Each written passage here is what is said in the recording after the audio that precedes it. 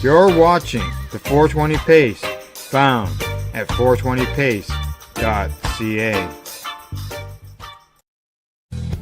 Stay tuned. We'll be right back after this toke.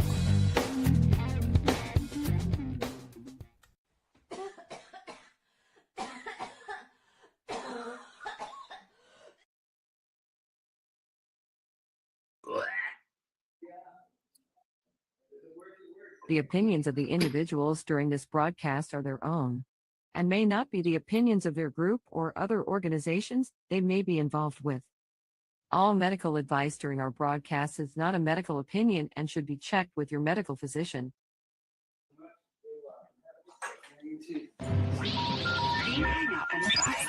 You're listening to 420radio.ca, Canadian Cannabis Radio.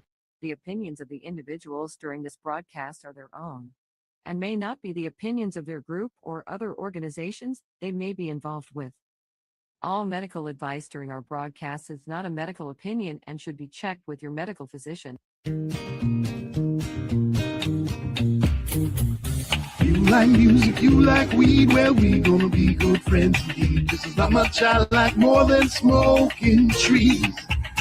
They'll make you dance the do-si-do and teach you how to achieve the growth. Smoke a bowl on the 420 radio show. On Lifestyle Radio.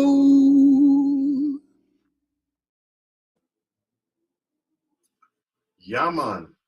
Hello, Ted. How are you? I'm doing well, thanks. How are you? I'm pretty good. Today on the 420 Radio Show, we're going to be chatting for a little bit with Ted Smith. He is the founder of the Victoria Buyers Club, which you were the first buyers club in Canada, yeah? Yeah.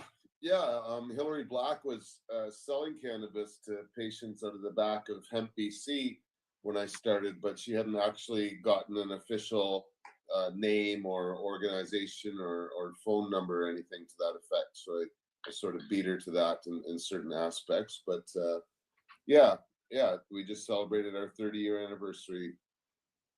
Wow. I was a member of COM when they were down on Queen Street in Toronto. Okay. And I vividly have a memory of watching the police kick in the door and knock a patient over who was in a wheelchair as they were coming in when they were raided, I guess maybe 12 years ago now. Yeah. You know, you've been raided, you've been evicted, you finally get yourself settled in a place where you're not going to get evicted, hopefully.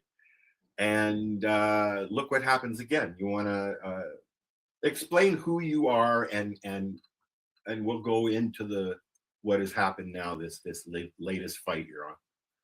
Okay. Well, back in January 1996, I decided that people with basically, incurable chronic medical problems deserved access to cannabis and should have protection according to the Charter of Rights and Freedoms to do that. And so we started up the Victoria Cannabis Buyers Club. But I also had just met a woman who made cookies and brownies and served a lot of people with AIDS. And so I even before I started the club, I met her, and really she helped inspire me when I saw all the other medical benefits on top of smoking cannabis that were good for people that were in pretty serious medical need.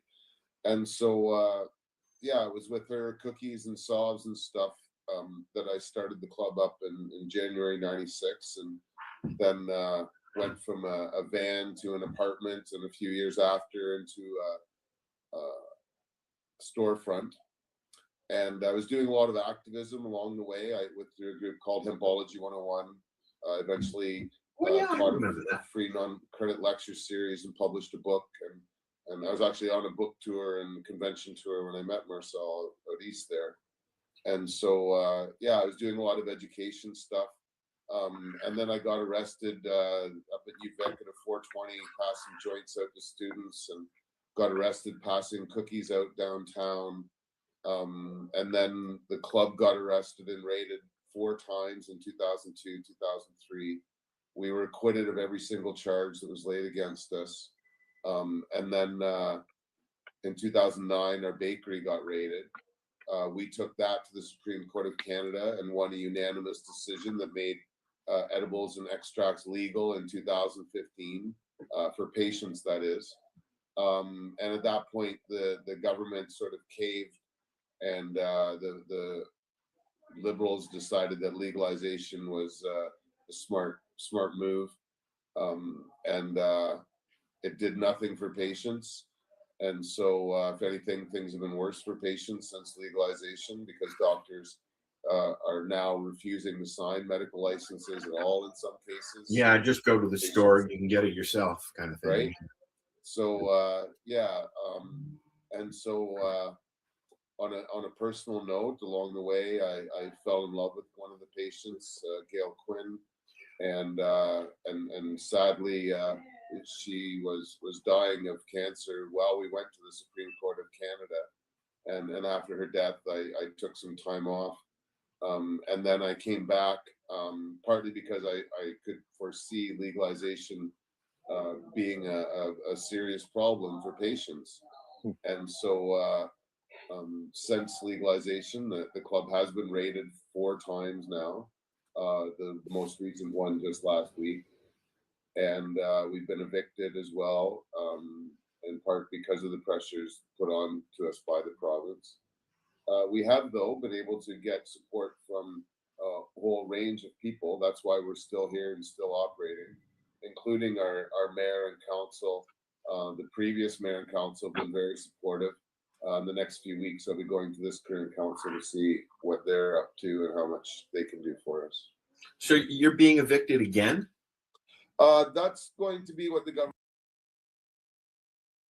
partly because I could foresee legalization being a serious problem for patients.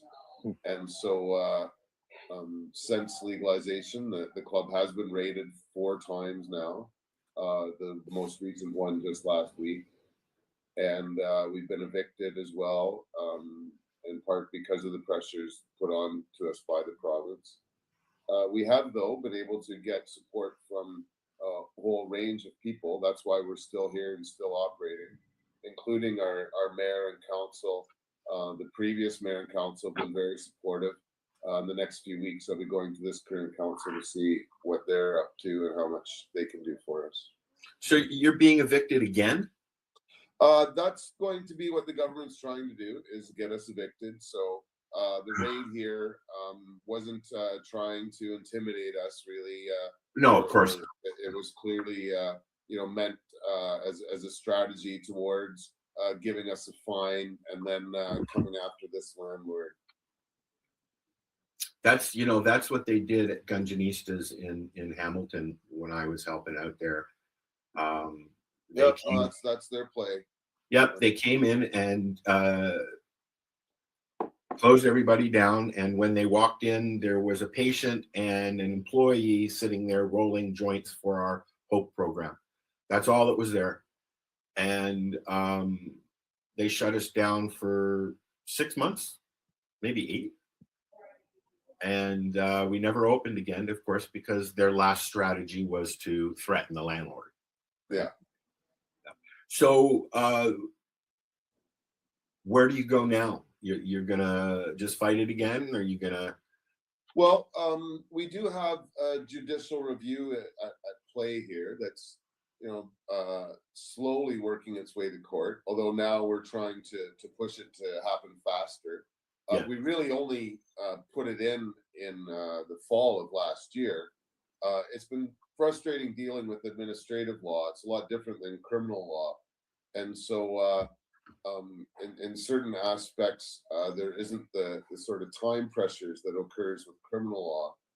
And honestly, until last week, we were fairly happy with it just kind of slowly going along. Now we're fast tracking it and getting our expert reports and the last affidavits together. so that we can push for a court date for the judicial review as soon as possible. I had thought that you guys were just happily going along. You had a landlord that was understanding, yada yada yada. Well, like I say, that was the case in the last place too, wasn't it? So yeah, it's been over 3 years since the last raid, so it did seem like there was a bit of a reprieve, that that the advocacy towards Mike Farnworth and others that we'd done had somehow been heard, and that they'd backed off. But for whatever reason, that patience is gone. Just last month, we also were notified that they are proceeding to seize the home of my girlfriend. No. Bought her house long before she ever met me. But she was on the board of directors through this, and ironically, we weren't even together when she was on the board originally here, and now, because she's on for the old fines of $3.2 million, they're also moving ahead with that. So yeah, we are under pretty serious threat here, that's for sure. Wow, dude. What else can I say than that? I mean, it's it's what year is it? It's 2026, and we're still fighting in some ways the same fight. In fact, it's worse in some cases. Yep. There's lots going on down in Nova Scotia, as I'm sure you know, with raids. Yeah. And yeah, that's sad to see that increased enforcement as well. But it's all the same reason. It's control. Basically, it's not even control. It's a taxation. In Nova Scotia, our provincial government is running out of money, and they got to try and get it from somewhere. So they're going to try and take every cent they can get. It's all about the money, that's for sure. Yep. And then yesterday, I guess, they went in and raided a place or several places in Tangananga. They're going after the criminal element, they say. They were apparently producing alcohol as well as other stuffs, and they went after them with the band's permission. No. From what I read, it was not with the band's permission. And chiefs invited them to come with the tribal police. I read it this morning. Yeah, I read something else that said that it wasn't. Let's see if I can find that again. There's a video of somebody. I'm assuming he's a higher up in the clan there, but my dog is sniffing around my chair looking for treats, and it's distracting me. So you were open the next day, I'm assuming. Yes, Tim? Yeah, that's what we do. Yeah. It's been a struggle to get all of our products back online, but they really didn't even look that hard when they were here, which is one more indication that they weren't really trying to rob us or intimidate us, getting financial evidence that they can use to give us a big fine, and then follow through with the fine on the landlord. I'm certain that they did the same thing in Hamilton, and they do the same thing in a lot of different places that they go into. That's why it's not hard to figure out what they're up to. Right. I mean, they knew that even though they shut us down, they knew that we were still there. We couldn't go in the lounge itself. We couldn't go in the dispensary itself, but we had 2 floors above. So you find a way to do what you have to do. You've managed to do that. You're keeping your patients relatively, still serving them, and that's really what matters, right? Is keeping your patients. When we were doing Hope in Hamilton, we were asked to leave by the business association that was running that particular area. I said, well, can't you go somewhere else? No, this is where the need is, Yeah. Yeah, we don't have that problem. We have a very supportive city here, so that's been nice. So the city's on board, but the government is not. It's the provincial and federal government that we're up against. It's weird because it's the federal government writing the rules and the province enforcing them.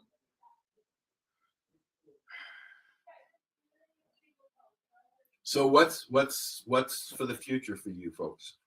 Just keep going. We're in a full-scale civil war right now, so we're engaged in a number of actions. On one hand, politically, we just actually had a meeting this week with the new leader of the Green Party here in British Columbia. She's effectively the opposition to the NDP right now. We're trying to get to David Eby, but it's like pin the tail on the donkey kind of thing.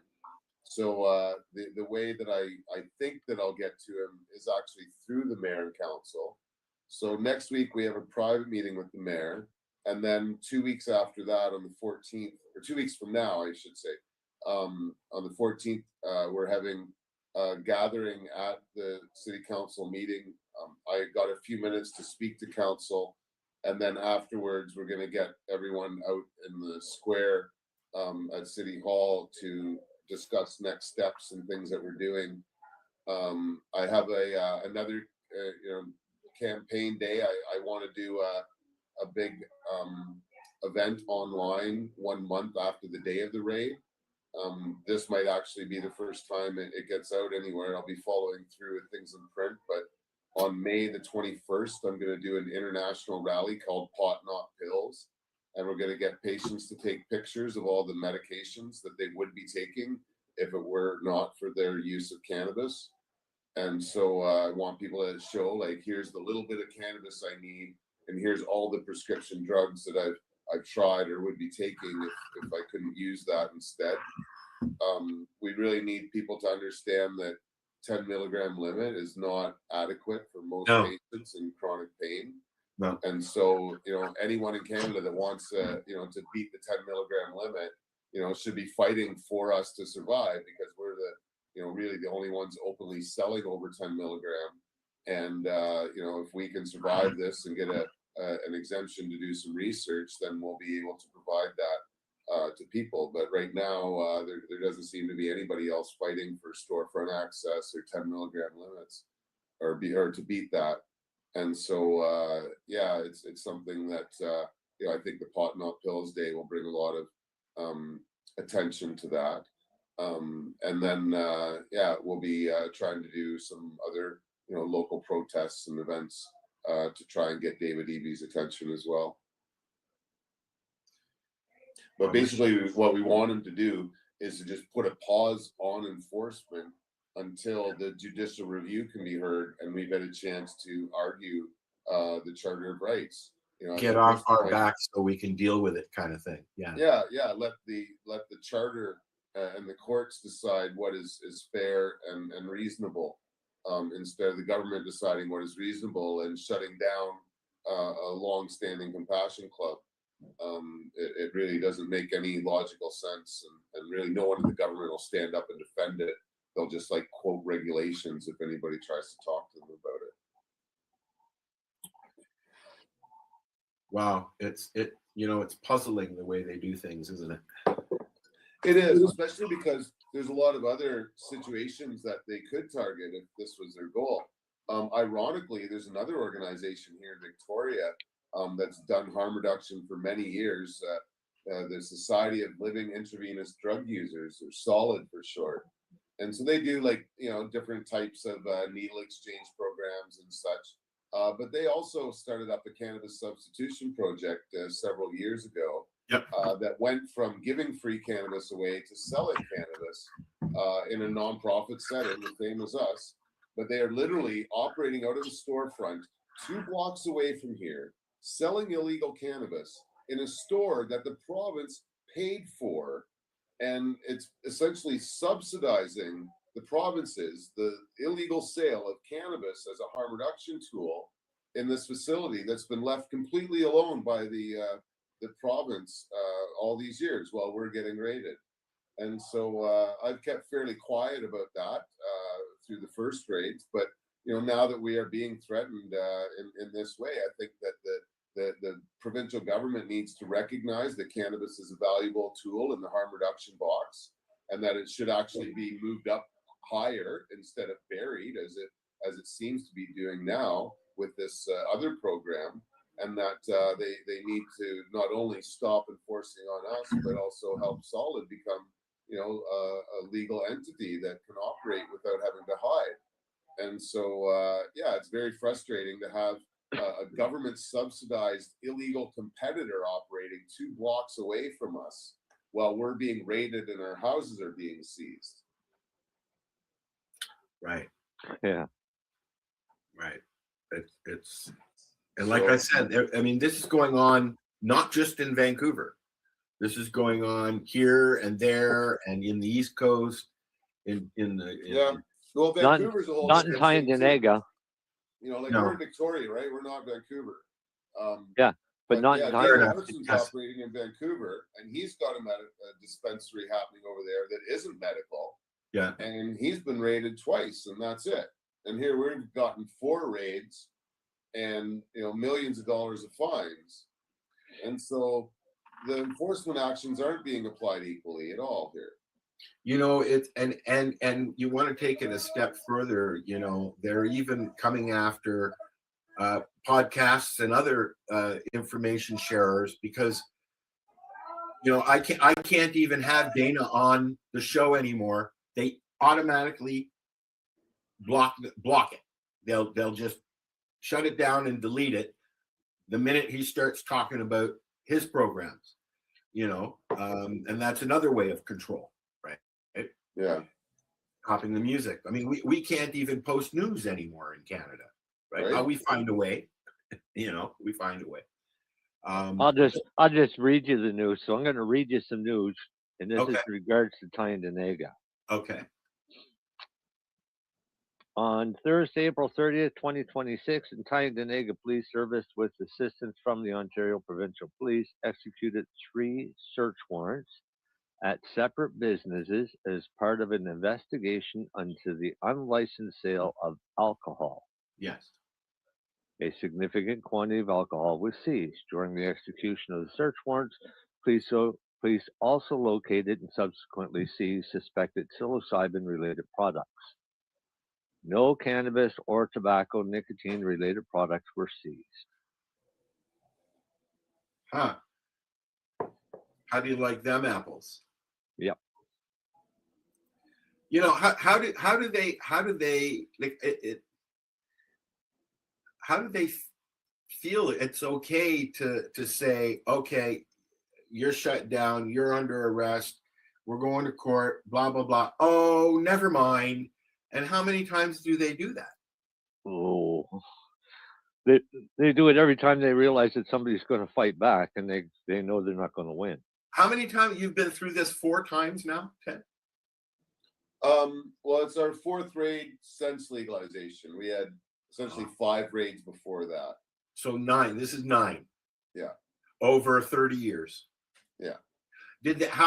So when you started, how long before they started coming after you?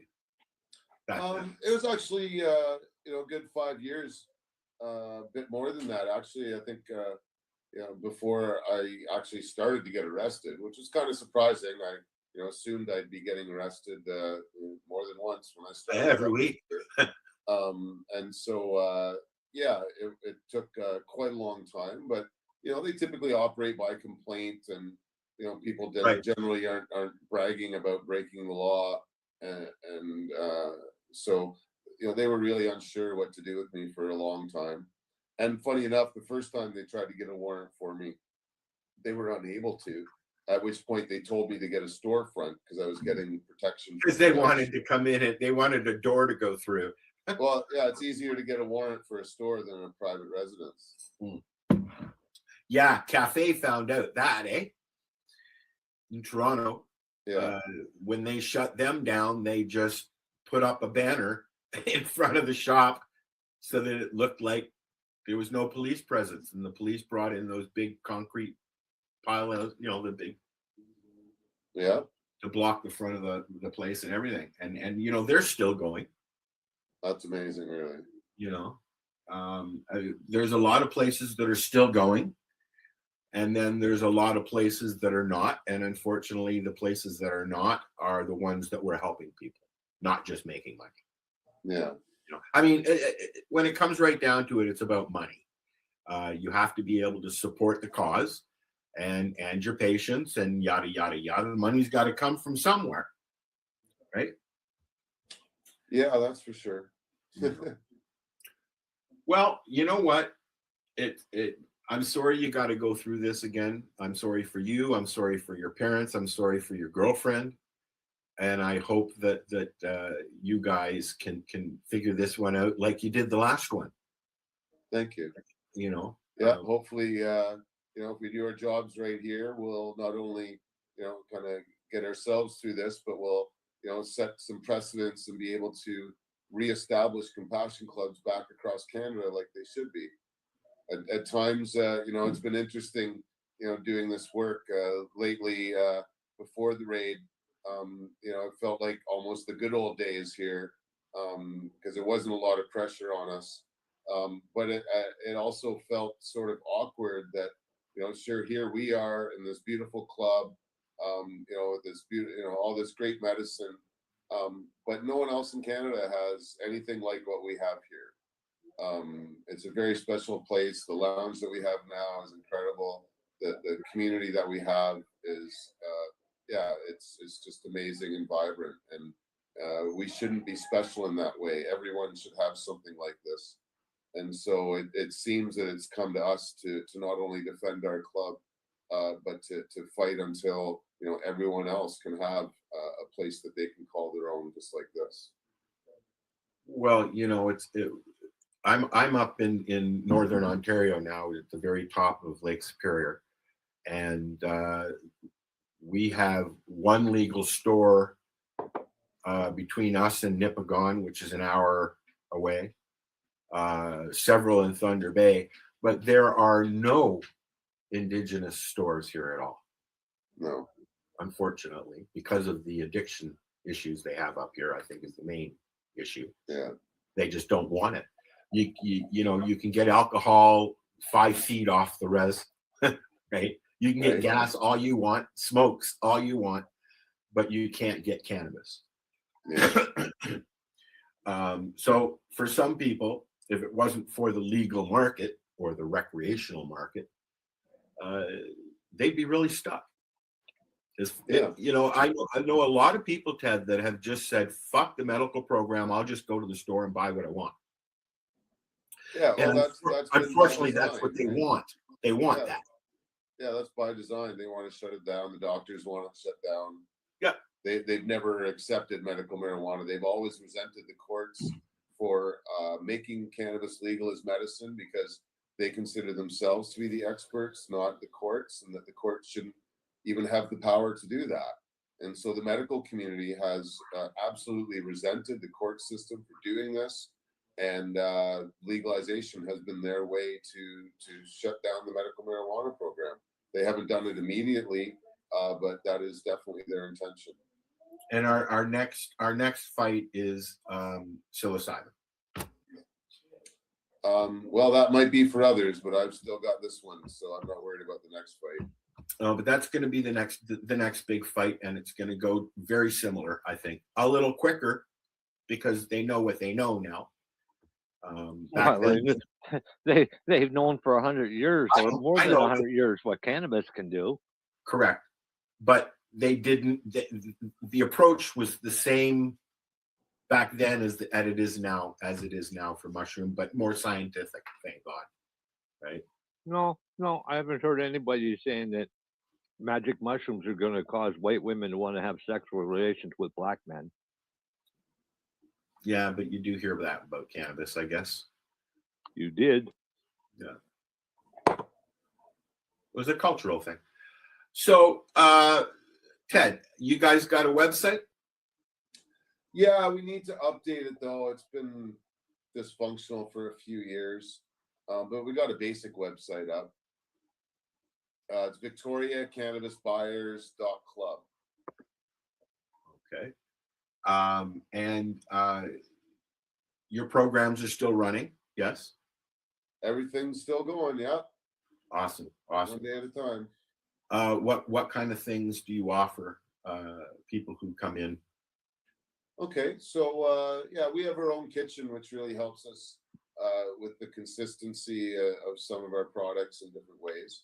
So yeah, so we make a line of capsules. We got about 20 different strengths of capsules, from things that just have a couple milligrams that are made with the stalk, to some made out of bud, some with hash, some with rosin, some with RSO. We actually found a really wonderful source of inexpensive RSO. And so we're now, my newer products all have the 4-to-1 ratio in it, because of the way CBD helps THC break down. I'm not sure if you guys are up to speed on that. Oh yeah, a little bit. So yeah, the 4-to-1 ratio seems to be the big cancer killer as well, or the perfect cancer killer. So yeah, we've got RSO caps that are 140 milligrams THC, 35 CBD. We sell them as $2 to cancer patients and $3 to everybody else. We have that same oil in a tincture bottle because 140 milligrams is a bit too strong for some patients. So people can just do it by the drop or the dropper. And then we have jars of it by the ounce. We get it so inexpensive. We're selling it $100 an ounce to cancer patients, or $200 to everybody else. We have a whole bunch of CBD products as well, isolate products, spray bottles. We have a pet spray. We have 6 different types of suppositories that we make, up to 250 milligrams, and you know, some CBD, some THC. We have several topicals that we make as well. Some of them like a tiger balm with different essential oils in them.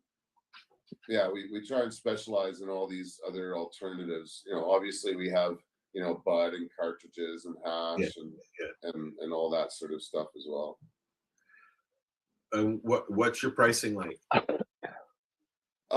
Well, we try to put as little as we can, usually you know, 20 to 30% markup on most things.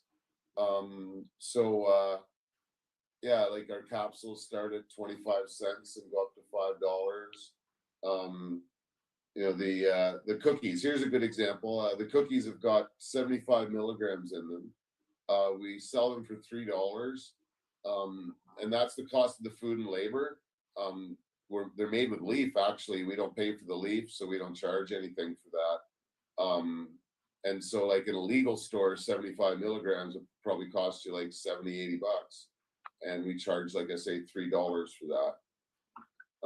We got never get that in a legal store. We got gummies that are 500 milligram gummies that are $15.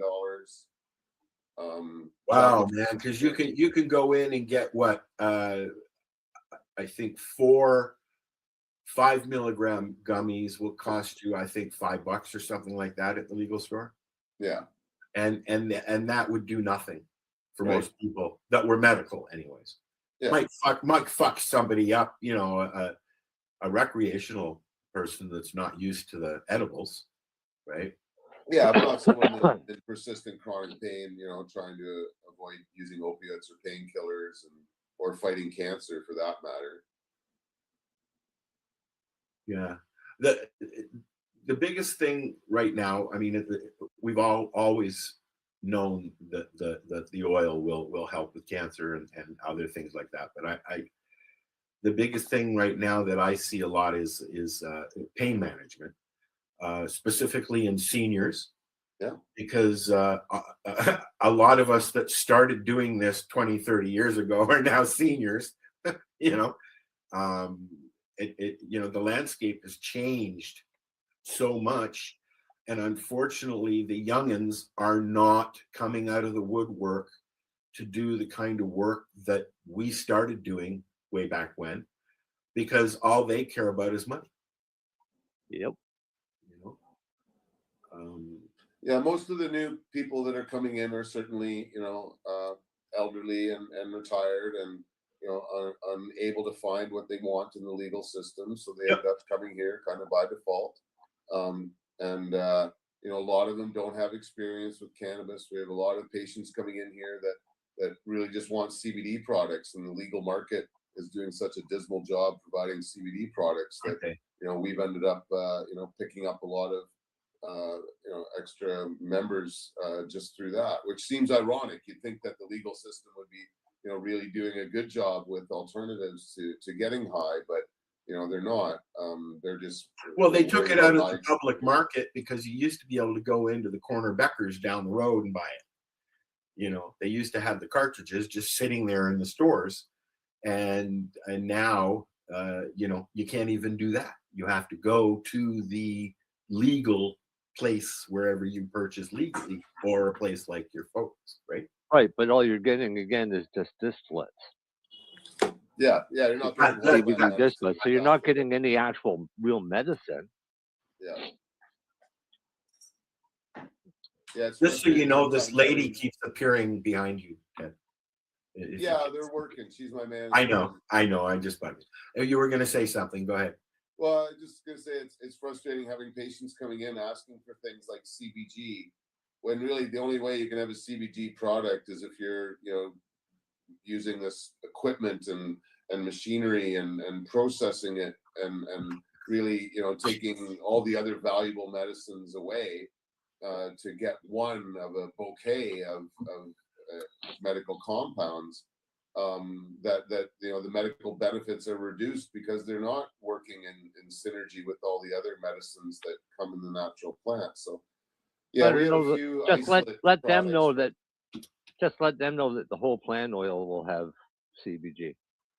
Yeah, well, we try, but I'm just saying, like, often patients are coming in and you know these products are being promoted by the legal industry because they can sort of patent and corner the market a little bit with these products, and so they think that's what they need. But yeah, we you know turn them on to whole plant medicine because aside from a couple CBD products, everything else we sell here is whole plant Do you medicine. support the CBD pillow market?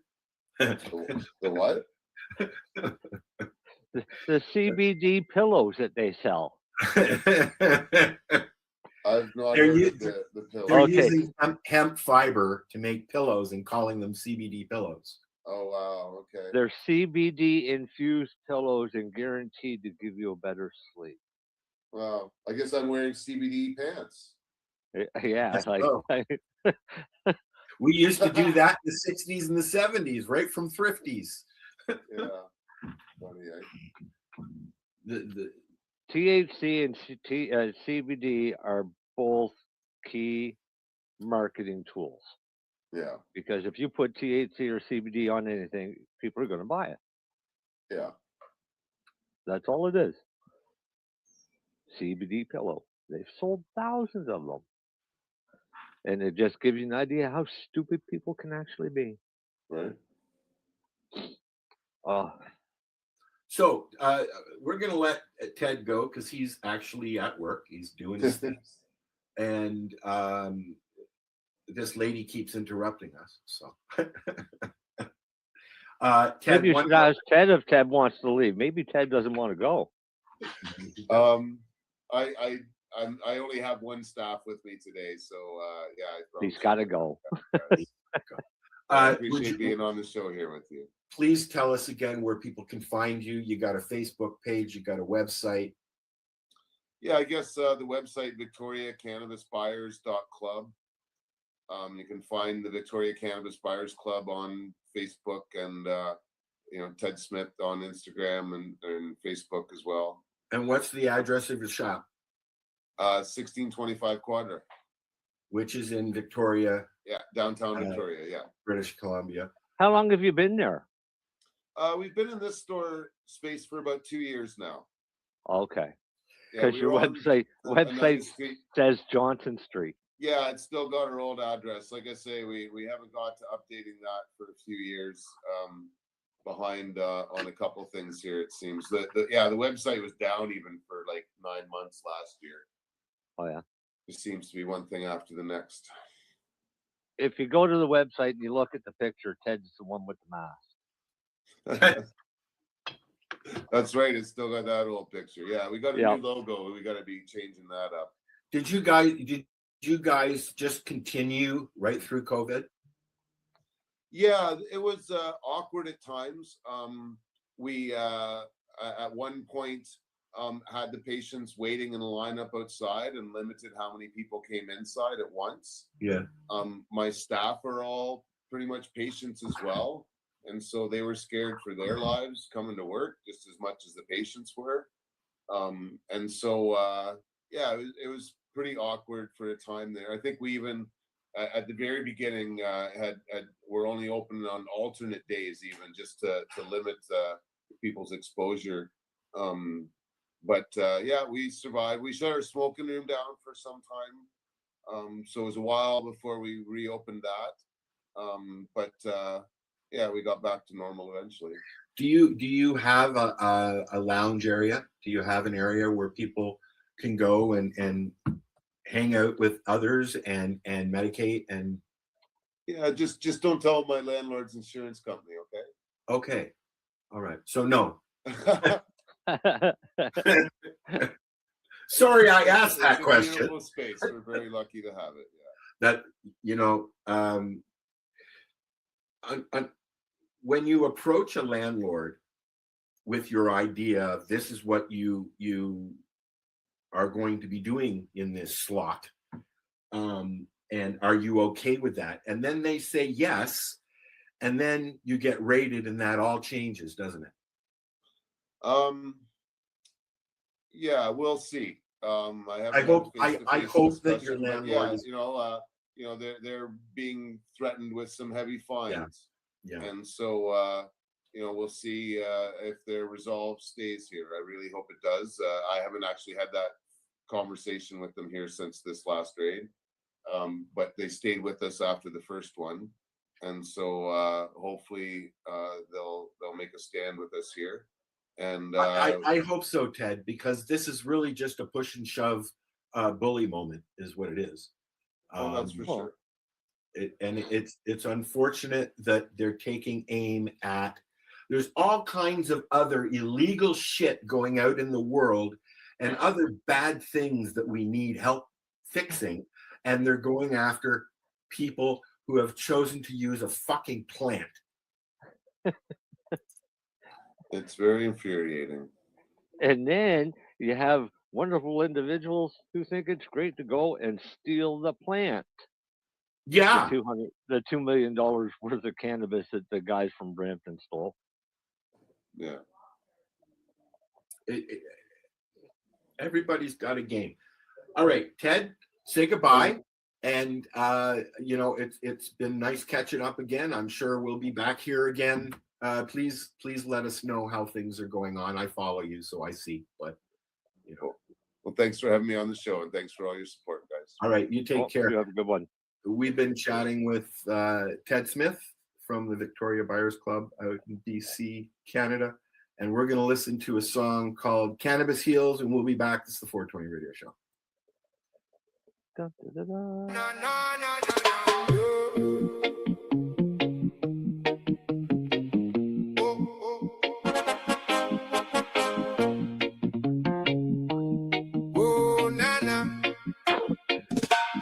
Morning rough, don't talk loud. I roll slow through the crowd. Green breath in a paper crown. Got the weight, but I sit down. Hard week, heavy hands. Pockets full of shifting plans. You say pain don't leave clean, but I know what the roots mean. Let it spin. Let it swing. One small spark and the whole room sings. Easy now, take your time. Feel that calm come over mine. Cannabis heals. Cannabis heals. Heals. Heals. Heals. Cannabis heals. Cannabis heals. It cools. It shields. One deep pull, I'm back in my skin. Cannabis heals. Let it roll in.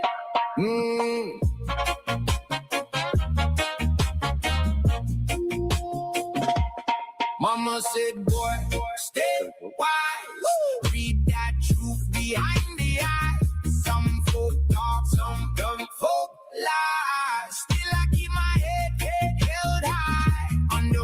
rush with the plate half full. Baseline warm and the night too cool. Friends lean close, the worries fade. One love glow in the shade. Let it spin, let it swing. One small spark and the whole room sings. Easy now, take your time. Feel that calm come over mine. Cannabis heals, cannabis heals, heals, heals, heals, heals. Cannabis heals, cannabis heals. Yeah, yeah, it cools, it shields. One deep pull, I'm back in my skin. Cannabis heals, let me roll in. No rush, no fight, just a slow moon ride tonight. When the world gets so wild in me, I find peace in the in between. Cannabis heals, cannabis heals, heals, heals, heals. Cannabis heals, cannabis heals. It cools, it shields. One deep pull, I'm back in my skin. Cannabis heals, let it roll in. Cannabis heals, cannabis heals, heals, heals, heals.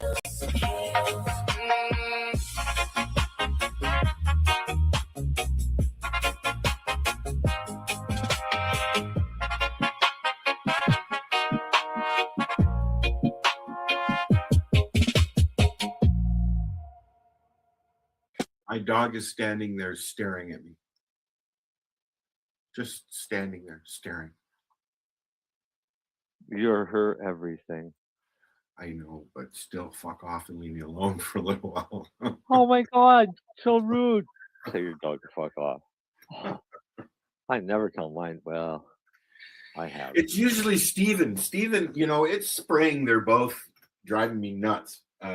So we're going out more and stuff like that. Speaking of going out, the total is now 4 panels on the greenhouse, if anybody's counting, so far this year. Have you been able to collect them all up? One ended up in the front. Yeah. In there, we had a Dorothy moment last week, I guess. Yeah. One has completely just shattered and just disintegrated, and is just kind of hanging. I think there's actually 2 just kind of like, right? Huh. I have it. The snow is literally just over the last couple of days because it's been raining. We have no snow in the background in the back now. So here's a little hint for polycarbonate panels. They're not going to last.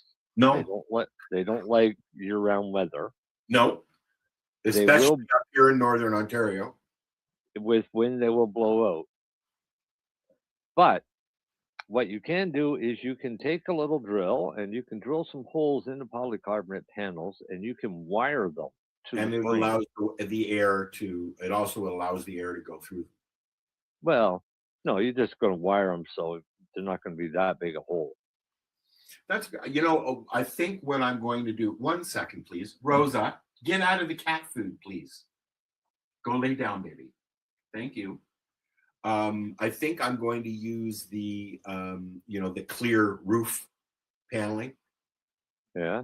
You can get and just screw it down permanent in it. But yes, they don't last. I bought that about middle of the summer, first year I was here, and I've been here 5 years this year. 4 years. I don't think it's 5, 3. 4 years.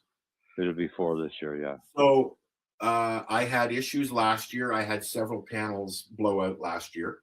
So it lasted 3 years before it started. Yeah. And we do get typhoon fucking style wind that whips up from the lake here. Because Lake Superior's like a kilometer. I moved close to the States, so I call it a mile now. You didn't move close to the States. Sure, they're across the street. Yeah, sure. Yeah. That would do it. See, we get a lot of wind here. You don't have a my neigh- greenhouse, do you? No, my neighbor does. But what we do is we take the cover off of it at the end of the season. Actually, well, in his case, we got to take the cover off about halfway through flowering because the plants surpass the size of the greenhouse. You know, I think that's when I might not even bother putting new ones in this summer and just let them grow as long as they want to grow, or as tall as they want to grow.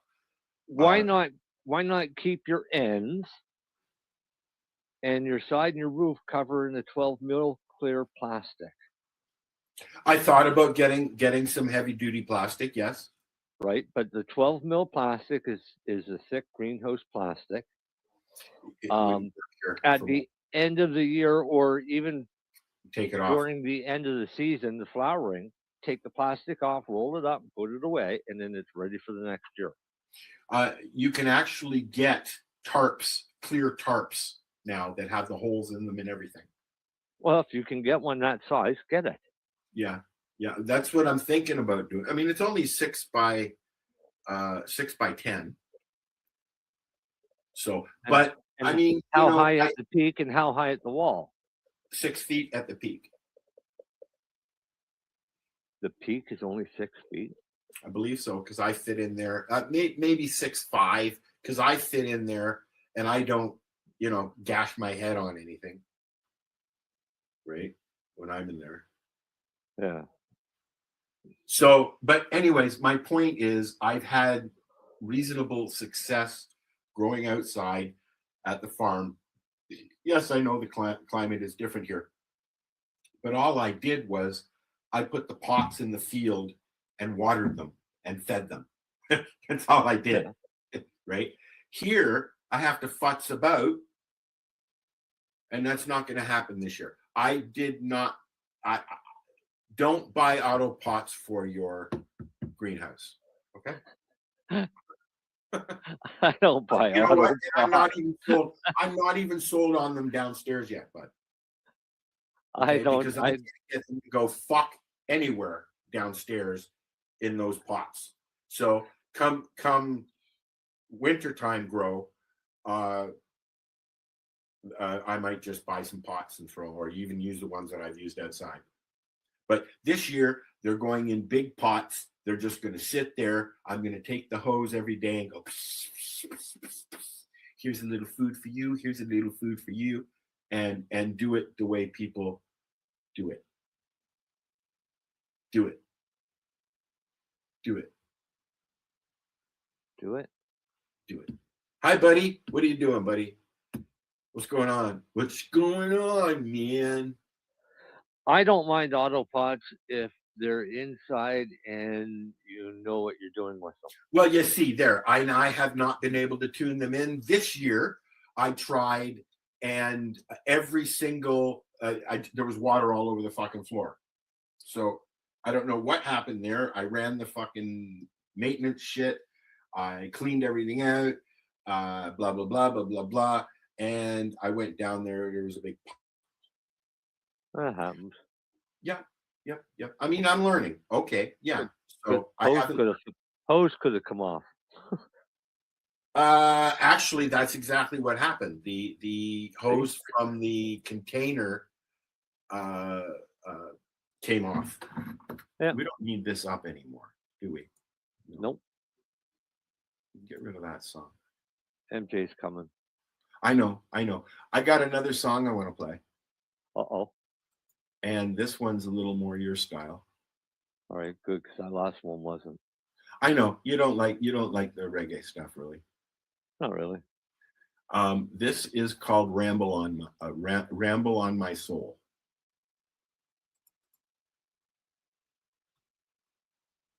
And it's in the same style as that Toads thingy, sort of, kind of. Southern rock. Yeah, the Toad's Dream is more of what's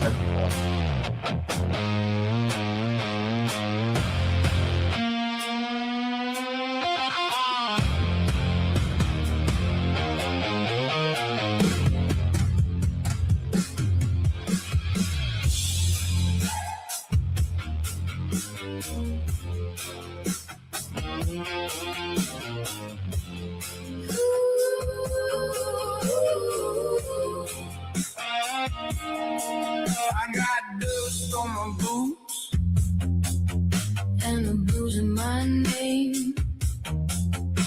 Your hand on my shoulder, like a match in the rain. We left that town in pieces, never turned around. Now the dark keeps calling from the fairground ground. Keep me from the edge, keep me from the fall. I can hear the thunder moving through the wall. Ramble on my soul, ramble on my soul. Burn me slow, let me roll. Ramble on my soul.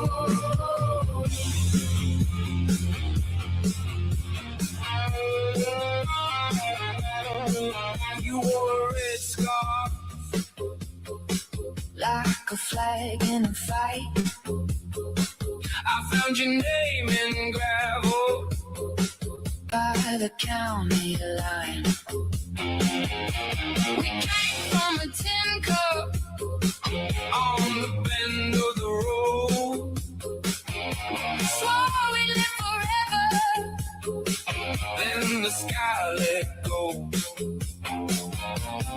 Keep me from the edge, keep me from the fall. I can hear the thunder moving through the wall. Ramble on my soul,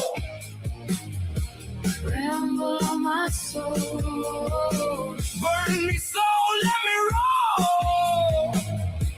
Ramble on my soul.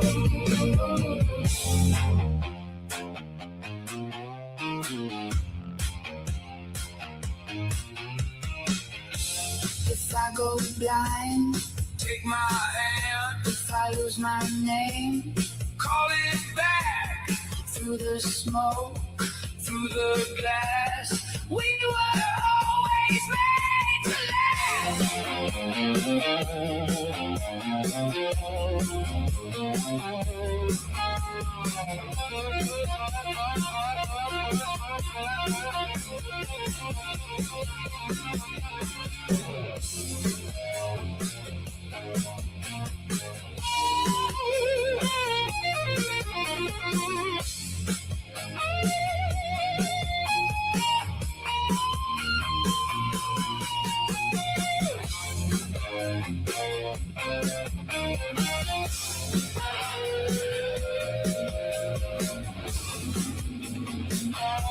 Fridays at 7 p.m. Eastern Time on 420radio.ca.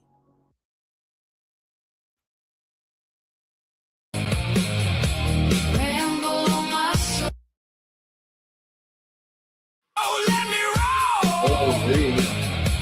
Ramble on my soul. Wow. I think that streaming is going over. Holy crap, man. Just going nuts there. I like that ramble on my soul. Yeah, you know what? That came out really well. I redid that 3 times. Buddy says it's almost time to start planting. A couple more weeks and the race is on. Well, I already started. My plants are already started growing, and they will be going outside soon. I was just going to ask you that. I am being proactive this year because I've had enough. I'm at the point where I've almost had enough. So you know. I gotta cut clones this week, and then I'll drop enough clones for what I need for outdoor. But I've got Darcy. I didn't want any seeds this year, so I didn't want to be farting around section plants. Are you going to do the satellite again? Sure. Well, I was going to, but then Darcy talked me into 2 other strains. And those are? A blueberry and a purple Kush cross. I thought you didn't like Kush. I don't, but I don't. Kush, you gotta admit that A lot of people who don't like cushes will still use a cush because they're very high dose strains. No, No, I'll grow Kush because it produces well, well, that's what I and mean. Yeah, it loses all of that disgusting flavor when I when turn you it make into the oil. yeah, yeah. That's what I mean. It's a high producer, right? But then Darcy whined me into taking 3 seeds that he found that are a purple satellite cross. He just doesn't know they were crossed with. Is this the MOD? No, doesn't know what the cross was. He just found 3 seeds in a bud. Because that's what I have. I have the MOD satellite cross.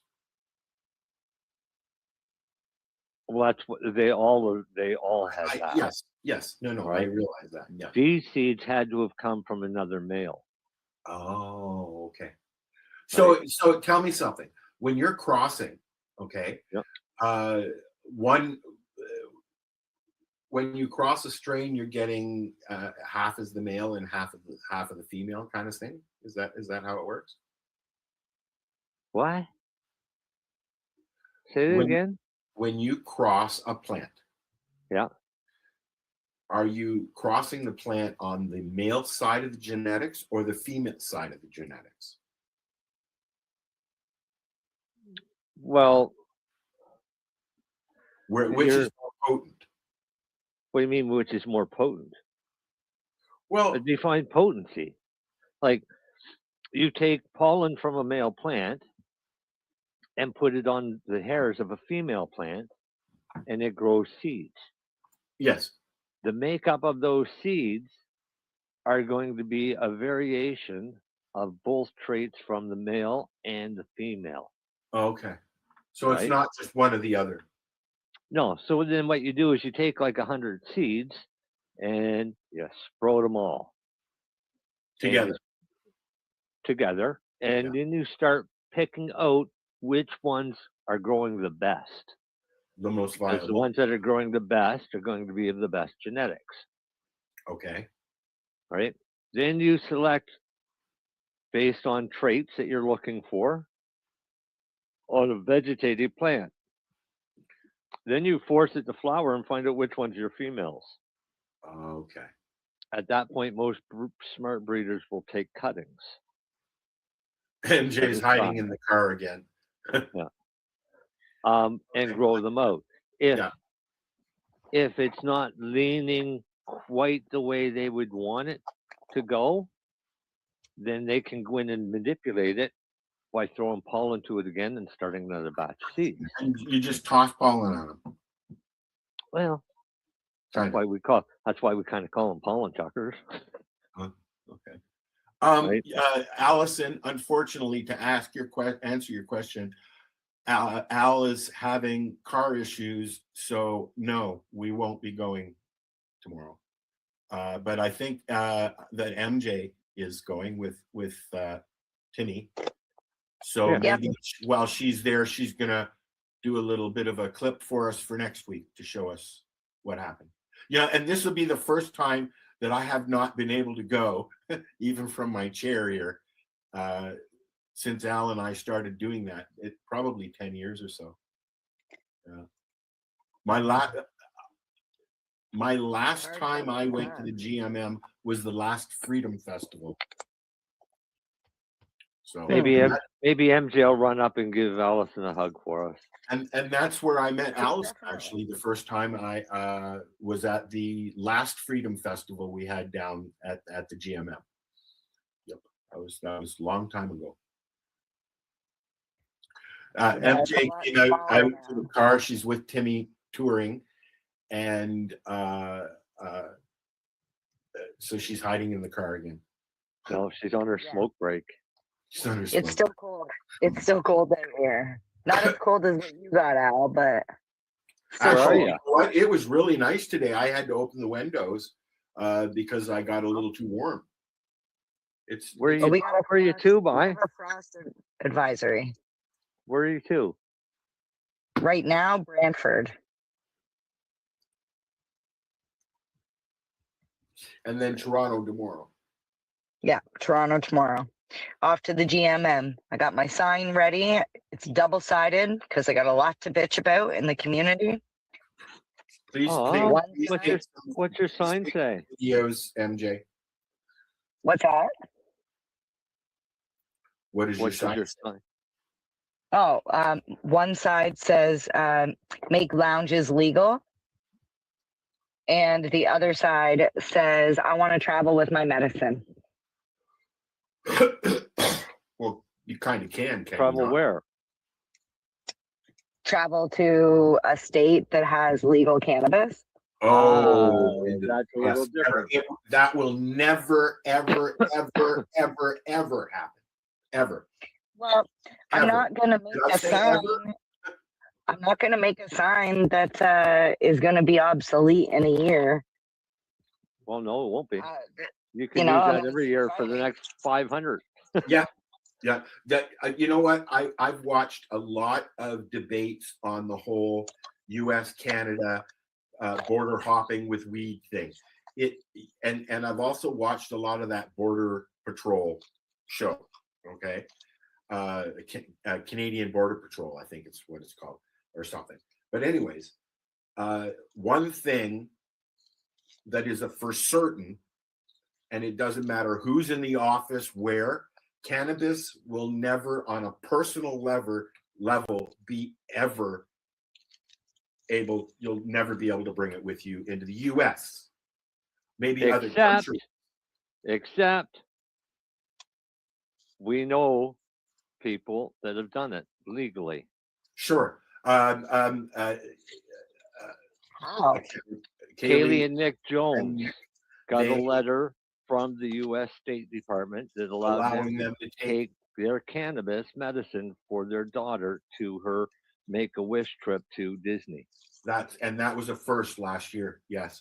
Yeah. But when I say on a personal level, maybe medically, yes, but on a personal one-to-one level, you'll never be able to just get on a plane, and when they say, do you have any drugs or weapons? I have cannabis on me, and they just say, okay. You can fly in Canada.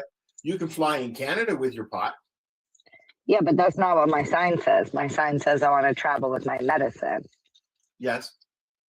Okay. So like for example, this is the most frustrating part. Your sign is pretty ambiguous since you're allowed to travel with your medicine in Canada.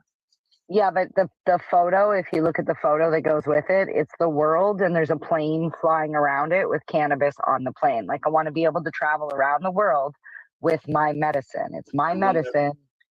Oh, okay. Good luck. Like going on a cruise ship with weed, it'll never happen. There's time zones, there's legal issues, there's, one of the reasons they had no alcohol. But a ship sailing out of Canada should have no problem once it goes into international water. Fair enough. That's what I was just going to get. There are some ports like Qatar and stuff like that where the country is alcohol prohibited, and yet they have alcohol on the ship available to their travelers, but they cannot serve alcohol while they are at dock. They have to be out, I think, 100 kilometers outside of the international water. In international waters. And there are actually a lot of places that do that. Why can't we do that with a cannabis cruise? You can go and have tobacco. They have smoking areas usually on a ship.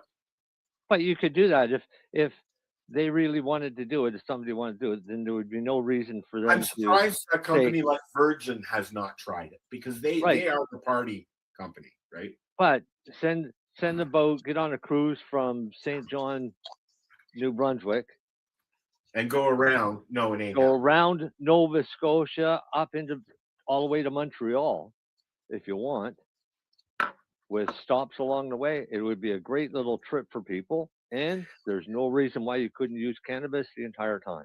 Well, you see, and I thought about that up here too, because we have a cruise ship on Lake Superior that goes from Thunder Bay, Ontario, down all the way to the other end of Lake Superior, down to the lower end of Lake Superior.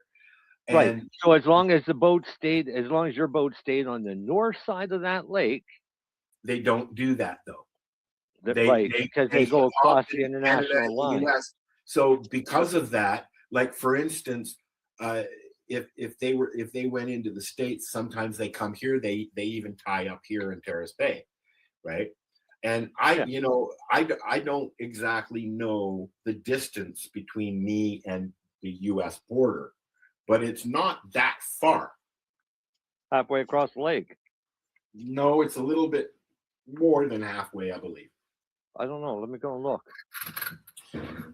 I'll look, because I'm a crazy man. Driving me nuts now. I fed her while we were on commercial there, and now she wants more. And she thinks just because I'm in my office that I'll give her more food. To answer Allison, I wasn't ignoring her. I just didn't want to interrupt. Al, I am on the East Coast. I'm in Nova Scotia. Oh, I thought she would have known that. And that's why I can say things like, where are you two by?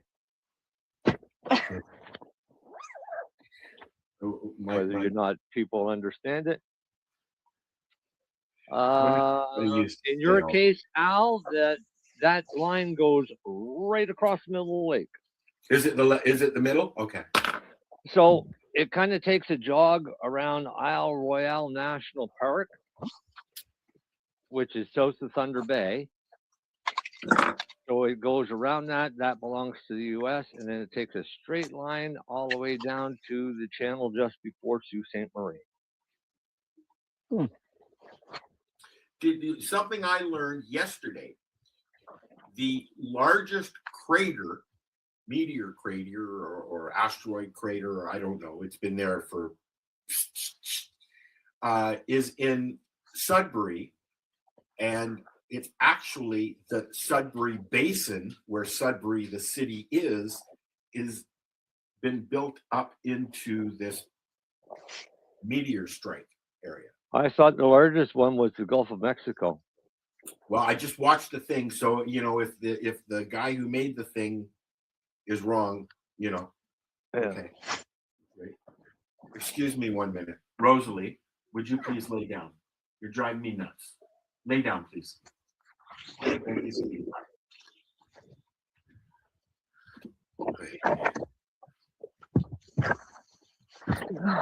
So, you guys are in where'd you say you were?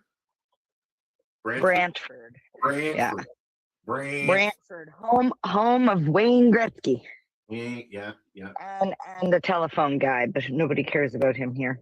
The telephone guy. Yeah. They call it Telephone City. Brantford. Why is this window open? Sudbury Basin is number 3 on the list. It's 130 kilometers across. Formed 1.8 billion years ago. One of the oldest and largest craters, currently known for its significant mining region. Yes. I wonder if all that nickel came from the meteorite. I wonder. Oh, interesting. That's an interesting hypothesis. I mean, Do you know what I'm curious about? The Bleasdale Boulder. Don't know what that is. You haven't heard about this thing? It's like the biggest chunk of rock that's in southern Ontario that actually should be in northern Ontario. But when the ice melted, it just came all the way down here, and it's so big that when the ice all melted, that's where it's at. It's like the biggest, and it's got all these like little chunks of other rocks that it just collected along the way. I've not heard about that. The reason we have an area in Nova Scotia that I used to live beside, and they actually pulled a mastodon out, but it's an entire ridge that was all formed by glacier. That's awesome. So the glaciers moved down and they pushed all the rock into these hills and buried woolly mammoths. Woolly mammoth. Mastodons. That's you know that they cloned a woolly mammoth from one they found frozen, and they cloned it with an elephant, and they produced a baby. But no information after that. I don't know if it survived or what's going on with it, but they produced a a little guy, and they're considering it a mammoth, but I haven't heard anything else other than that. Sorry, the buck stops there. The Bleasdale boulder is over 300 tons. And where is that? It's in Quinte West, Ontario. Quinte West? Quinte West. It's Bleasdale Boulder Conservation Area. It was documented in 1872 by Reverend William Bleasdale, who identified it as being transported by ice. That's where Pinky lives down there. So a glacier literally, as the ice caps expanded, a glacier literally pushed that rock where it is now. Yeah, I watched something on the Niagara Escarpment, and it's the Niagara Falls has moved since it started 11 kilometers, and continuing to do so. Yeah, everything's moving. Yeah, no, I realize that, but 11 kilometers. Yeah. What like was it's it? Literally carved out the river, the Niagara Falls River. Is that what it's called? Niagara Falls River? What do they call that river? The Niagara River. Niagara River. But it literally started at the bottom of the Niagara River and continued to where it is now. Over. Oh, you mean the St. Lawrence River? This, yeah, okay. Whatever river connects to the Niagara Falls Gorge. Right? Okay, when I was in living in PEI back in the 80s, we were told then that the province of PEI was losing 1 centimeter per year on the Brunswick side, and the north side, the Newfoundland side, was gaining 2 centimeters. Because it was shifting. It's literally moving north. There are many islands in the Pacific Ocean that are there 1 minute and gone the next. Oh, yeah. A lot of that is due to volcanoes and earthquakes. So. Here today, gone tomorrow. Yeah. That's interesting you say that, because there's a beach in Sarnia that I go to all the time, and the waves crash up against it, and we go like every 2 months. So I went in the winter and I seen how high the ice was, and I went back just now and I was like, why is there so much sand here? Like there's like, it's like over the winter and spring, all this new land is built there now from just washing in. Like it was crazy. And you could see the rocks had these like indents that when you like ran your hand across it, you could tell it was from the waves crashing in and crashing out. The thing that gets me is it not that long ago. Like it's happened. It happens very quickly. Is my point, right? We have eyes. Yeah, but we have a spot here, a few spots in Nova Scotia, because of our tidal system, that it changes twice a day. So I used to be a whitewater river guide on the Shubenacadie River, and we used to take boatloads of people up and wait for the tide to come in. And when the tide comes in, it goes 30 kilometers upstream against the river. A lot of marshes are like that. So to get people down to the mouth of the river, you load them all in the boats and you drive down on the river channel. And you literally weave in and around sandbars everywhere. It's a really wide river, but a very narrow channel of water when the tide is out. I just watched a YouTube thing on that. Yeah. When you get out there, when the tide comes in and the wall of water hits you, the water raises, in some cases up to 30 feet higher than where you were. Well, yeah, Lake Superior has white caps that are, 12 feet. So what happens is this water rushing over these sandbars creates rapids. Yeah. And we get Mm. big ass waves to take people over, get them wet, have lots of fun. But what people don't realize is every time that tide goes up, it picks up every bit of sand that's in those sandbars. As well as at the undertow. Takes it all upriver, and then when it comes back down, it just deposited sand into sandbars. Mhm. From one day to the next, you can have sandbars in completely different locations in the river. Wow. So you, That's crazy. so it's one that it's a river that you really got to be careful on, because you could be on that river for 50 years. It'll never be the same twice. What I was watching was about the desert in Vancouver. We have a desert in Vancouver, Canada, in BC, that is as dense as the Sahara Desert. And that's how, with the wind and the tides, how that desert was formed. That's what I was watching. And the fact that the Sahara Desert used to be ocean. So they were comparing it, right? Well, everything this side of the Rocky Mountains to pretty much Manitoba was also ocean. Right. That's why we have all of them dinosaur fossils. For instance, Toronto, the Toronto Harbor was right at the Royal York Hotel at one time. Right. And it's been built up and receded and now it is where it is now. But the boats used to pull right up to the Royal York Hotel, kind of sort of. Right? I know, I got the yawns today too. Are we keeping you awake? Yeah, a little. You know what? Today is day 7 of the tour, and it backed up right against 420 celebrations, which were 4 days long this year. And tomorrow's the GMM. So yeah, I'm just a little bit tired, but thankfully I have a week to recharge before Camp Canna BC.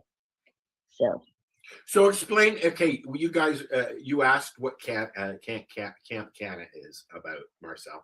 It's in several different provinces, not at the same time, but over the summer, you can go to BC, Alberta, and just outside of Toronto, Ontario, right?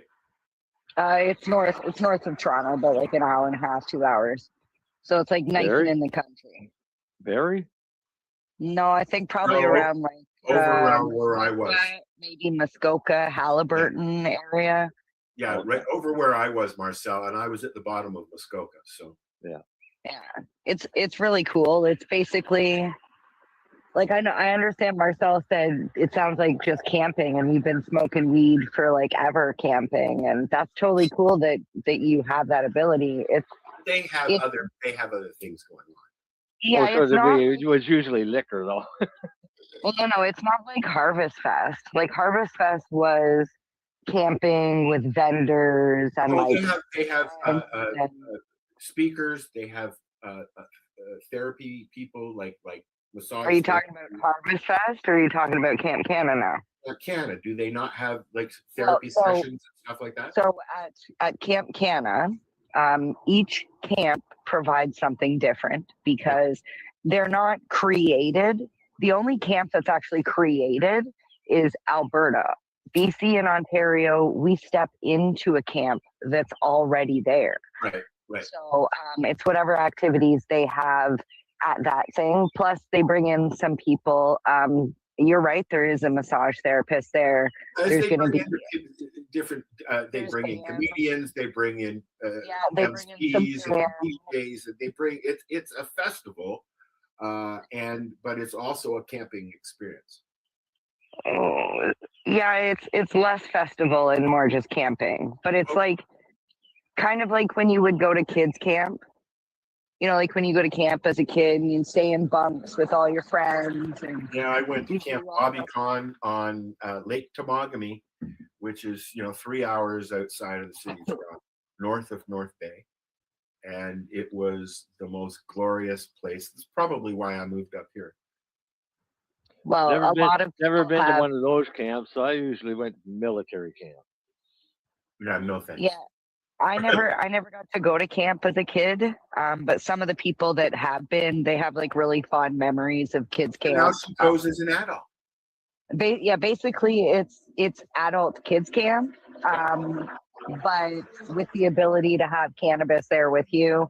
You bring your own cannabis. If you run out of cannabis, they have an on-site delivery in BC and Ontario. However, in Alberta, you can do on-site sales. So they have on-site sales there versus on-site delivery. I'll have some vendors there. Yeah, regardless, they make sure that if you need to get your cannabis, you can And still which do that. ones are you going to this year? All of them? Mhm. Wow.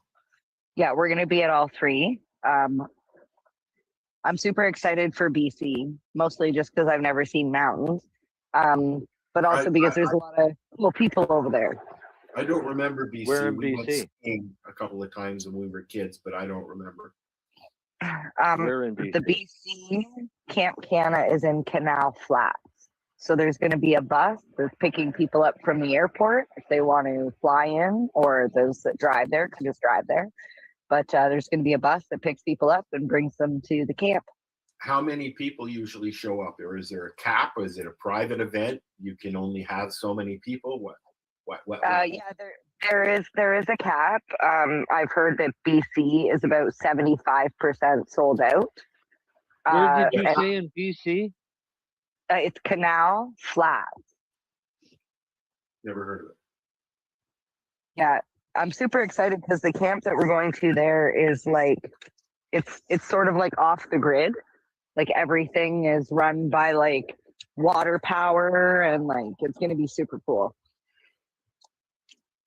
I went to a family now. camp. I went to a family camp with my mom and my sister, and we met her friends there, and it was a whole week of camping. And I was in my early 20s, I guess. And we got there, and I saw the sailboats, and I said, I'm going to go over to the dock and see if I can. I was really big into sailing back then. And I walked up along the dock, and I said, can I take one of these? He turns around. He said, yeah, I taught you how to sail at Camp Wabicon. I think you know how to sail. Go ahead. So, yeah, I miss sailing. I couldn't get into a boat now. If you fly in and take a bus, it's flying into Calgary, right? I'm not sure. Maybe. Because that's a hell of a long bus ride from Vancouver to Canal Flats. Yeah, I don't think it's from Vancouver. Yeah. You'd probably fly into Calgary, then you'd be there in a couple hours. Mm-hmm. Yeah, man, what a kind of a nice spot. I mean, it's right in a valley. What's the URL for Camp Canna, MJ? Oh, it's campcanna.ca. There you go. Yeah. And I will give a shout out and a little bit of a plug. If you do go over to the website and you're really curious, book yourself a concierge call. You'll end up talking with the owner, and you can ask as many questions as you want. And before you book your tickets, let them know that you heard it from me, the doobie. You might get a discount. Ooh, discount. Yeah, save money. That way you can use it for the gas. Since it's so dang expensive. All right. Well, I got another song. Go ahead, Marcel. And then I'm going to put the spot's a pretty remote spot, but it's in probably some of the most beautiful area because it's literally right down the road from Fairmount Hot Springs. That's where we're going. We're going to stop there too. Oh, you're going to love that place. You said campcanna.ca. Campcanna.ca. Did you say Fairmont, like the hotel Fairmont? Yeah. Nice. No, I'm talking Fairmont Hot Springs. Yeah, like actual natural hot springs. Yeah. Yeah, we're stopping there. Okay. Yeah. Us. That's literally just the other end of the lake. Yeah, I think we're gonna stop there on the way on Thursday because we're going to drive out? we're gonna fly in. You flew in. Okay. Yeah, we're gonna fly in and then drive. So you're flying into Calgary. Yeah. Yeah. So you're gonna drive in. You're gonna go up through Banff. Oh, I put Camp Can. Let me try that again. Camp Canna. Right. See. So we're gonna go through Banff. That's cool. Oh, come on now. And you've never seen the mountains?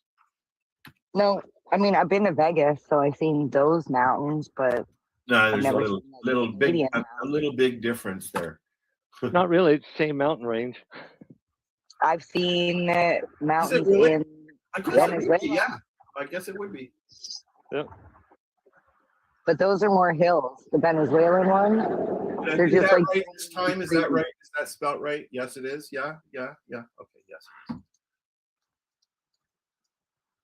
I think we had this discussion, right? That hilled, treed mountains are not mountains; they're just hills. Correct. The rocks. Yeah. Although, trees on them, they're a hill. most mountains don't have trees on them, except for pine, because pine will grow in the rocks and attach themselves to the rocks. I watched a video on that this morning. Yeah, but pine do not do well with low oxygen and that close or that low of atmospheric pressure. You know what? The pine up here, the tops had the beetles, right? Oh yeah. And so when you're driving up here, there's an area where all the tops of the trees are like look dead, right? They are. They are. Yeah. The Japanese or Asian beetles. Mm-hmm. They just devour the plant life up here, unfortunately. Pine borers, things. Yeah. Life in the boreal forest. Okay, another song. It's called One Plant, One Love. This is the 420 radio show. Okay, why do I think that's going to be a Jamaican theme song?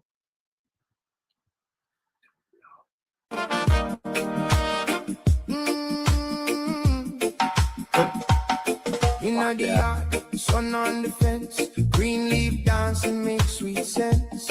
One little plant in the humble pot, roots run deep in the place I got. Mama said, keep it clean, keep it right. Share that mercy through the night. One hand feed, one hand hold. Quiet fire, hard to go. When the pressure come, I breathe out slow. Let the good vibes start to grow. No fight, no fear, just a gentle flame. Same earth, same sky, same name. One plant, one love. One plant, one love. One plant, one love. It'll rise above. Give thanks, give peace. Oh, give thanks. Oh, give thanks. One plant, one love. Jamaican breeze. By the roadside, rhythm in the air. Sister laughing, brother not care. Leaf in the morning, leaf at dusk. Not for trouble, just trust. When the day feel hard, let it ease. Let the mind bend with the trees.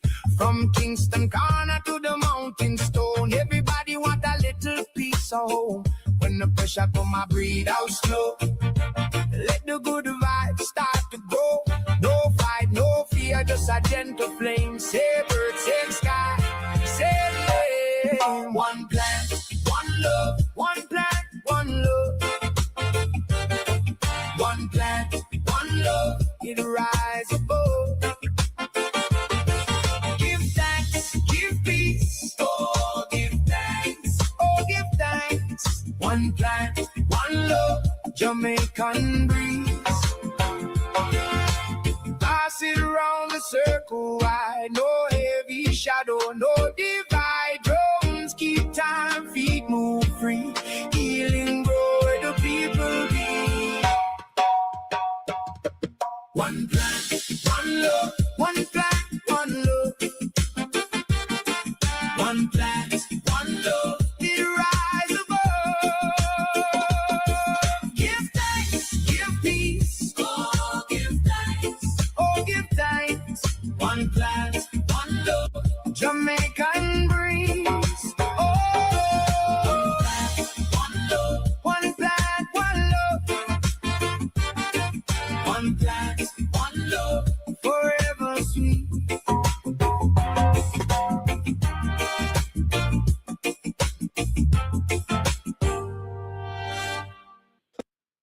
And like that, Mary Jane is gone. Whew. Yeah, That's nice. cool, buddy. If you go to our YouTube channel, and you'll see music by Al, and that is a collection of stuff that I've done and the stuff that Al Graham has done over at Pace. Oh, he's making songs too? Oh yeah. Cool. Wonder if Darcy's listening. I wonder. Maybe he's sleeping with his mama. Oh, who knows?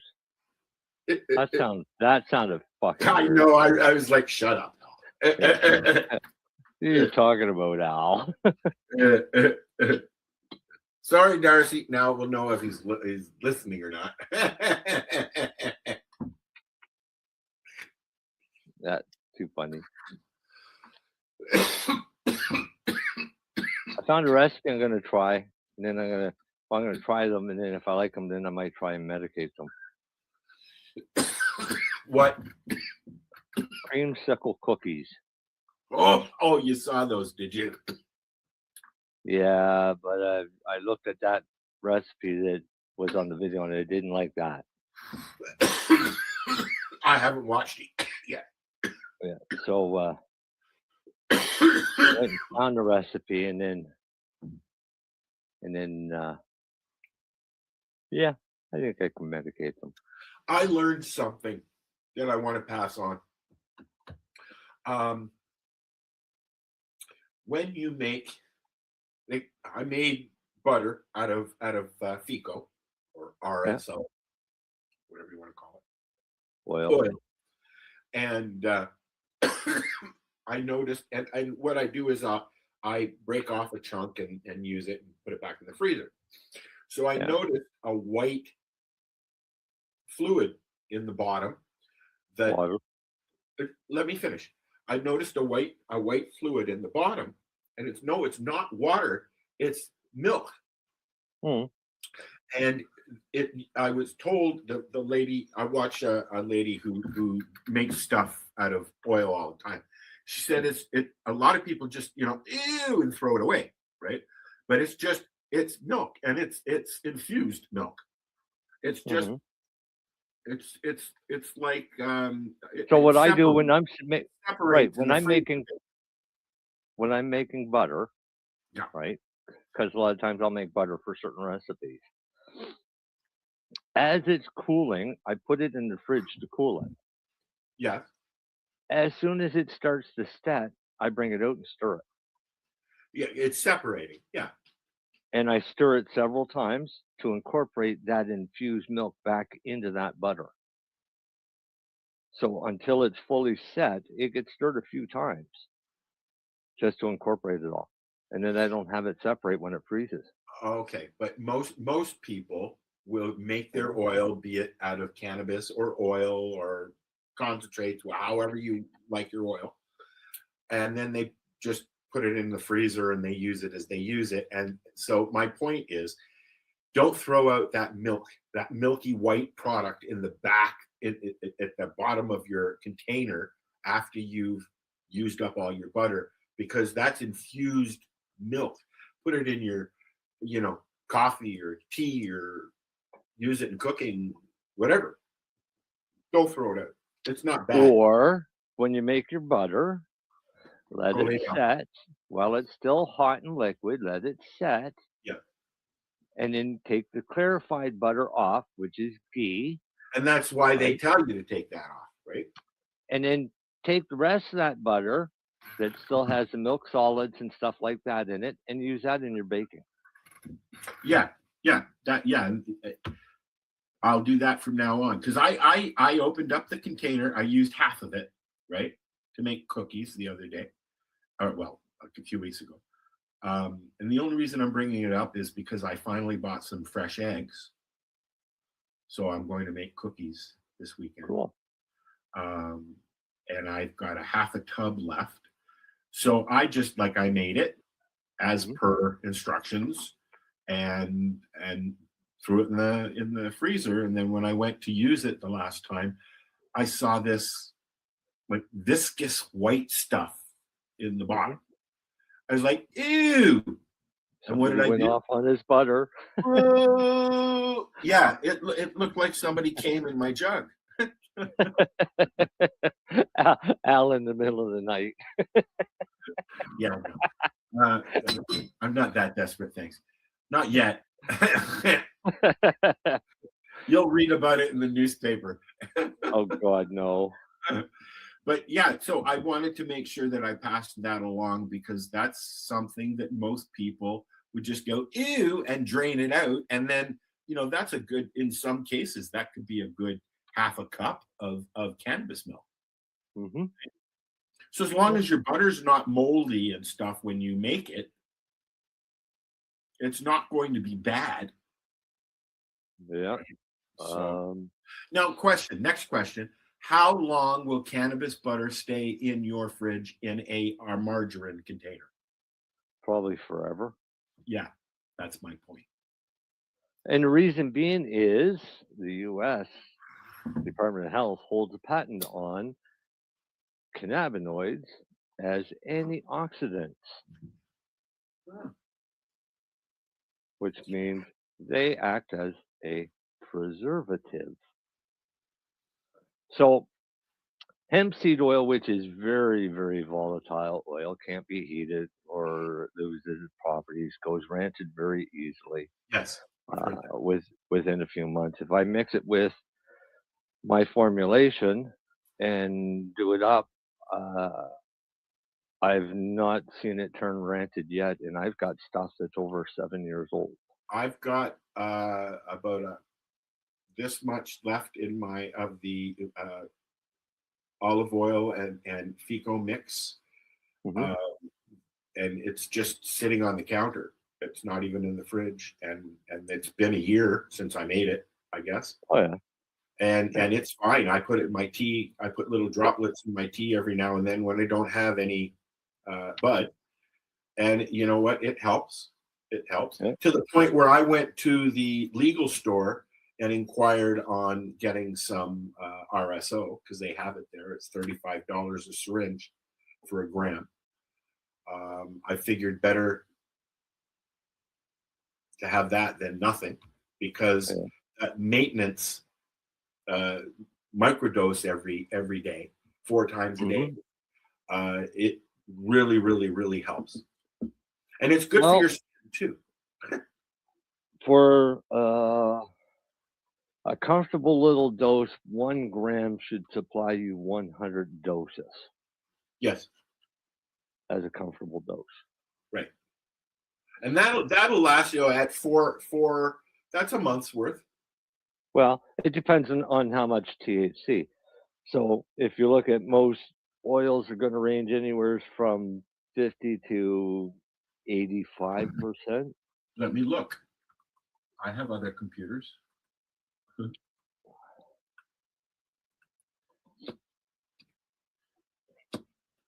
You can keep talking. If it goes over 85%, you're starting to deal with distillates. Yeah, and you know how I feel about that. Yes, I am 19 plus. So while I'm looking for this, I want to make a mention. Facebook, even though we're on Facebook, We broadcast the show. We broadcast other shows on Facebook. They are now deleting the video after 30 days. So now our Facebook pages for the show, for the station, for the looks like a bunch of fucking deleted videos. There's nothing else Not there, rude. hardly. Yeah. So please step on over to our YouTube channel, and that's where you can get, as Buddy mentioned, our playlists. We put all our music on there. We put all our shows on there. If you want to follow both Al, him, and myself, step on over to 420 Pace. That's where we do a weekend reboot called the Saturday Reroll, which is all of our shows here at 420 Radio and all of Al's shows, as well as a few others mixed in over at Pace Radio there. And that runs all day Saturday. So check that out tomorrow at 420radio.ca, 420pace.ca. The 420 Pace, and what's the last one? The paceradio.net is Al's. So you can go check us out there. But anyways, my point was, check us out on YouTube. You can watch us live there. You can watch years and years and years and years of shows. I think there's over 1,000 now. So even Allison's on a few, because she used to be here with us at the 420 Radio Show when we were doing audio stuff. Long time. And also, I want to make a mention. I was hoping everybody else would be here today, but today marks our 20th season start. This is our first show of the 20th season. Damn. Yeah, and a lot of things have changed. No shit. I mean, Marcel's been around, I think, close to 15 now. I think so. We found Mary Jane made a deduction and found out she'd been around for 9 already. Allison was for she was around for a little while. I don't remember. I'm sorry. Was Darcy here before Mary Jane? Who? Was Darcy before Mary Jane? No. I didn't think so. I met Mary Jane when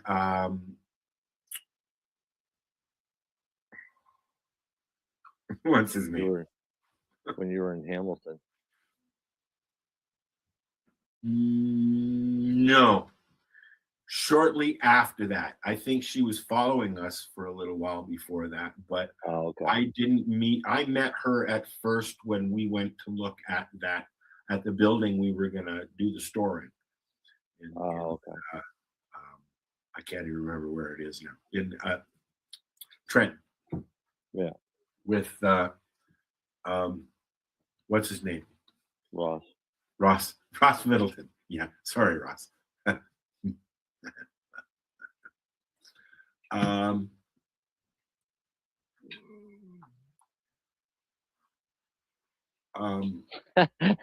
Allison's been around for the last 100 years. Well, she has been. Like I said, okay, so I don't think Allison's older than me.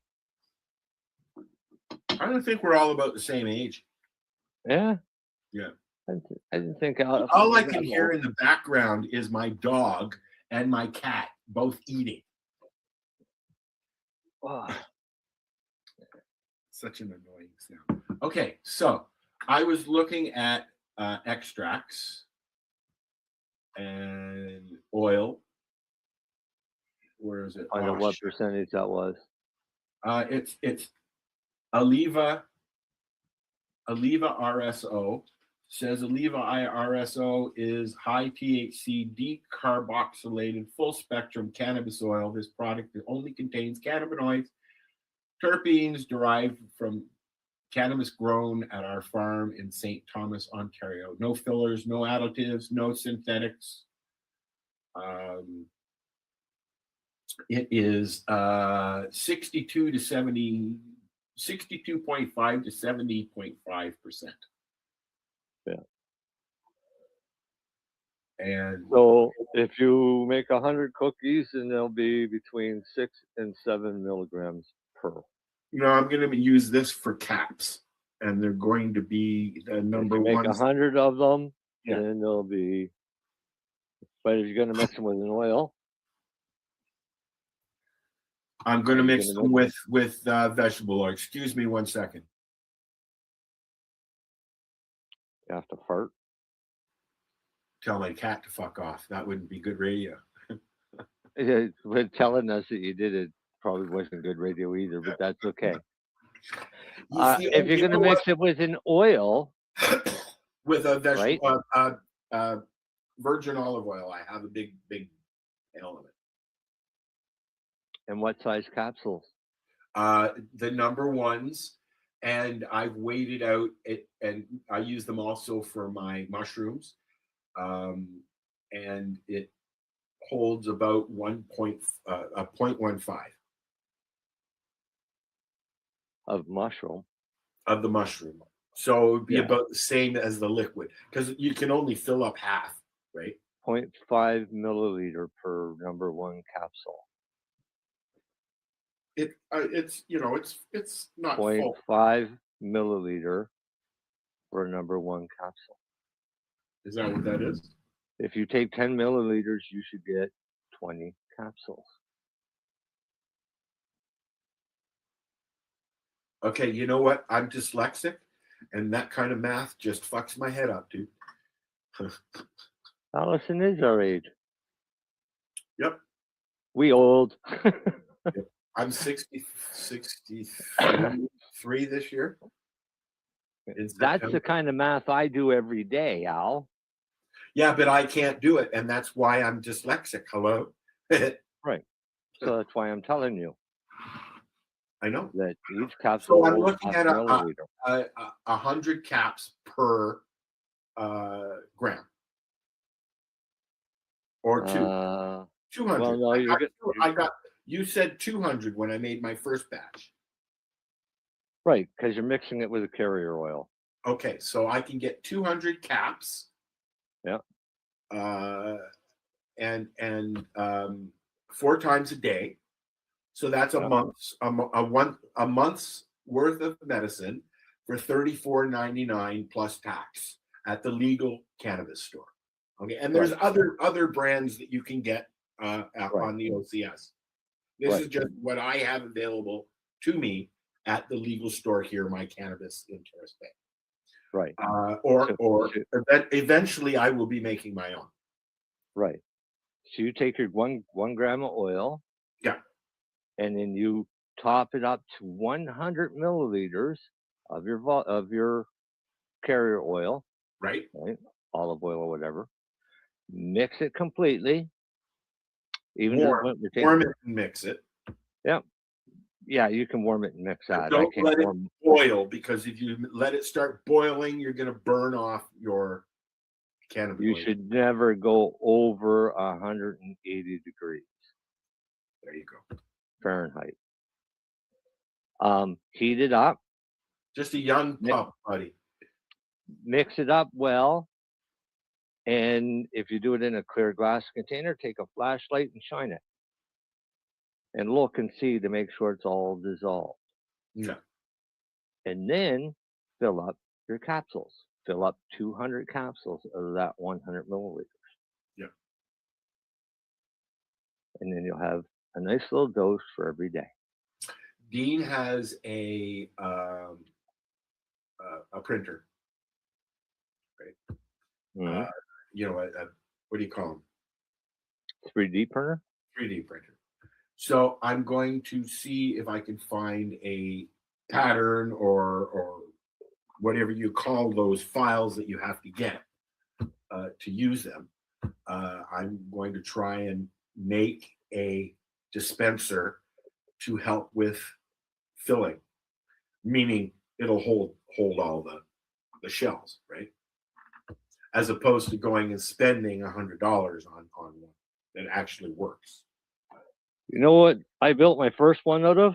But I'm just going to say, Marcel, the first one I have is right here. And I went out and I bought a piece of trim at the store, and then I put holes in it to hold my caps. And that's what I started doing the caps, my mushroom caps with. Okay, so what I did is I took a. Now I just go like this with my fingers and then lick my fingers off. Yeah, but I took a piece of pegboard, Yeah. You have to wooden make board with all the holes in it. yeah, but you have to make the holes a little bit bigger. If Nope. You use that. No, For number one, they fit perfect. I'm The trying to problem see if I is, can find is the them. number one will fall all the way through. So I had to screw another piece of wood on the bottom to make a base. And This is what I made. I literally use that for years. Mine has 50 holes. This is what I made. Yeah. And just on the fly, and I happened to have my drill beside me, and it worked.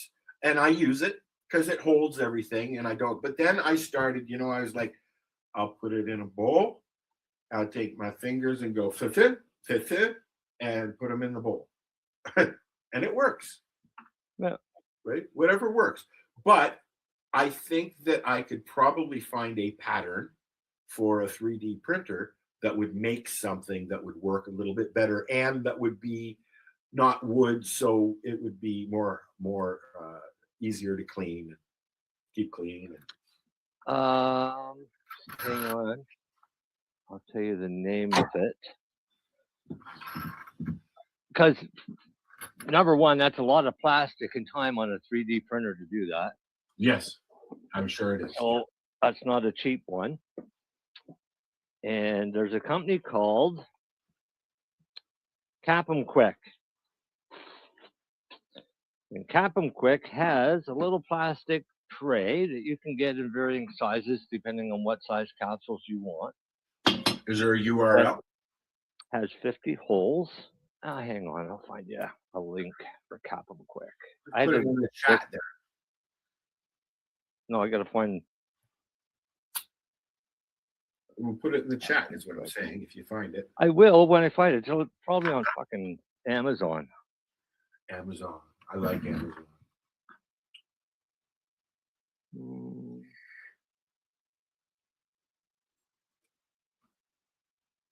Did you just burp? Me? No.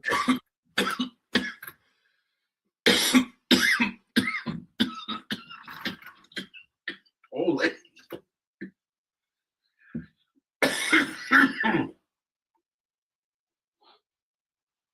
I should have made cookies for tonight. But I didn't. I didn't.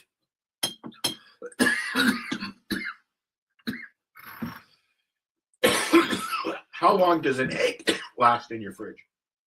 A what? An egg.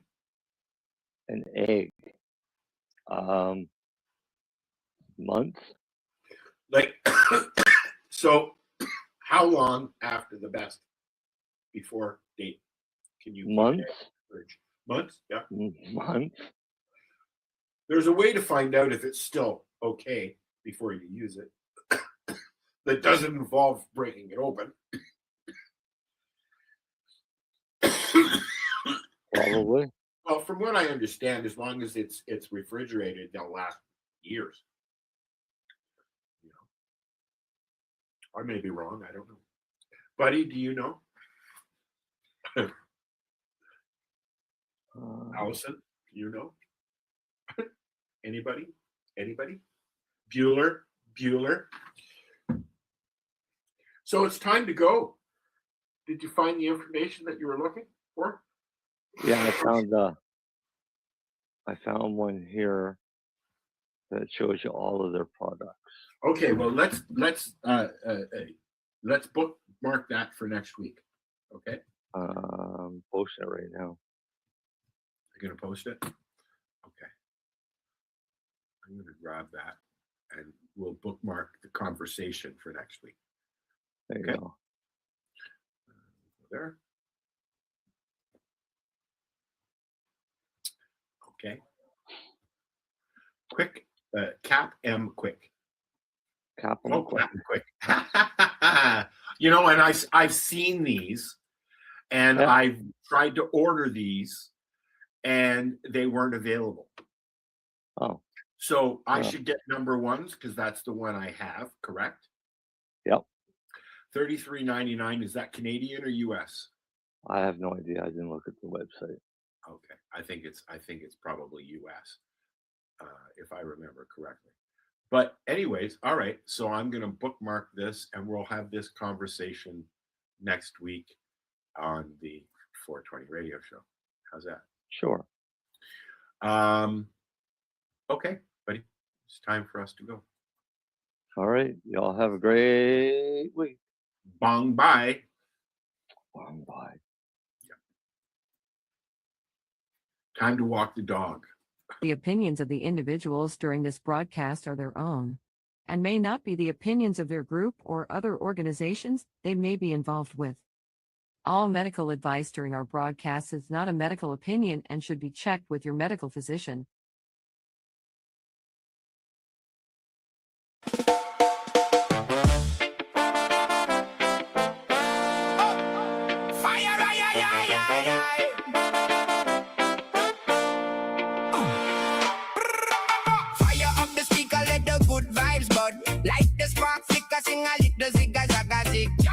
I'ma do the reggae clap. Feel the rhythm rise, let the joy right in. Reggae music take me to the planet where I need to go. Turn the bass up and sway slow. Feel the sunshine glow, the stars glow.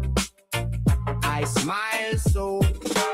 Fire up the speaker, let the good vibes bud. Feel the rhythm rise, let the joy right in. German. I'ma do the reggae clap. Feel the rhythm rise, let the joy right in. The stars glow. I smile so. German. I'ma do the reggae clap. Fire, fire, fire up the speaker, let the good vibes bud. Light the spark, flicker, sing a little zigga zagga zig. German. I'ma do the reggae clap. Feel the rhythm rise, let the joy ride in. Reggae music take me to the planet where I need to go. Turn the bass up and sway slow. Feel the sunshine glow, the stars glow. I smile so. Fire up the speaker, let the good vibes bud. Feel the rhythm rise, let the joy right in. German. I'ma do the reggae clap. Feel the rhythm rise, let the joy right in. The stars glow. I smile so. German. I'ma do the reggae clap.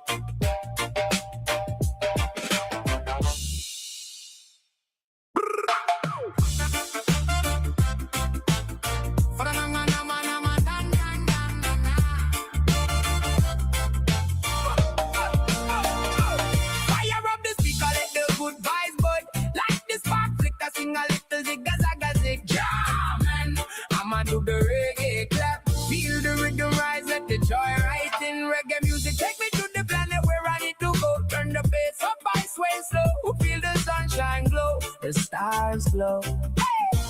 I smile so. Fire, fire, fire up the speaker, let the good vibes bud. Feel the rhythm rise, let the joy right in. German. I'ma do the reggae clap. Feel the rhythm rise, let the joy right in. The stars glow. I smile so. German. I'ma do the reggae clap. I fire up the speaker, let the good vibes bud. Like the spark flicker, sing a little zigga zagga zig. German. I'ma do the reggae clap. Feel the rhythm rise, let the joy right in. Reggae music take me to the planet where I need to go. Turn the bass up, rise way slow. Feel the sunshine glow, the stars glow. I smile so. Fire up the speaker, let the good vibes bud. Feel the rhythm rise, let the joy right in. German. I'ma do the reggae clap. Feel the rhythm rise, let the joy right in. The stars glow. I smile so. German. I'ma do the reggae clap. Fire up the speaker, let the good vibes bud.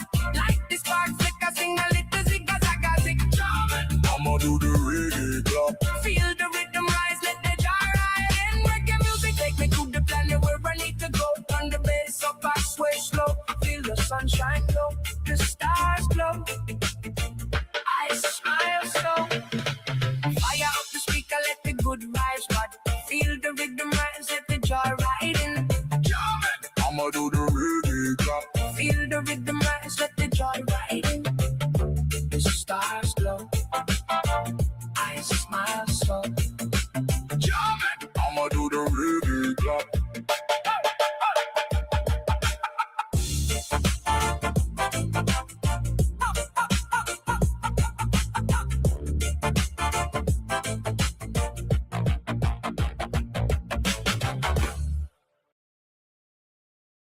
You're listening to the Pace Radio Network here at paceradio.net. The views expressed by the individuals during this broadcast are their own opinions, and they may not be the same as those of their group or other organizations they may be involved with. All medical advice during our broadcast is not a medical opinion and should be checked with your medical physician.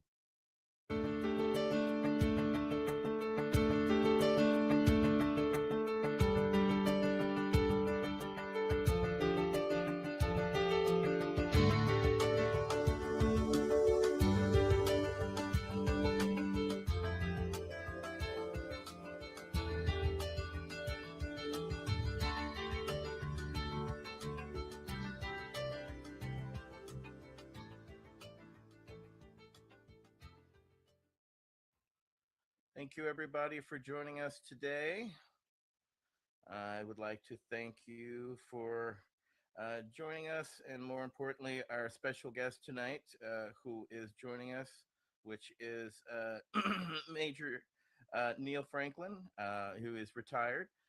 He was able to join us.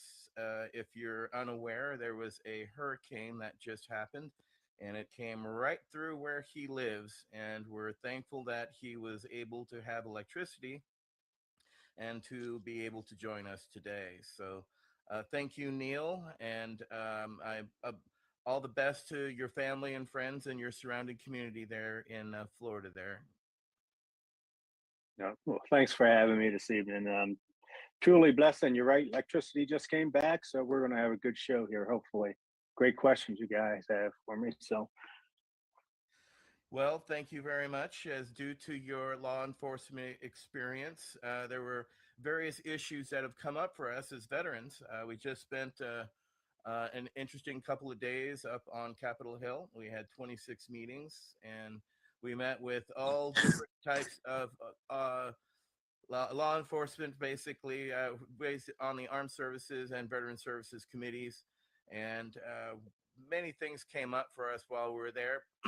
But at the same time, we wanted to reach out to an experienced law enforcement professional because more questions came up for us that we were just kind of curious about. And so with that in mind, I'm going to kind of go into our first question, which is, we were curious, since how do your fellow law enforcement officials at your level, being that you were a high-ranking officer, you've come up through the ranks, how do your fellow law enforcement at your level feel about cannabis prohibition? You were led to enforce it over the decades, and you have, and being, needless to say, extremely seasoned. How do those officers and yourself feel about it after all these years, or decades, really? yeah, well, I would say that the feelings are rather mixed. And a lot of it depends upon your background. Okay. For instance, most of the commanders at my level, if their background is narcotics investigation, maybe criminal investigation, maybe coming from a place where they've been able to use cannabis prohibition laws to their benefit in the work that they do, you would find that many of them still support it.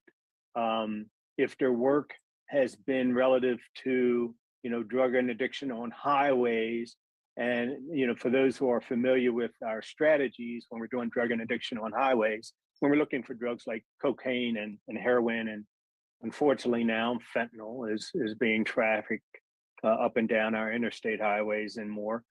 When you're looking for that, cannabis, marijuana is that one way that we can easily get into your car, into your truck, or your boat, whatever it may be that we're looking at, because of its distinct odor. But now, as we're starting to change state by state, there are a number of states that have already said, well, we, law enforcement, can no longer use the odor of marijuana to search. It's no longer probable cause to search, and legislation has been passed at our state levels to deal with that. But if you're from a place of, say you're at my level in policing, structure-wise, as a commander and you're maybe you oversee community policing efforts, maybe you oversee some administrative efforts, maybe you oversee maybe you're running a precinct and patrol or more, maybe you have a command area, a broad area that you oversee, and you're trying to improve relationships with those people in the community so that you can get more information to solve violent crimes. Because any commander that really knows his or her business in policing, they know that you can't solve violent crime in that community without the input, consistent input, information coming from the community. And we know, the evidence is clear, it's there. Just look at New York City, where we, stop and frisk, where we've had that issue for a while. We know that cannabis, marijuana creates a barrier. When you're enforcing those minor cannabis laws, it creates a barrier between police and community and citizens. So it depends on your background, and where your work is in policing. But I will say this, if you go back 20 years and you ask that question, the vast majority would not be in agreement with moving forward and ending prohibition of cannabis. But what has changed really in that 20-year period is education, not just for the general public, but it's really changed for law enforcement on a number of different levels. And I know that we'll get into that during our conversation tonight. Well, thank you. That's a very enlightened perspective. And needless to say, we appreciate you again coming out because we don't usually have the opportunity to talk with officers straight to face about cannabis or prohibition itself, much less talk to experienced brass. So we appreciate again you taking the time. The next will be Council Member Al Byrne with our next question. Major thanks again for being with us tonight. It's really an honor to have you here. And wow, what you just said to me was amazing. Listen, my question is, we have the ATF, Alcohol, Tobacco, and Firearms, as an organization of the federal government, and it has created a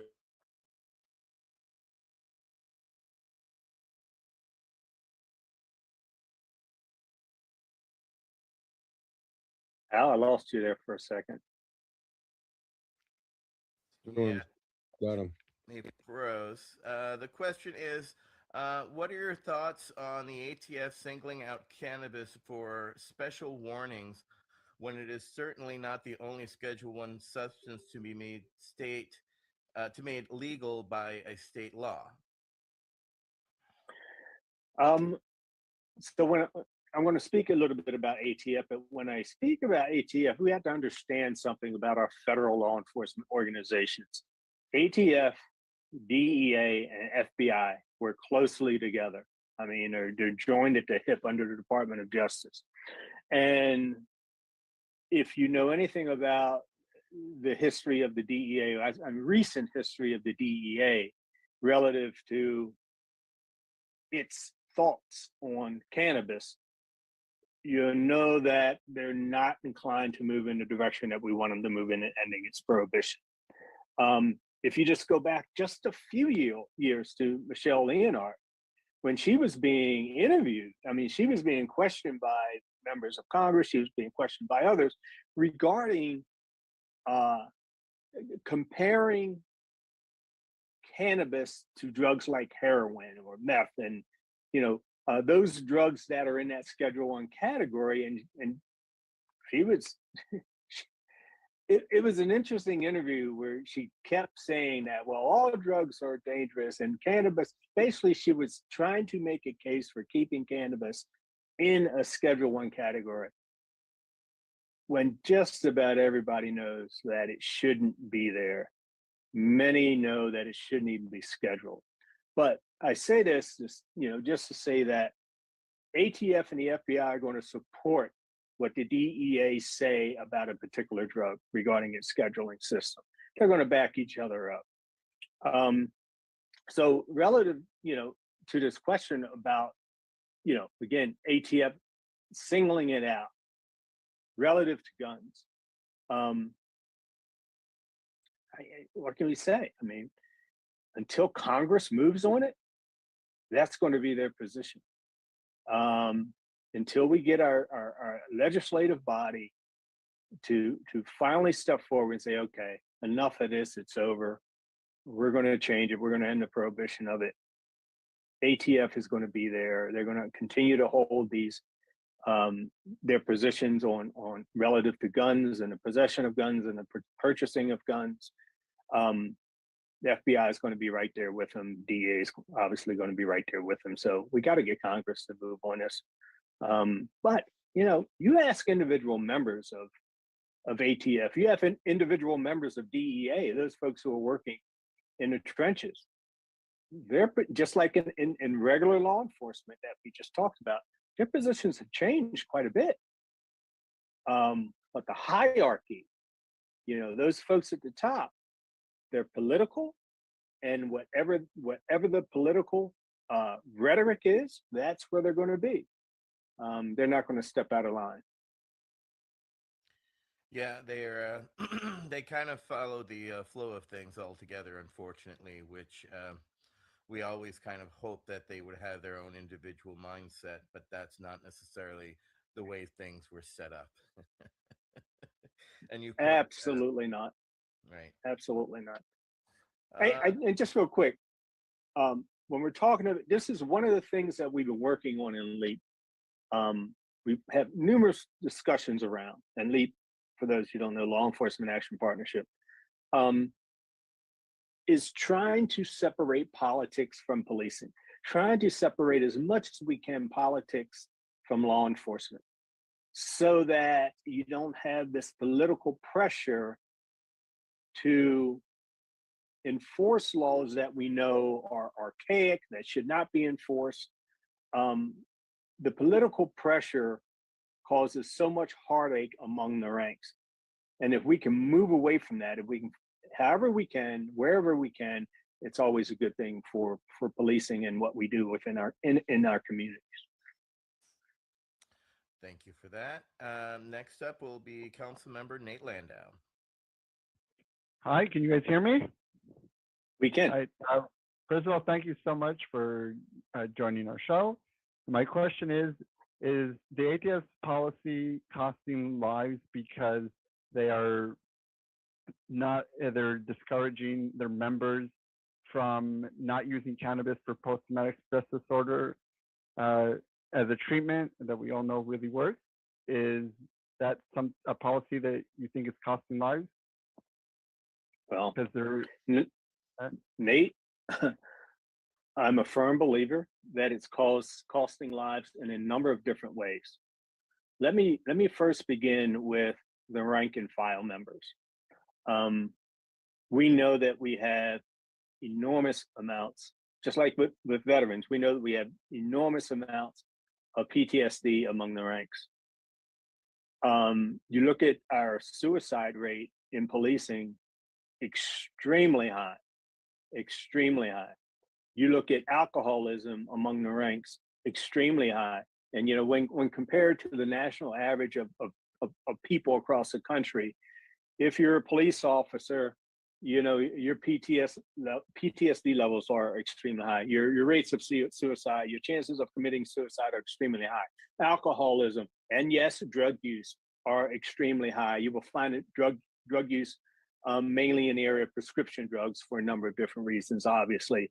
The domestic issues and abuse, extremely high within the ranks of policing. I can go on and on. We know that there are police officers across this country, I've talked to many myself, who would love to be able to use cannabis to deal with their issues of PTSD. All right, we know that. They are quite familiar with some of the work that many of you have done.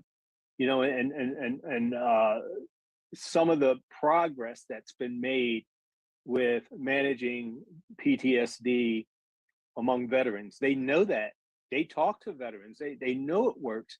They know that there are people dealing with PTSD who have been able to get off of these very powerful and problematic pharmaceutical drugs, right? So because the federal government has yet to move, police departments across this country will not cross that line. They just won't do it in allowing their people to use medicinal cannabis. And it's a shame. I know of one police officer, I will not mention his name because his case is still being adjudicated administratively and probably soon civilly. But because he's still dealing with some things administratively in a very large Maryland police department, this police officer has come to us, has come to LEAP, seeking help because what he did, knowing how medical cannabis can help him with his psychological issues, including PTSD, he started using it. He actually applied for, and he did it the right way according to Maryland law. He applied for a card, medical cannabis card. So he did it the right way. He wasn't using it while he was on duty, and he wasn't using it so close to going on duty, going on a clock that he would be under the influence. Very smart, doing it the right way, but now he's got issues. And now he's being administratively pursued by his agency because of this. So they're not only police officers that know it works, want to use it because they don't want to lose their lives. And here's something else they also notice. Number one, like this particular police officer's family life is better, his home life is better, right? He again is no longer taking those pharmaceutical drugs that he was using to manage depression, right? No longer using alcohol the way he was to go to sleep at night and to manage. So he thought he was managing depression using alcohol, right? So he was using prescription drugs that were not prescribed to him, which is illegal.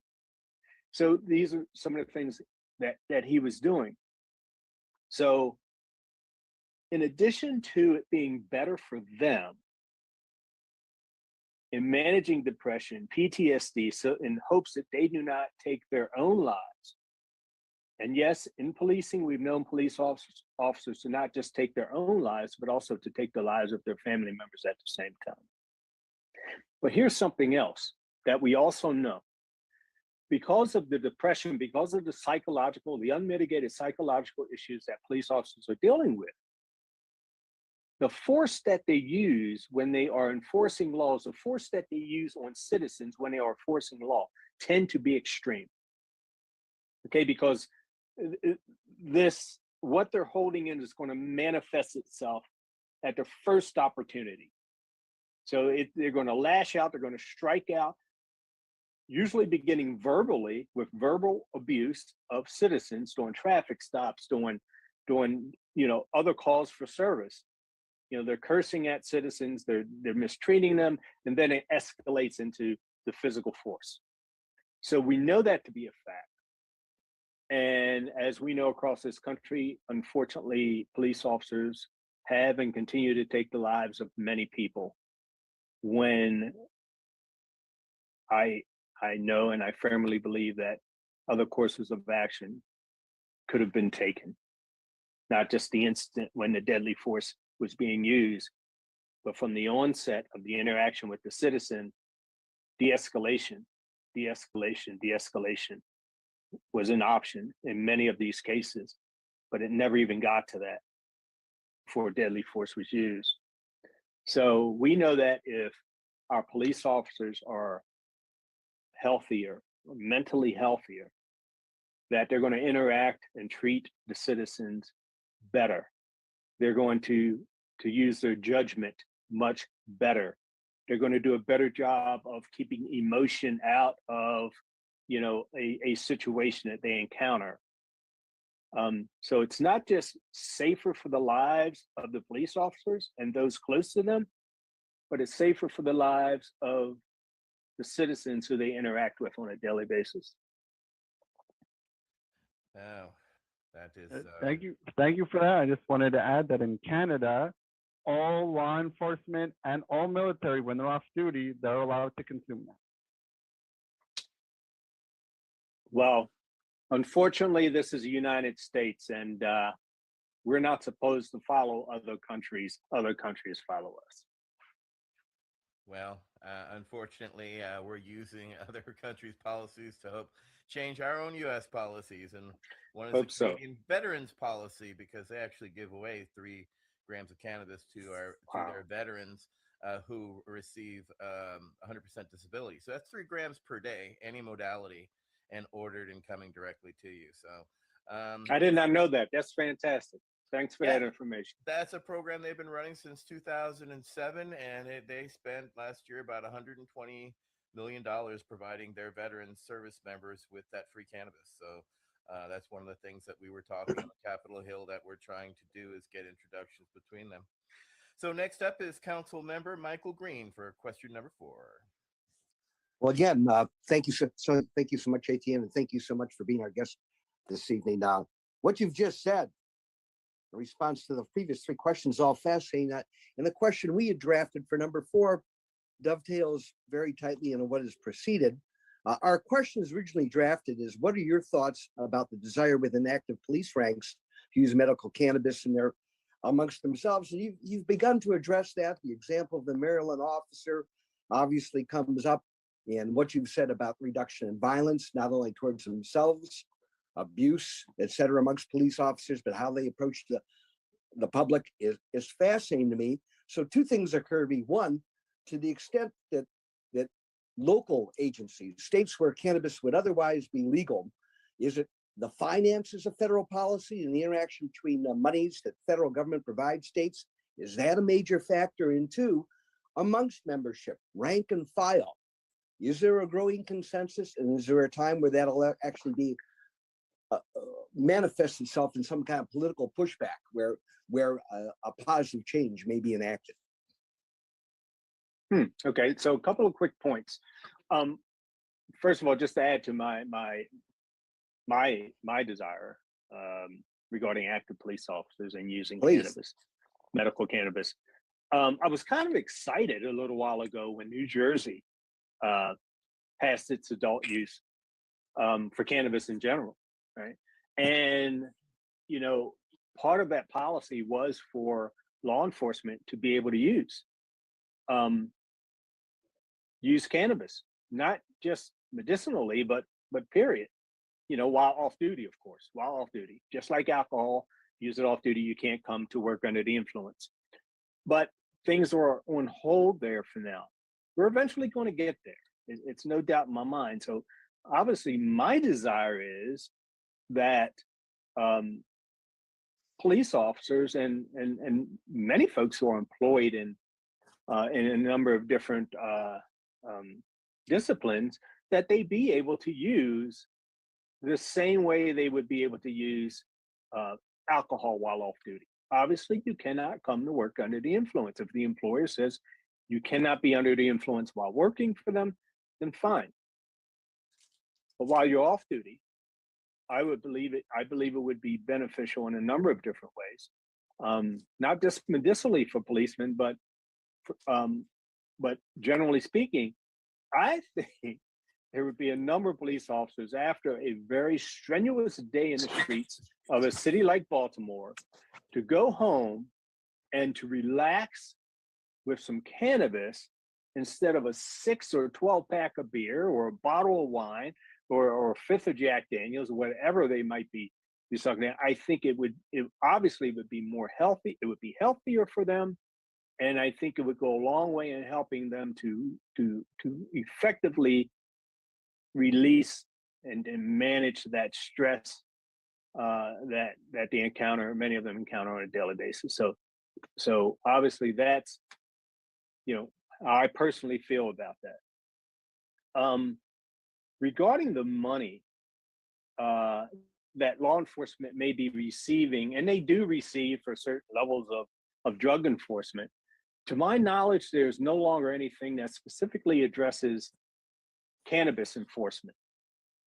However, there are still funds available through the Department of Justice for drug enforcement. I just heard now. She didn't mention any money when I heard the current head of the DEA speak a few days ago about the influx of fentanyl coming in to the country in the form of pills, multicolored pills, which she says is very attractive to children who would happen to come across these or see them. And I don't disagree with that, not one bit at all. But she's talking about ramping up, here we go, drug war, no longer 101. This is drug war like 2.5 or 2.8. We're taking it to the next level. She's talking about doing the same things over and over again, going after the cartels south of the border, spending who knows how much money doing that. You know, we've seen this movie over and over again, but here's how law enforcement does that. The most effective way to stop and search cars and trucks and people on our highways and in our cities to look for other drugs like fentanyl or heroin or what have you. The most effective way to do that, to get into someone's pockets, which I mentioned earlier, is the odor of cannabis, is the odor of marijuana, whether it's burning or whether it's, you know, sometimes large, you know, bundles of marijuana you can smell. But the burning odor, which most police officers are very familiar with and trained in many of our states can still use that burning odor as probable cause to search you or your car. Now, when those dollars are attached to finding drugs like fentanyl, finding drugs like heroin and cocaine, and reporting those numbers back to the Department of Justice, you know, to satisfy a grant application so that you can get more funds, then yeah, a good way to get into someone's house or car to search is cannabis. So that's kind of the nuance relative to that. Well, that's interesting you say that, because it occurs to me, if that were the case, and if drug enforcement continued to step up and made those stops, claiming they had probable cause, but found nothing, which would have to these days be more often the truth than not. We're not talking about mules running 50 kilos in from Arizona here. You're talking about some serious drugs with heroin, fentanyl, et cetera, I would have to surmise statistically it'd be looking like we're wasting like a tremendous amount of money on less than meaningful stops as opposed to real interdiction. Well, so I don't know if you want to respond to that comment, and then please. Yeah, you don't have to wonder about that. You're absolutely correct. The statistics are extremely low. You see, because not just for finding, you know, harder drugs are those numbers extremely low when they stop someone and search them because of the odor of, they claim the odor of cannabis. But those numbers are extremely low for finding harder drugs. They're also extremely low for finding guns. The police know that they know it's just a matter of numbers. The more cars they stop and search, the more people they stop on street corners and search. It's just it's numbers. It's a law of averages. You're eventually going to find harder drugs. You're eventually going to find, you know, guns. But you're violating the rights of people. You know, you're stepping all over their constitutional rights. And it's just not right. And then you have the racial implications that come with that as well. But go ahead. No, exactly right. So I guess even though this wasn't a question we formulated earlier, do you have an opinion what it's going to take to wake up organizations under the Justice Department like the FBI, DA, et cetera, and maybe the federal government, Congress, and the president to, for lack of a better term, maybe nobody likes this, just get woke about cannabis and move on to the things that certainly are more important? Well, what may happen before Congress gets to the point where they move, what could happen before that to help it on? Maybe a lawsuit or two, right? Maybe it's something for the higher courts to deal with. I mean, it's about time. I mean, we kind of thought that we were kind of like almost at critical mass. because I like to look at history.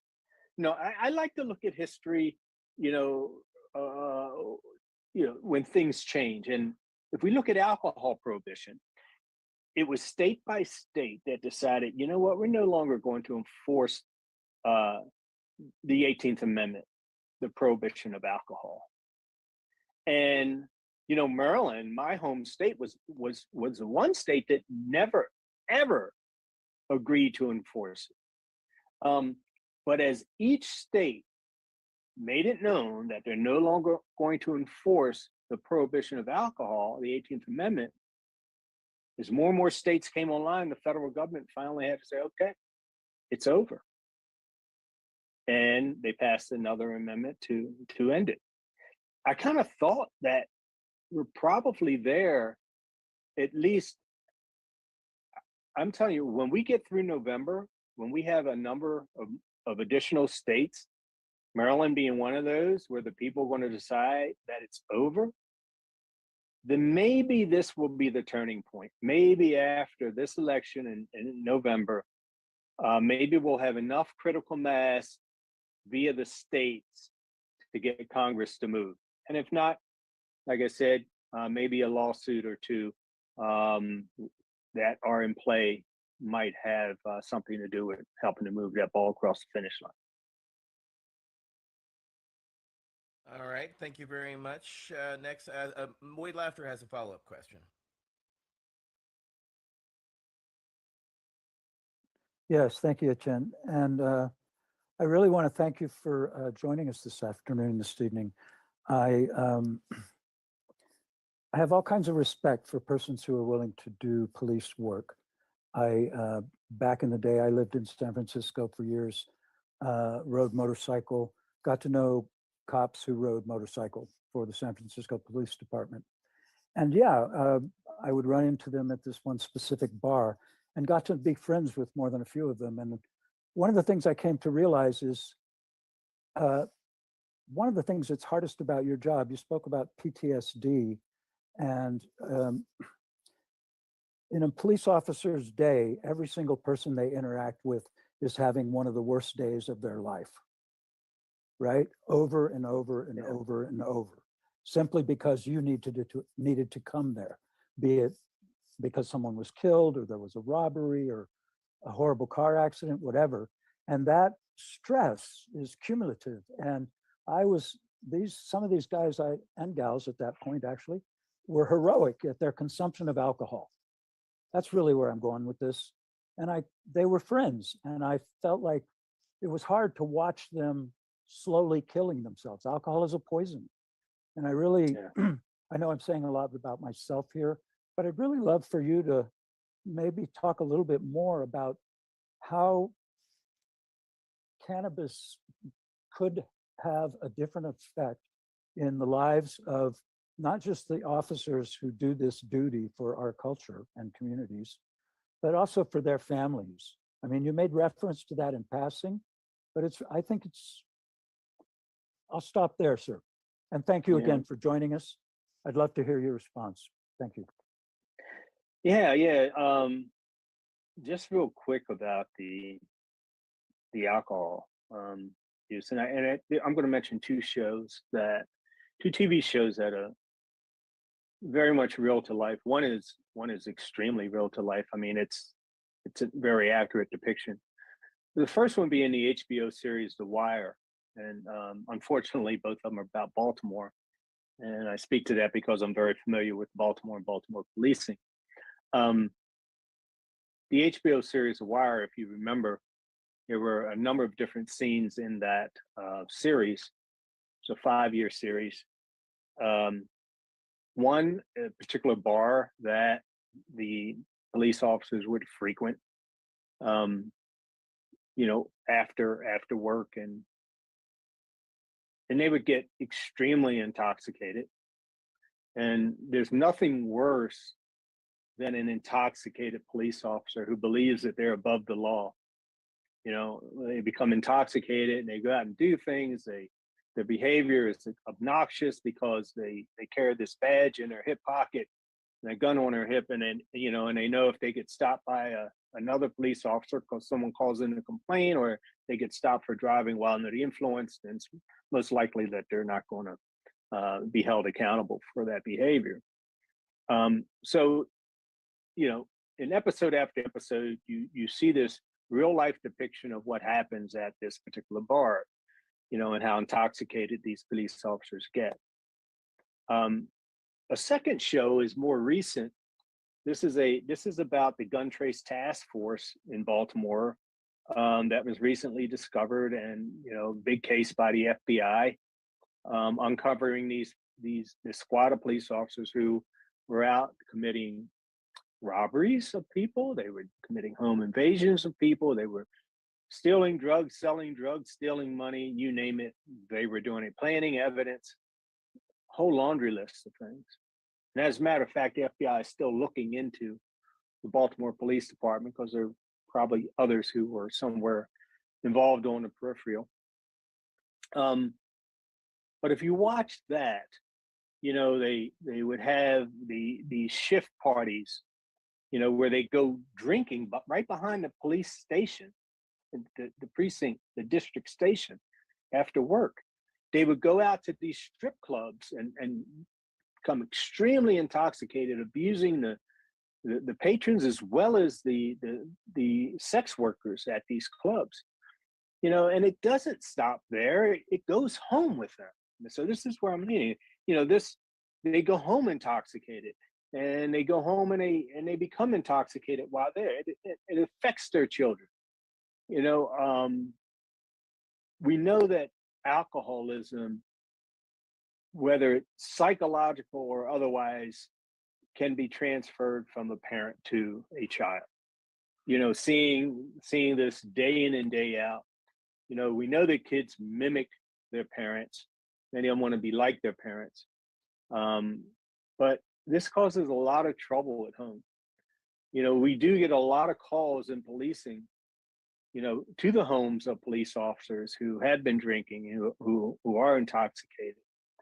And it doesn't do a lot of good for the home life, their spouse or their children, whoever else might be in that household at the time.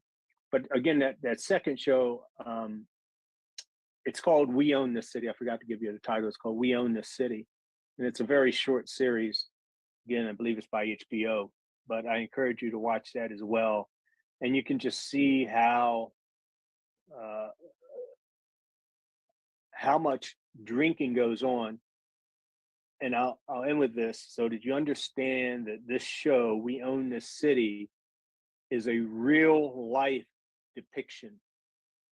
The writers of that show are actual media, newspaper investigators of that gun trace task force. They use the actual court dockets, the court records, the records from the FBI and their investigation, interviews. It's so real that they use the actual names of everyone who's involved. They don't substitute names. They use the actual name of the sergeant, the actual name of a police officer, the actual name of the captain and the commissioner and the state's attorney and all of that. This is real. I mean, it's horrible. If we could just, again, the difference that substituting alcohol with cannabis would make is just unfreaking believable. And every cop knows this. And the reason every cop knows this is because whenever you get called to an incident involving violence, it's highly likely that someone's intoxicated. Not all the time, but highly likely that someone's intoxicated. And every one of these police officers will tell you that they probably have never had, like me, have never had a call of violence where the person was under the influence of cannabis alone. Never. And if you find a police officer who handled a call of violence and the perpetrator was using cannabis only, it's going to be extremely rare, or maybe the person had some underlying mental health issues prior to using the cannabis. Yes, that one is usually the most important one there. Next up is Gage Ansler. Gage.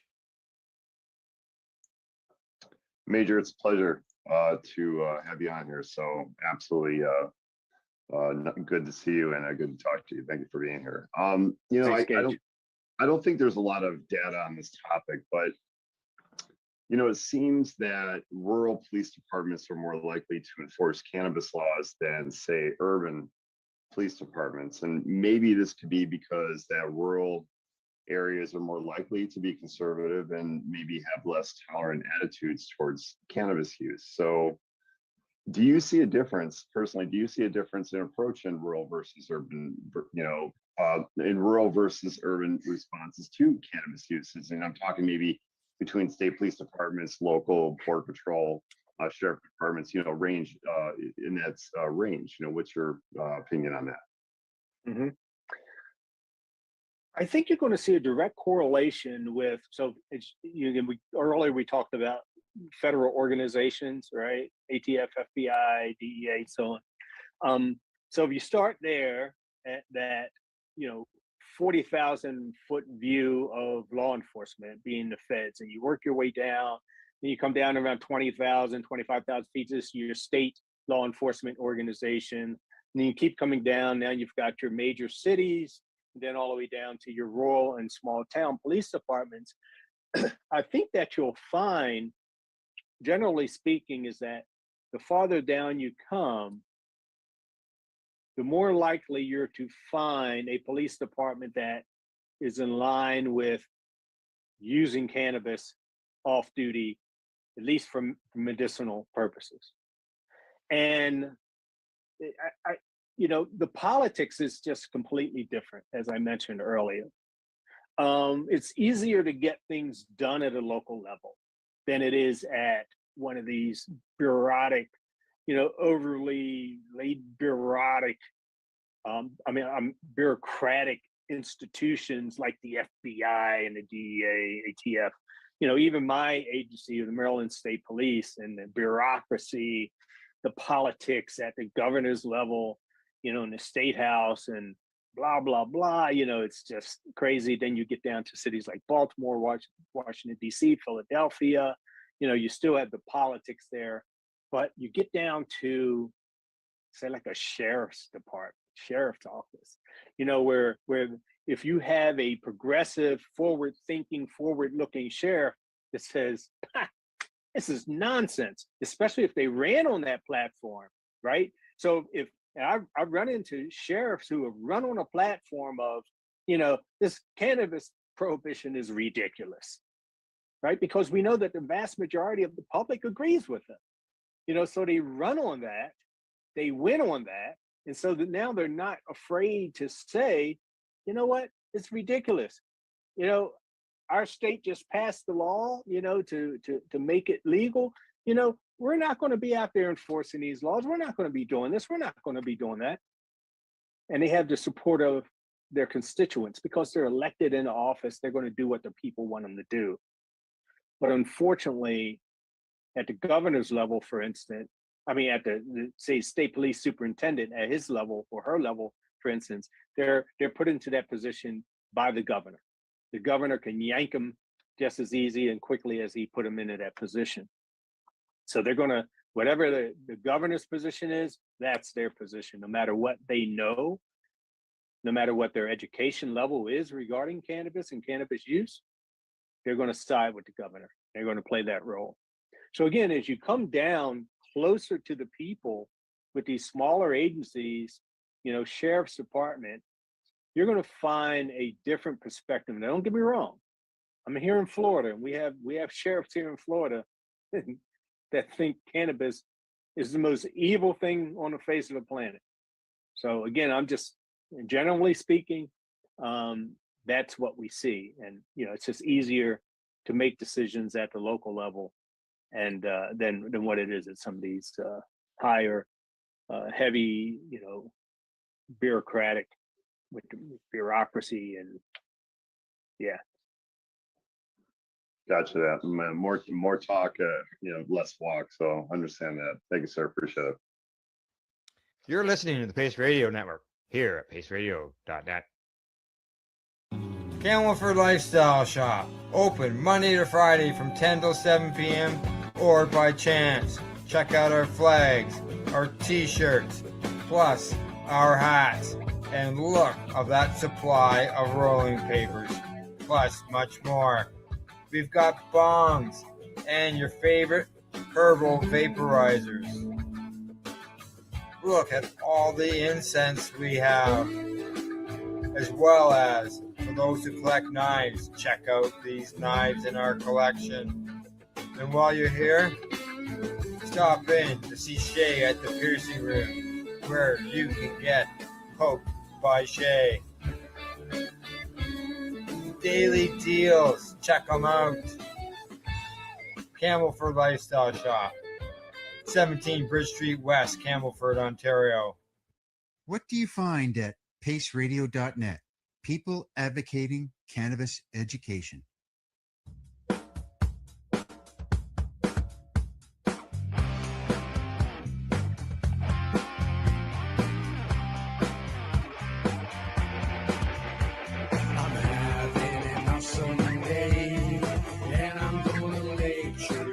That way. I'm having an awesome day, and I'm gonna make sure it stays that way.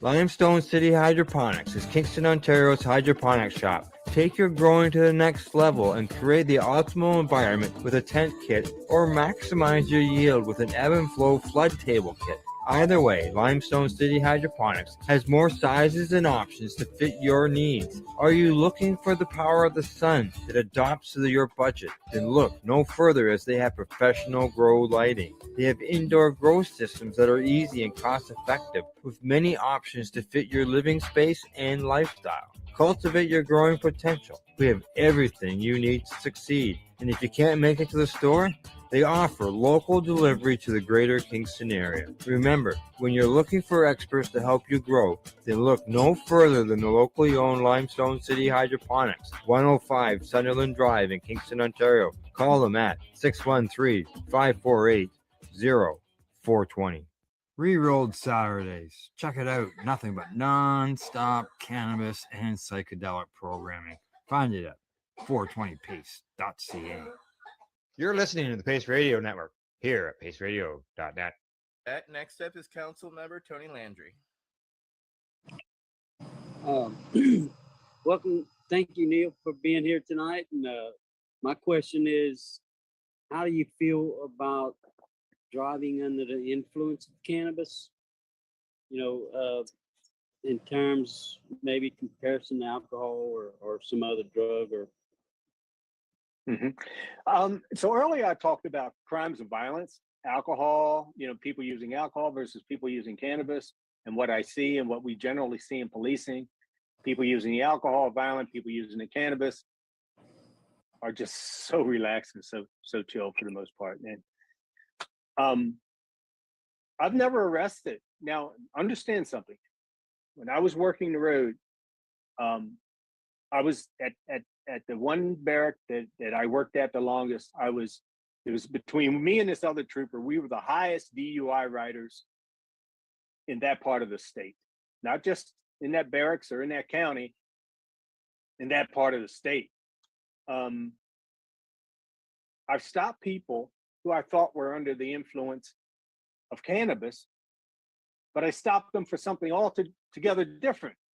I could smell it. And some of them admitted to using it. But prior to stopping them, I didn't see a driving behavior that would cause me to question their ability to drive. I'd give them a field sobriety test. And again, their balance was fine. They could answer my questions and all that. I say that to say I've never arrested anyone for driving strictly under the influence of cannabis. Now, they may have been smoking cannabis and also drinking, then yeah, they got arrested.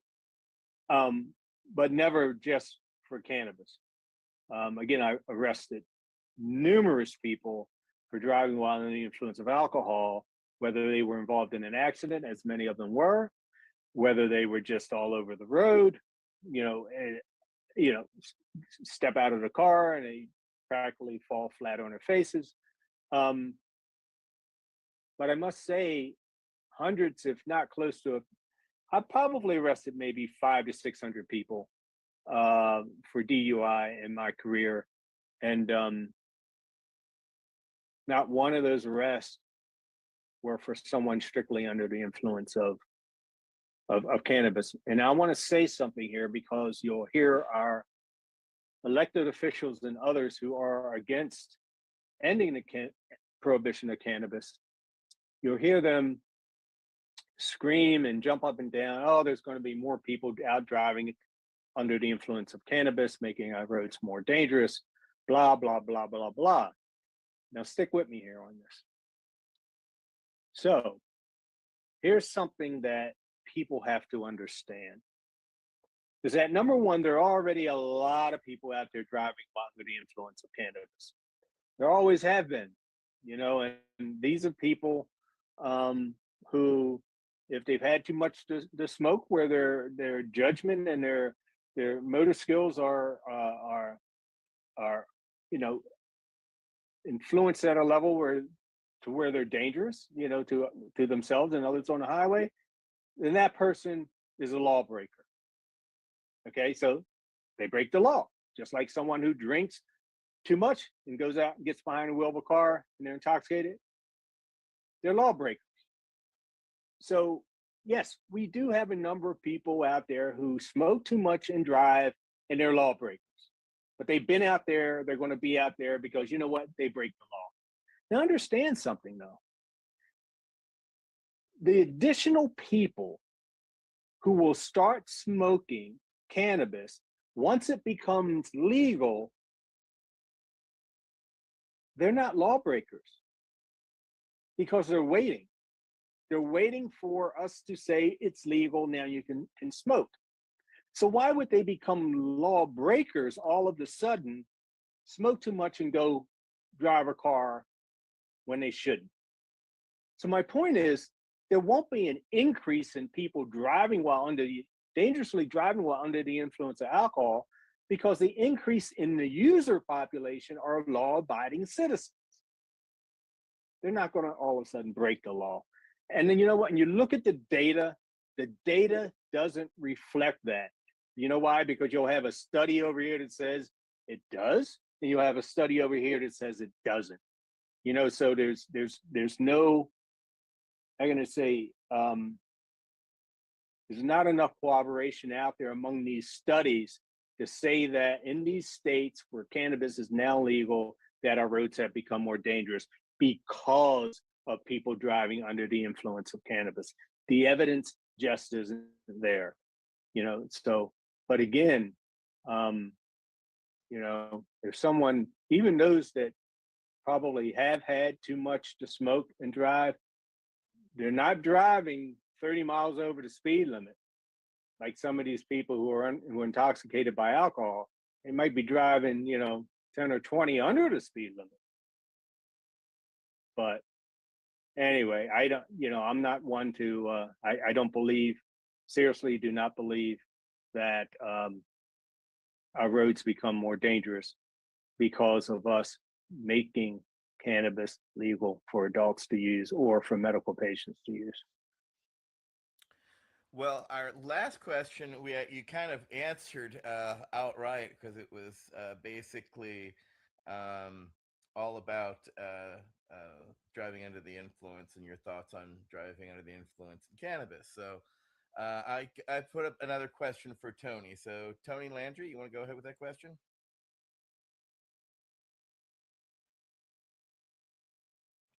Yeah, sure. At what year did you realize, or did you come to realization that the drug war was an absolute failure?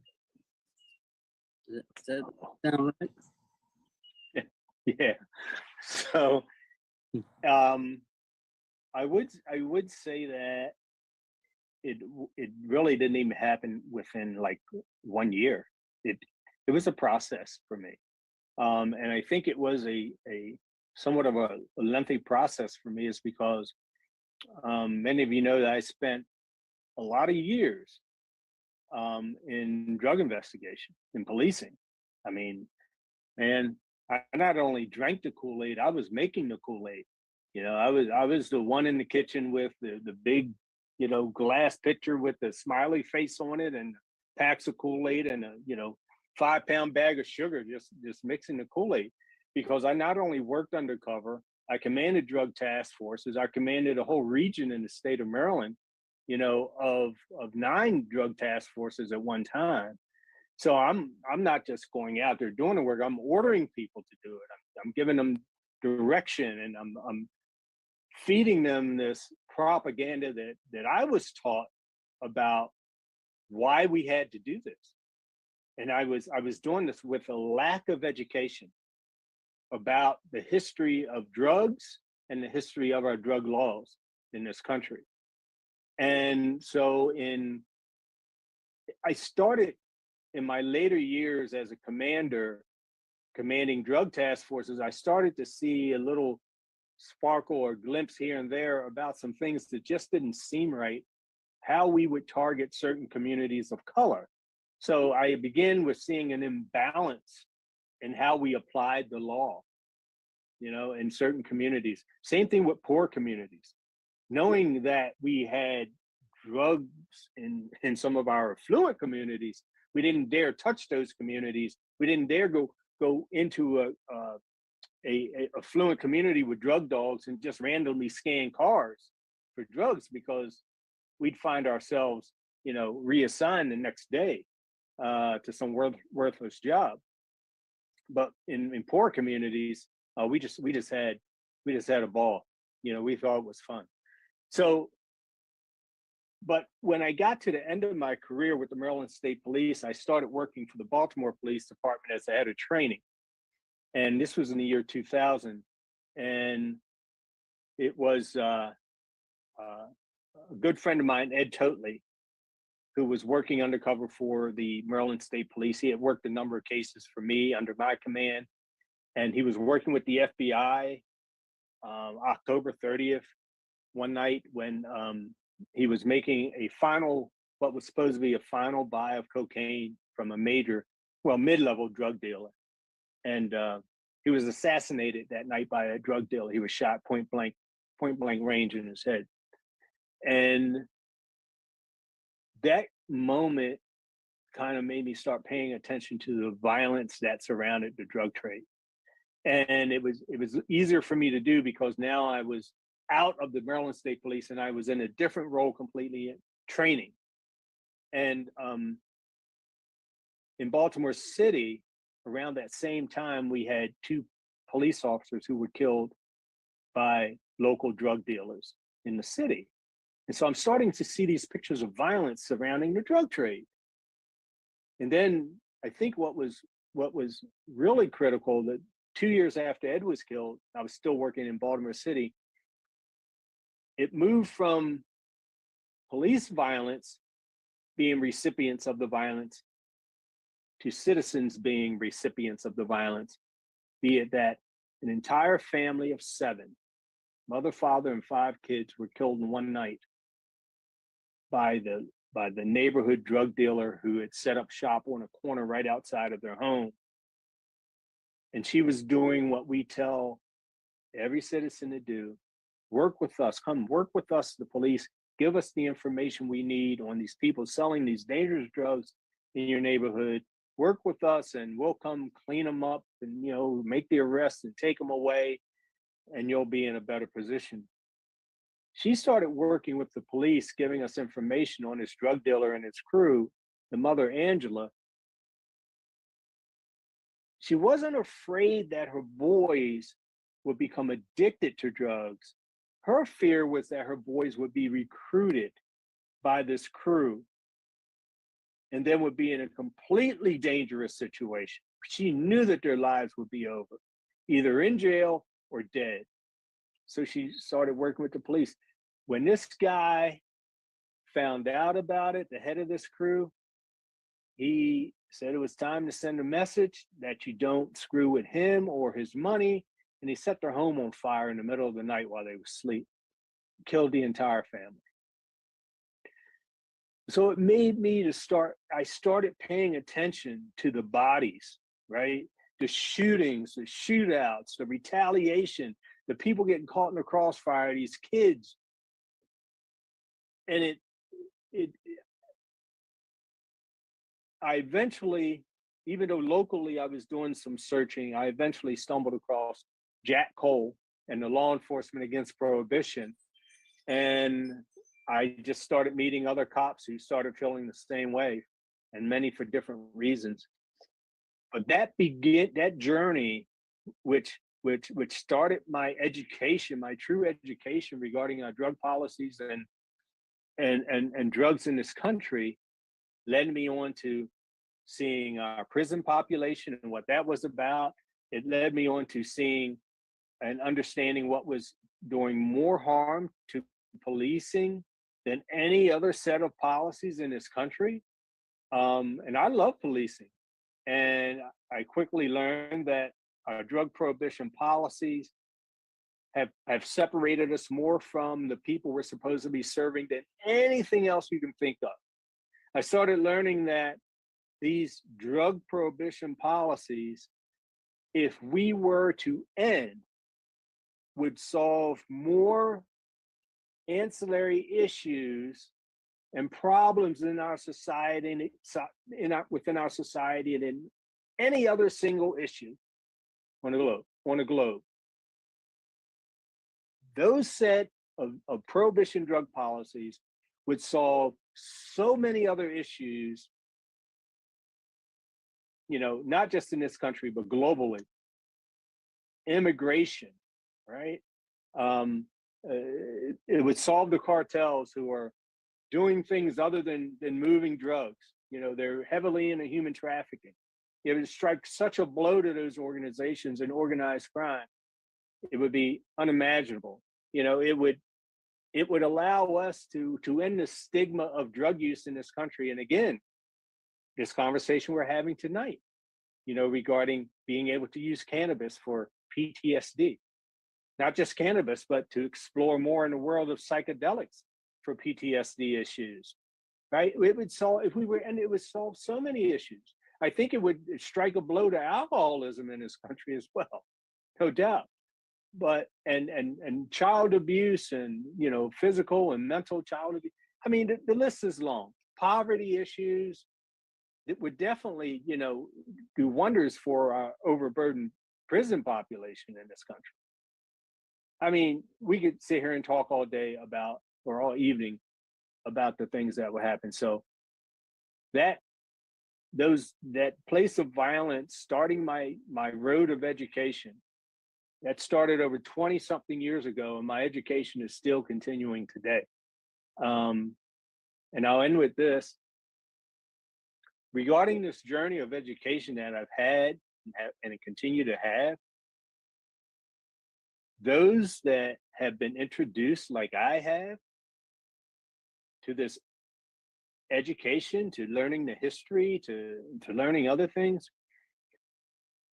I don't care what your journey is like. I don't care what your discipline is. I don't care what you've done, what you plan to do. Once you've started this journey toward ending prohibition of cannabis or anything else, once you start down that road, I've yet to meet anyone that has stopped, turned around, and headed back toward prohibition. Not one single person, and I've met thousands. They may have slowed down a little bit, but they've never reversed their direction once they started moving to where we are on these issues. Some make it all the way to the end, like I have. Some pause in the middle, only go as far as cannabis, only go as far as psychedelics, but no one has ever turned around and headed back in the other direction. Going along that line of discussion, I think Wade Laughter had a follow-up. Yeah, again, I really wanted to thank you for joining us this afternoon. This has been an amazing and educational conversation. My question originally was about uh, the interest in particularly mushrooms, but other forms of psychedelic therapy. But you brought it up and covered it pretty thoroughly that you think there's area of interest there, and then made reference to the idea of decriminalizing drugs as a whole. I was going to ask you what you thought about how Portugal is handling drugs in the use of drugs in their communities. But you've just done an amazing job of covering the bulk of what I wanted to ask you about already. And so I guess I'll just close again by thanking you for taking the time to talk with us this afternoon. And I think we could all look forward to ending the war on drugs and treating drug addiction, because there are drugs that have high potential for addiction and little, if any, redeeming medical value, which is the whole concept of scheduling. But cannabis obviously doesn't fit in there. And I think informed as versus political choices would be ideal in this area of policy. And I'll stop there, sir. Thank you. Yeah, sure. And you mentioned Portugal just real quick. Absolutely wonderful. Their harm reduction approach to drug use is just, it's special. And I know that members of the law enforcement community, high-ranking folks have made trips, along with some of our political folks have made trips over to Portugal and have looked in deeply into their program over there. I'm very excited about it. Unfortunately, it hasn't moved too much here. But when you look at things like psychedelics, you know, we worked on decriminalizing them in the district, you know, in Washington, D.C. We worked on some of those policies out in the Northwest. We worked on some of those issues in Canada, by the way, along with cannabis in Canada. We had a very strong branch up there in Canada right prior to them legalizing cannabis there. But psychedelics, I just returned a couple of weeks ago from a retreat in upstate New York of law enforcement folks who were talking about police officer wellness, health and wellness. And it was primarily about psychedelics. What do we think about the potential? You know, and it followed really what you guys have done in the veteran community regarding the use of psychedelics for PTSD. I'm excited about that. Again, I was advocating for it. We've been working with MAPS for a very long time, you know, regarding psychedelics and decriminalizing psychedelics, and you know, the research that still needs to be done and should be done. But this retreat really got me excited. And you know, hoping that somewhere soon down the road we can begin the use of psychedelics within the law enforcement community as it relates to you know, PTSD, depression, and some of the other things that we're challenged with and dealing with. Thank you. Councilmember Al Byrne, you have a follow-up. No, actually, I don't. Neil, the talk of Portugal just gave me a question. As you're aware, the medical community in the United States is pretty much centered on their own research. In other words, I've used the term ethnocentric a lot. The research that our government looks at is ethnocentric U.S. research, whereas the rest of the world has done quite a bit of research on their own. And while that other research medically is ignored, I'm wondering if it's the same for law enforcement. I mean, you have a place like Portugal, you have countries like the Netherlands where cannabis has been some sort of legalization for quite a while. Has their violence level dropped in these places, or has it increased? And the next part of the question is just like the medical situation, does anybody in the United States pay attention to that? Yeah, so again, that's one of the reasons we have been advocating for, and LEAP was also trying to build its own coalition of law enforcement police chiefs to send over to Portugal. And you're absolutely right, the violence has decreased in places like Portugal. But one place in particular is Switzerland, where Switzerland has a heroin maintenance program, and what the police, initially when, President Dreyfus in Switzerland, implemented this program, they weren't on board. But then when they started in violent crime, property crime, and theft, they immediately, got on board with it, because as any police officer would tell you, many times when it comes down to these robberies and these thefts and so on that you see on a daily basis all the time, it's users who are trying to get the money they need to support their habits, right? So, because we've created a society that pushes them out to the margins of society, right? We ostracize them, we kick them out of their jobs, out of employment, they have no money, we put them in jail, they come back out, they can't get employed. However, they still have their addiction and they still feel the need to feed that addiction. So what do they have to do? They have to buy it from an illicit market, which means they don't have a job, they got to go steal money. They got to go rob somebody. So the police started saying, wow, this is great. We're seeing reductions in these types of crime. So yes, the evidence is there. But again, the challenge is getting our people here to admit that we were wrong, to admit that we do not have the best or the right approach to dealing with this issue of drug use in our country.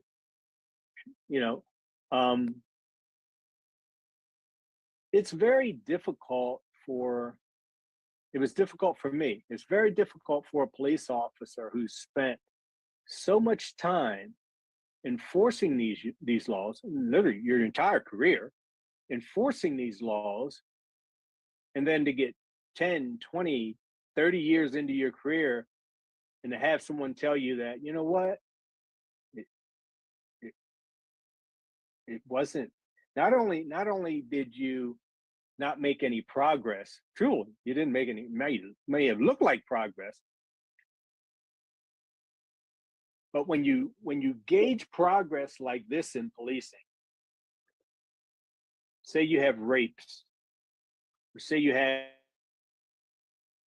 burglaries in a particular area, and you finally latch onto the person who's committing the rapes, or you finally latch onto the small crew that's committing the burglaries or store robberies, you know what?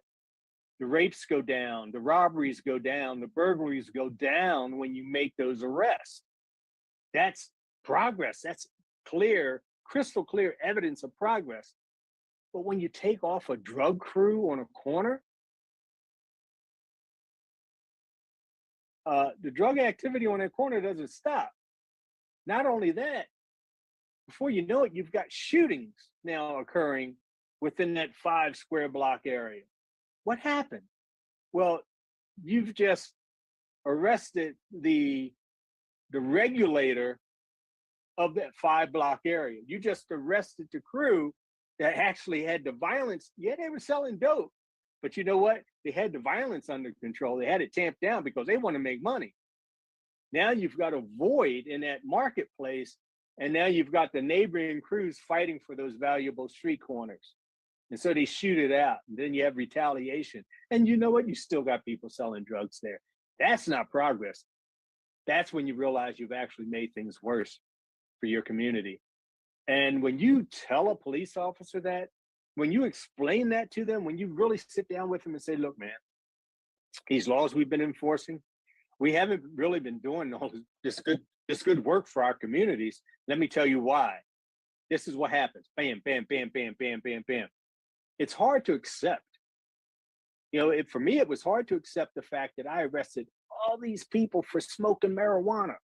All these people, all they did was just smoke a little bit of weed, a little bit of cannabis, and maybe sell me a dime bag, back then, or, a couple of grams here, a couple of grams there.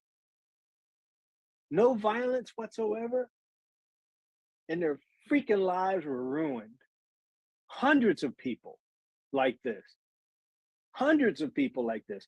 And now to tell a cop that, you know what, that wasn't good for that wasn't good for your neighborhood or your community. That actually made it worse. And here's why. You just gave all these people criminal records that they really didn't deserve because of these screwed up policies we had. Not that it was your fault,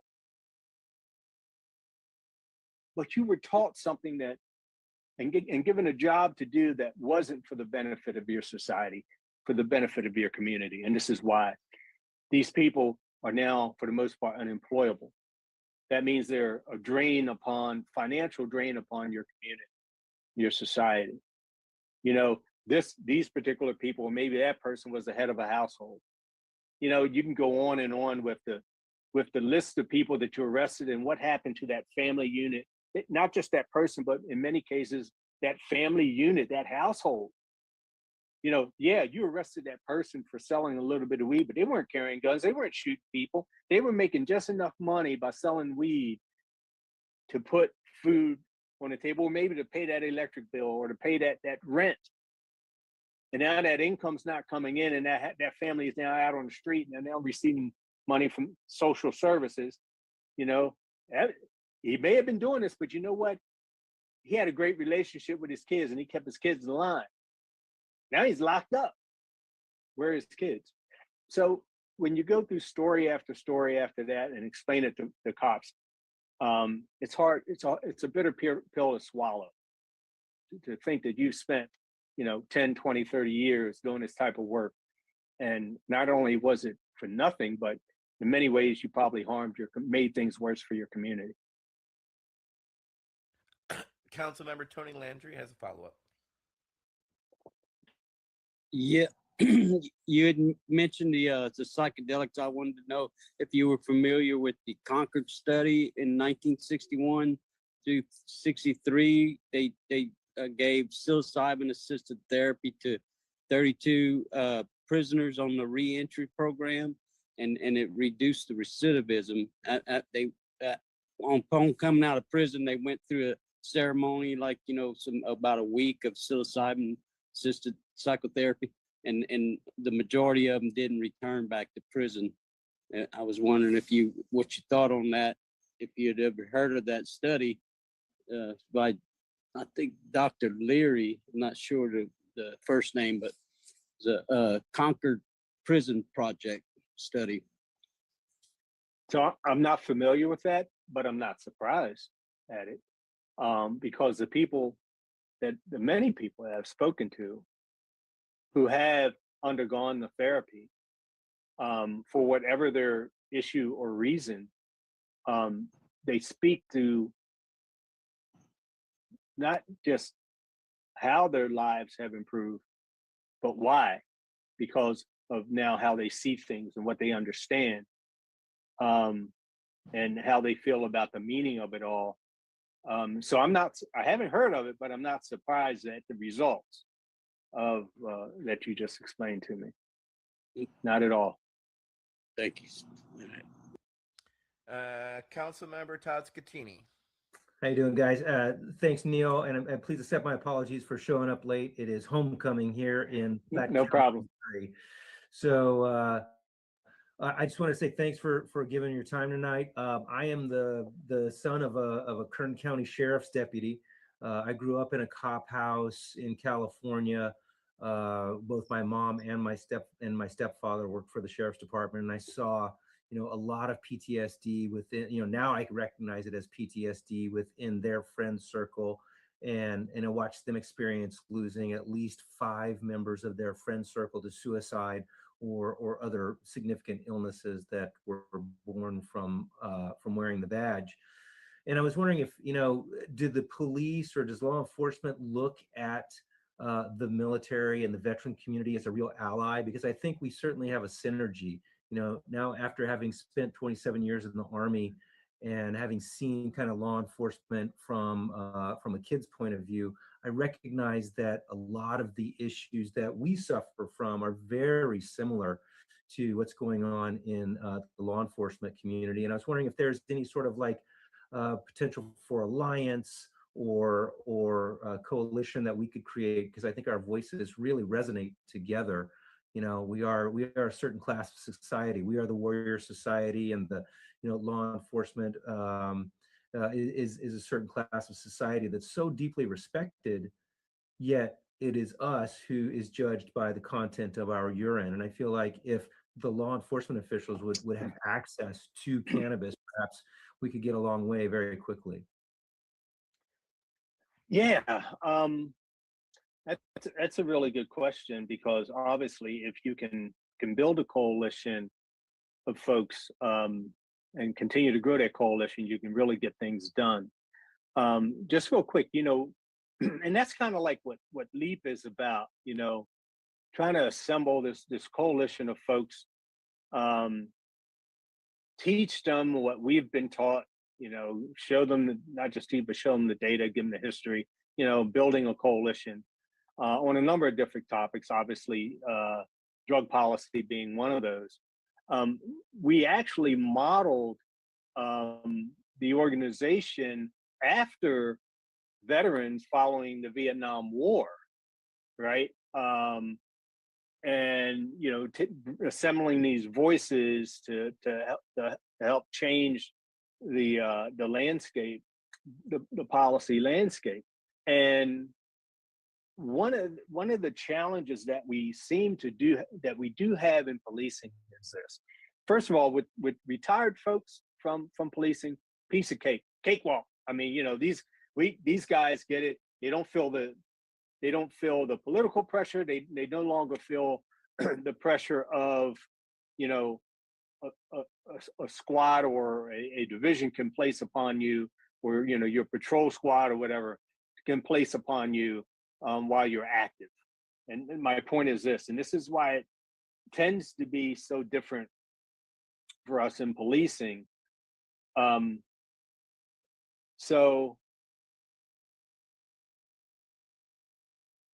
we have this thing in LEAP that when we're trying to convince law enforcement of these issues and where we need to go and what we need to do, we really try to stay away from doing it in a group setting. In a group setting, what we find is that we'll start the conversation. It could be at the FOP Lodge, it could be at a convention somewhere or at a conference, and we have the group setting. They're in the room, they're sitting, they're listening intently. And as we start going and talking about this, doing it in a good way, that work, you'll see them, the heads perk up, they'll sit up and they start leaning a little forward. And they're like, damn, I never thought of it that way. You can just see eyes open up. Then all of a sudden, the good old, how can I say, the cop's cop, right? The guy that's been there for 25, 30 years, yeah. who's sitting back like this, and he'll say something like, say we're talking about, so we had the question about driving under the influence of cannabis, right? And he'll be sitting back and say, yeah, come on, man, this is a bunch of bullshit. You know it, I know it. Everybody in here knows it, that we're going to have people driving stoned all over the daggone place out there. There's no way in the world we're going to agree to legalizing cannabis. And he uses the word like we and us and all that, and he's looking around at people.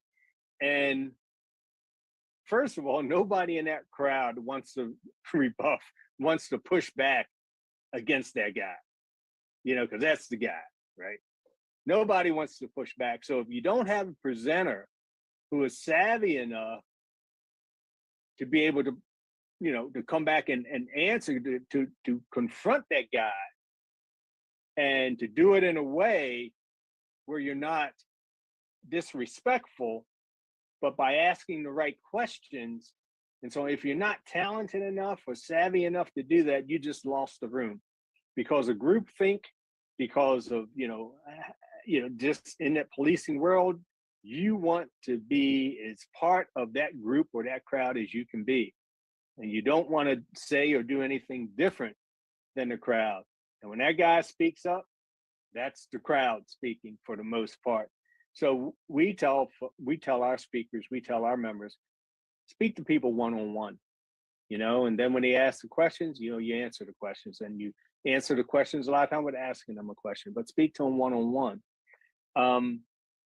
It's hard. It's very difficult to get an active cop, especially if they're like members of a drug squad or a drug unit or another unit. It's very difficult to get them to do something that's different than the rest of their squad or crew, because they don't want to be ostracized. They don't want to feel like when they're out there on patrol, they don't want to feel like they're by themselves, because they want to make sure they get backup when they need backup. And it's just a very interesting world.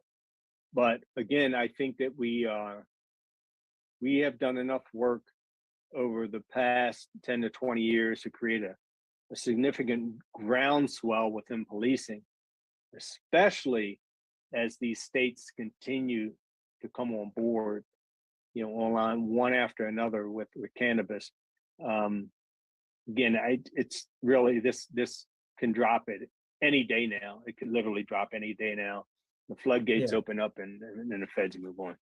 Are there any police forces that you know of, Neil? I know the New York Police Department initially they had dropped testing for THC, but then immediately put it back on. Are there any police forces that you can think of in the U.S. that are no longer testing for THC? That's a really good question, and this is why it's a difficult question to answer. Is because in most states, by far, it's not that the police department that sets those standards. It's not an individual police department. It is, in some states, they refer to as the police certification regulatory as POST, Police Officer Standards and Training, which is run by the state, and they certify every police officer who's hired by an individual police department. In the state of Maryland, it's called the Maryland Police and Correctional. No, it's no longer correctional. Maryland Police Training Commission. So they set those standards of testing for THC. There might be a few states where you can do it as an individual police department. Now, you can set higher standards, but you can't go below what those state standards are. Thank you very much. Thank you for that. Councilmember Alburn. Neil, we're getting close to the end, and I wanted you not to depart from us without saying you're forgiven for arresting all those cannabis people in your past. You did your job. We've all been where we had to do our job. Yeah, you're welcome. Just to support your position now, which of course I agree with. You might know this book, but it was written by a guy named Scott Baum, and it's called Smoke and Mirrors. It's probably 20 years old, and Scott interviewed 200 government employees, ex-government employees, who had been somehow involved in the war on drugs. And now they were ex, and he asked them, did you think you did the right thing? And they said, at the time I did my job, but I would never do it again. Now I think that the number was 199 out of 200 of those men and women thought the war on drugs was not the right thing to do. But Neil, thank you for your service. You've done a good job for a lot of people in a lot of places. We really appreciate it. Thank you. Thank you. And I just want to, say this, and of course, thanks for that. I appreciate that, Al. I'm involved in I'm actually a plaintiff, one of a few plaintiffs in a lawsuit against the Department of Justice right now regarding medical cannabis and the Second Amendment. As a matter of fact, I'm hoping to be able to make the October 12th. There's going to be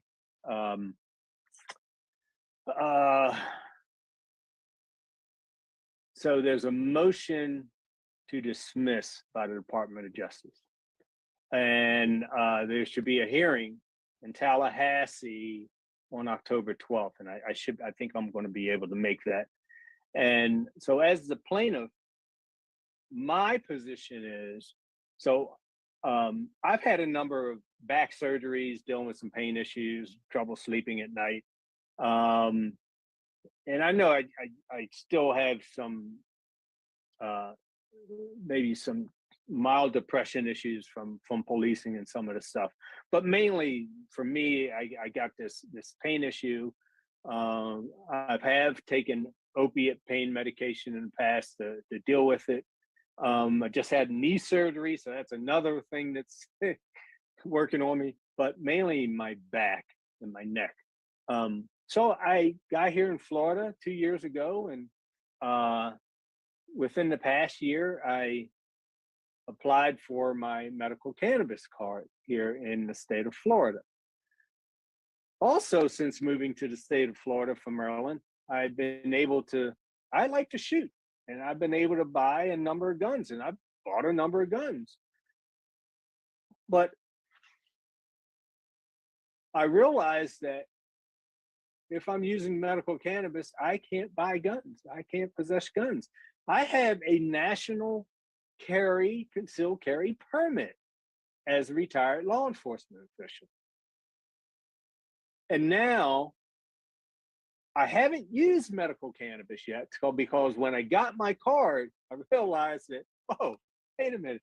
On this federal form, I can't lie and check no as to whether or not I use an illicit drug at the federal level because cannabis is still illicit. So if I lie, I go to federal prison.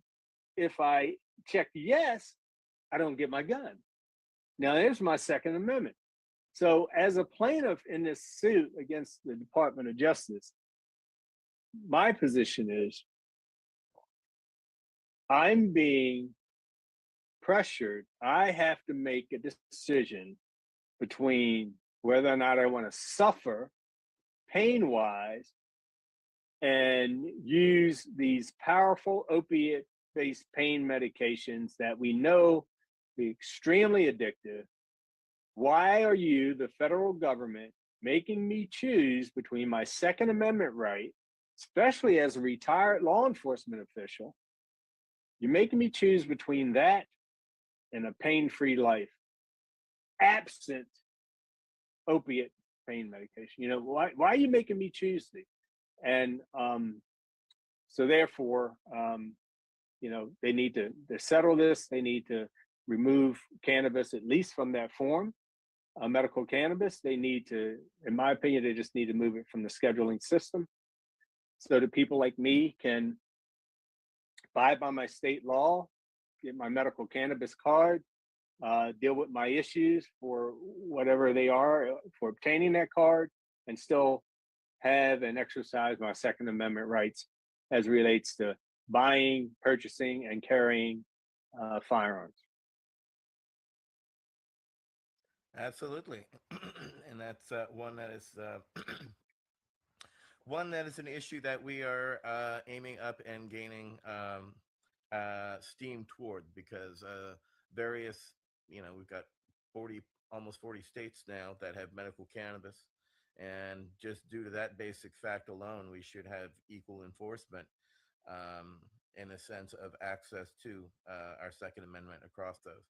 I, as a dispensary owner here in California, I can't own a firearm either, and that is has its own problems and issues of being one. I'm a combat veteran. I know how to handle my weapons, but at the same time, it's the laws that are inherent around me dispensing medical cannabis, as well as, you know, being a veteran on top of that. But it's something that we need to also be inclusive of is, and one of the things the Veterans Action Council wants to do is we want to be more inclusive of our police and first responders, especially in the talk on PTS and suicide, because I know that there's a lot of focus specifically on, you know, veterans and veterans focus specifically, but as you stated very succinctly at the beginning of our discussion, how high the suicide rate is amongst LEOs as well as first responders. So in talks of post-traumatic stress, Second Amendment, et cetera, I hope the police force and first responders know that they have allies in us veterans, and that we are here, and as voices that we are here to lend a hand and our voices to the cacophony so that it can be heard loud enough so that we can move things forward. That's it for our discussion for tonight. I want to thank Neil Franklin for joining us. Needless to say, it was a challenging situation with the hurricane that came through yesterday. And again, all the best to your friends and family and to your community there in Fort Myers and the surrounding areas there in Florida. And thank you for taking the time to join us tonight. Do you have anything that you'd like to talk about or plug, or any events that you're coming up that you'd like to speak toward?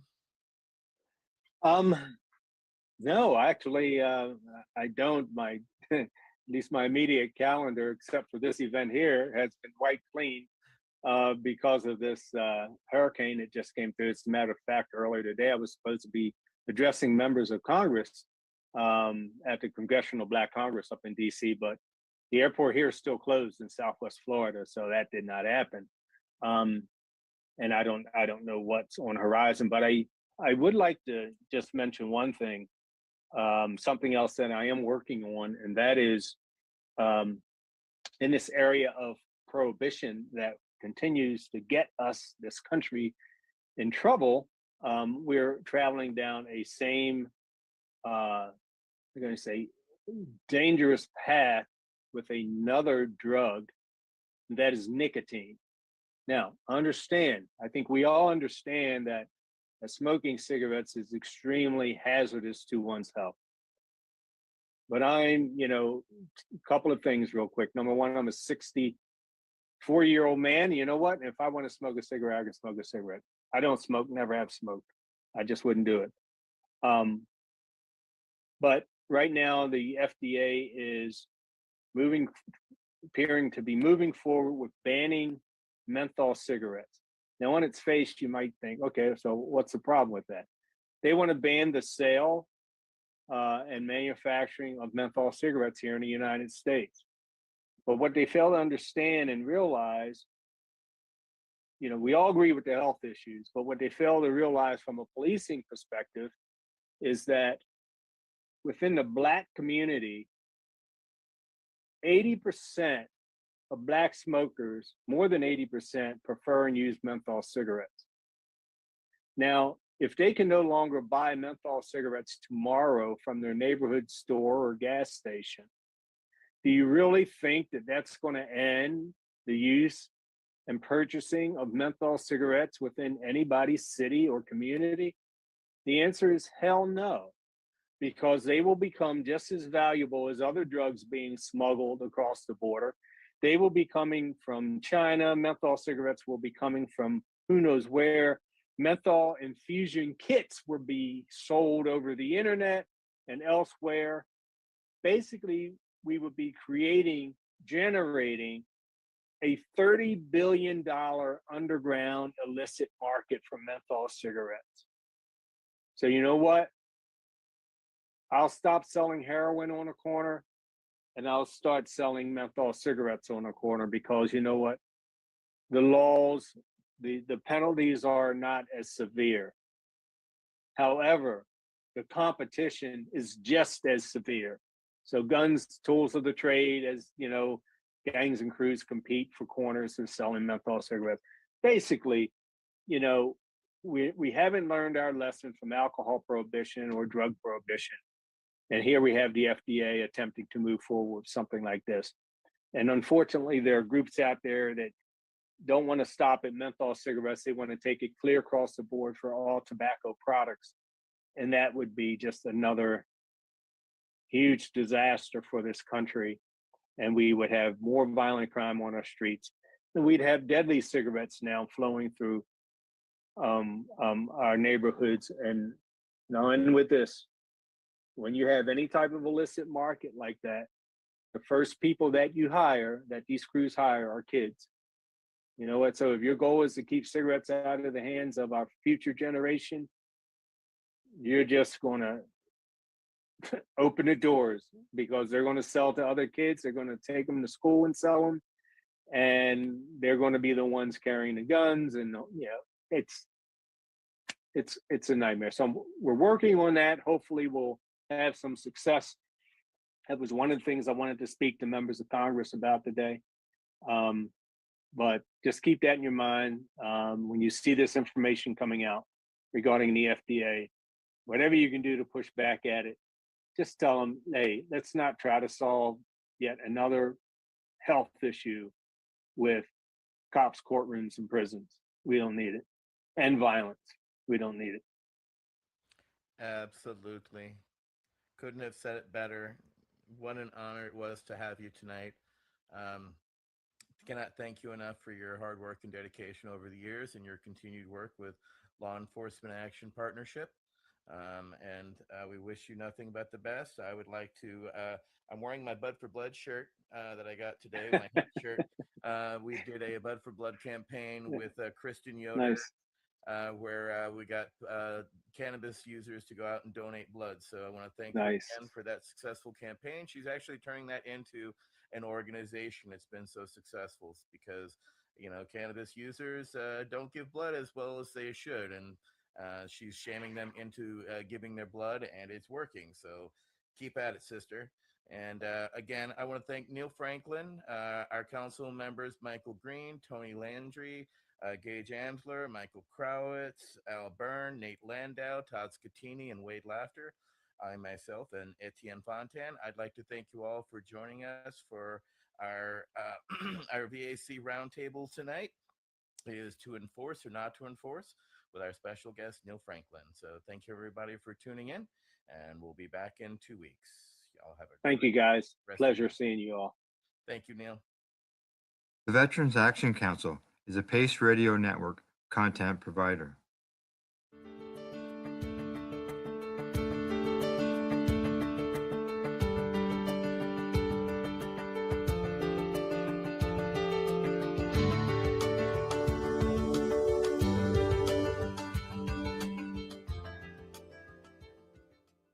You're listening to the Pace Radio Network here at paceradio.net.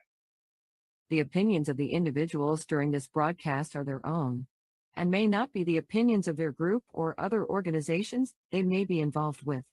All medical advice during our broadcast is not a medical opinion and should be checked with your medical physician.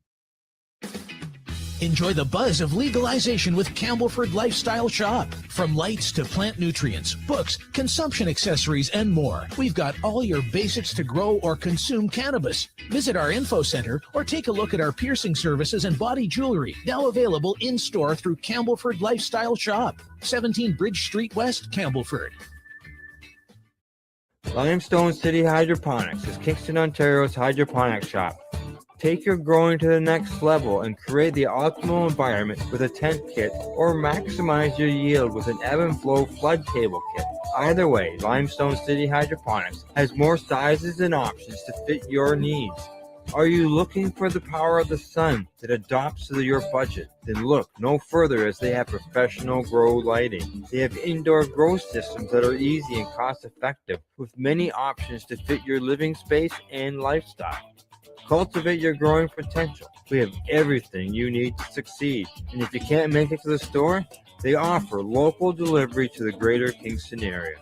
Remember, when you're looking for experts to help you grow, then look no further than the locally owned Limestone City Hydroponics, 105 Sunderland Drive in Kingston, Ontario. Call them at 613-548-0420. We are people advocating cannabis education here at paceradio.net.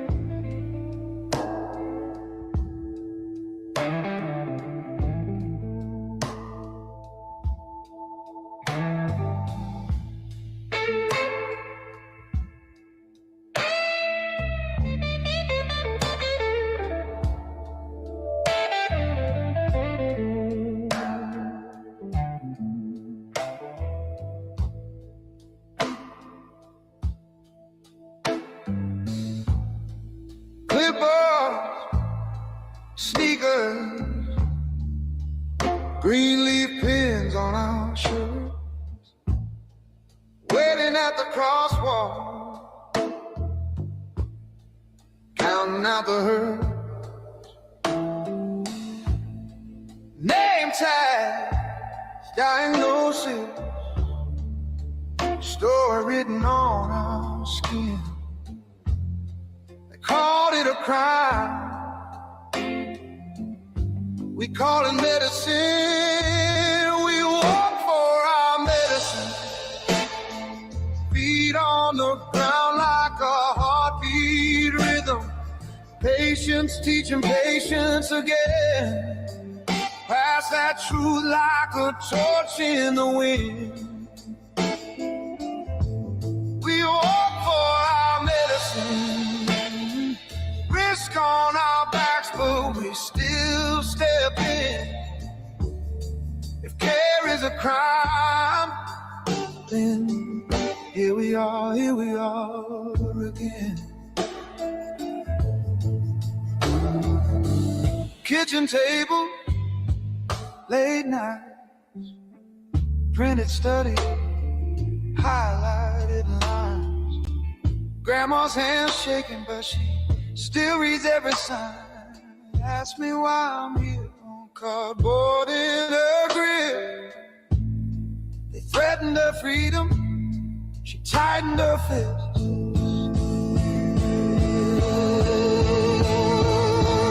Hands up, sleeves rolled, scars out, stories told. Arrest us for healing. Say it loud, say it bold. White coats watching, but the waiting room's the street. We bring the clinic to the concrete.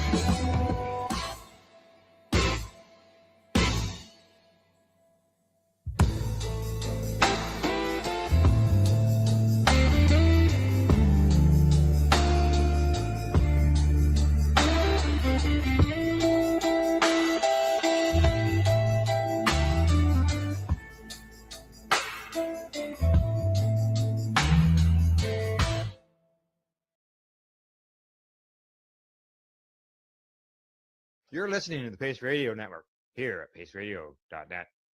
The views expressed by the individuals during this broadcast are their own opinions, and they may not be the same as those of their group or other organizations they may be involved with.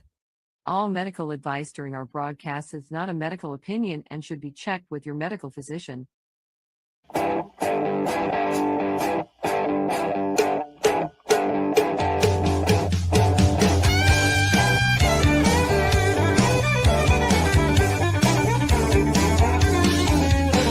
I woke up this morning with a crack in my head. 12 grams of Good evening and welcome to the Pace Radio Show. We're live here at paceradio.net, 420pace.ca, as well as at our social media locations. Good evening, Tamara. How are you doing? Oh, hanging it out. How about you? Well, I'm watching the snow fall and the rain fall instead of watching the roots grow. So that's always a good sign. Yeah. Yeah, no, the weather's been pretty unprecedented out here as well, and it's really causing some effects on my rheumatoid arthritis and what's going on. Yeah. So, headaches and all kinds of lovely things, and it just seems to be, then the Yeah, it's- virus and having not to be able to take the medications that I need. So it's just been a lot. The last 4 weeks have just been. Well, yeah, anybody's affected by the weather, it could be under a roller coaster. Like today we had rain. through tomorrow, they're calling for 25 centimeters of snow. Yeah. Yeah, no, we're just supposed to continually get rain and moisture, which is not bad for, like, we need it. Like, I'm not saying that for, we don't want forest fires, but for anybody with a rheumatoid or immune or inflammatory anything, when you've got that much barometric pressures going like this all the time, Yeah. it's causing some havoc. And like I said, depending on your medication regime, you could be fine. Some of us aren't so fine. Yeah. But Yeah. that's just the way life goes when you live with chronic illness, right? Exactly. Well, what do you say? Should we bring in our Yep. guest? Yeah, so tonight we'd like to introduce you to Melissa Ellsworth. She's been a longtime patient cannabis activist and advocate from Nova Scotia. Now, Melissa's been working hard for the last 10 years and fighting with WCB because her start of this, we'll ask her to kind of tell the story, but this all kind of rolls back from an injury, a job-related injury that rolled her into where she is today. And yesterday, I believe it was, she had her intake for May. So from having a work-related injury to going to having a perfectly normal quality of life to where she is today has been a drastic degeneration in the system. Wow. And so I would like to introduce you to Melissa. Welcome, Melissa, Howdy. to the Pace Radio Show. How you doing? Can't complain. Can't complain. Yeah. You haven't got the flu, right? No, and I'm not. No. One thing I want to clear: I'm not in a hospital. I'm just in my comfortable bed, just on a heated mattress pad, because the weather here has been horrible, and tomorrow's infusion day, and yeah. So this would be you would be one of those people that we were talking about before we introduced you, suffering from and dealing with the weather changes. Yeah. And other things as well, because she's also been detoxing from some of the medications that she's been on too for the last little bit. So the first question, because a lot of people, like we were speaking about before the show, a lot of people don't know who you are or what you're, where you came from and why you're here. So the first question we want to ask is who you are and how'd you get involved in cannabis? I was a nurse. I was working in psychiatry. I worked at pretty much everywhere. In 2006, a patient, I ran in to rescue a woman. There was a patient in there that possibly could have killed her. And I went in to get her out. And as I was running her, that got the patient through the chair. And I didn't know it was a chair behind me because I could just hear like a helicopter coming. So I knew something was coming. I knew it wasn't a knife running from the kitchen. I knew that, like, I was listening. It's funny how your brain can kind of try to differentiate sound so quick. You know what I mean? In those split seconds. But when it hit me, that's when I realized what it was. It was a wooden chair, and the seat part had hit me at just between the shoulders and the back. And then the top or the back part did, like the part you put your back against, but then the top part had come down and on top of my head. And I had my glasses on like prior to that because he was in a therapeutic quiet room for his safety, for other patient safety, due to issues and stuff. And when the next shift came on that morning, the psychiatrist that was on wanted to let him out for a little bit on his own to see how he'd do, but I don't think anybody checked that room before they let him in there because it was all glass. I remember I was running with her towards the door. All their faces just like dropped. So I knew something was coming. And it was the chair. So I got her out and I went to emerge. There was a lady there that was there for 5 hours with chest pain, a guy with a 2x4 with a spike through his arm. Like I wasn't going to be seen. So I back to work upstairs and I just sat in the staff room with the lights down low for a little while. But then towards the end of the shift, like I could really feel like I got that happened around 11:30. And towards the end, as the day went on, I really felt like I got my bell rung. Like I could hear like my bell was rung. because it felt like my teeth Yeah. were vibrating, and like I just felt, and by the time I left, I had a pound headache. So I went home that night, and then the next day was the day that it just, from then on, just everything went sideways.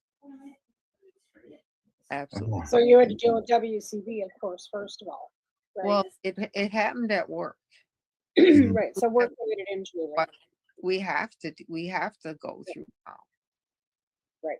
And prior to that, there was, I think that we had made the Chronicle Herald 3 times. Our unit, the unit I've been injured on, had made the Chronicle Herald, I think, 3 times in 1 week for nurses being assaulted. Mm. Right.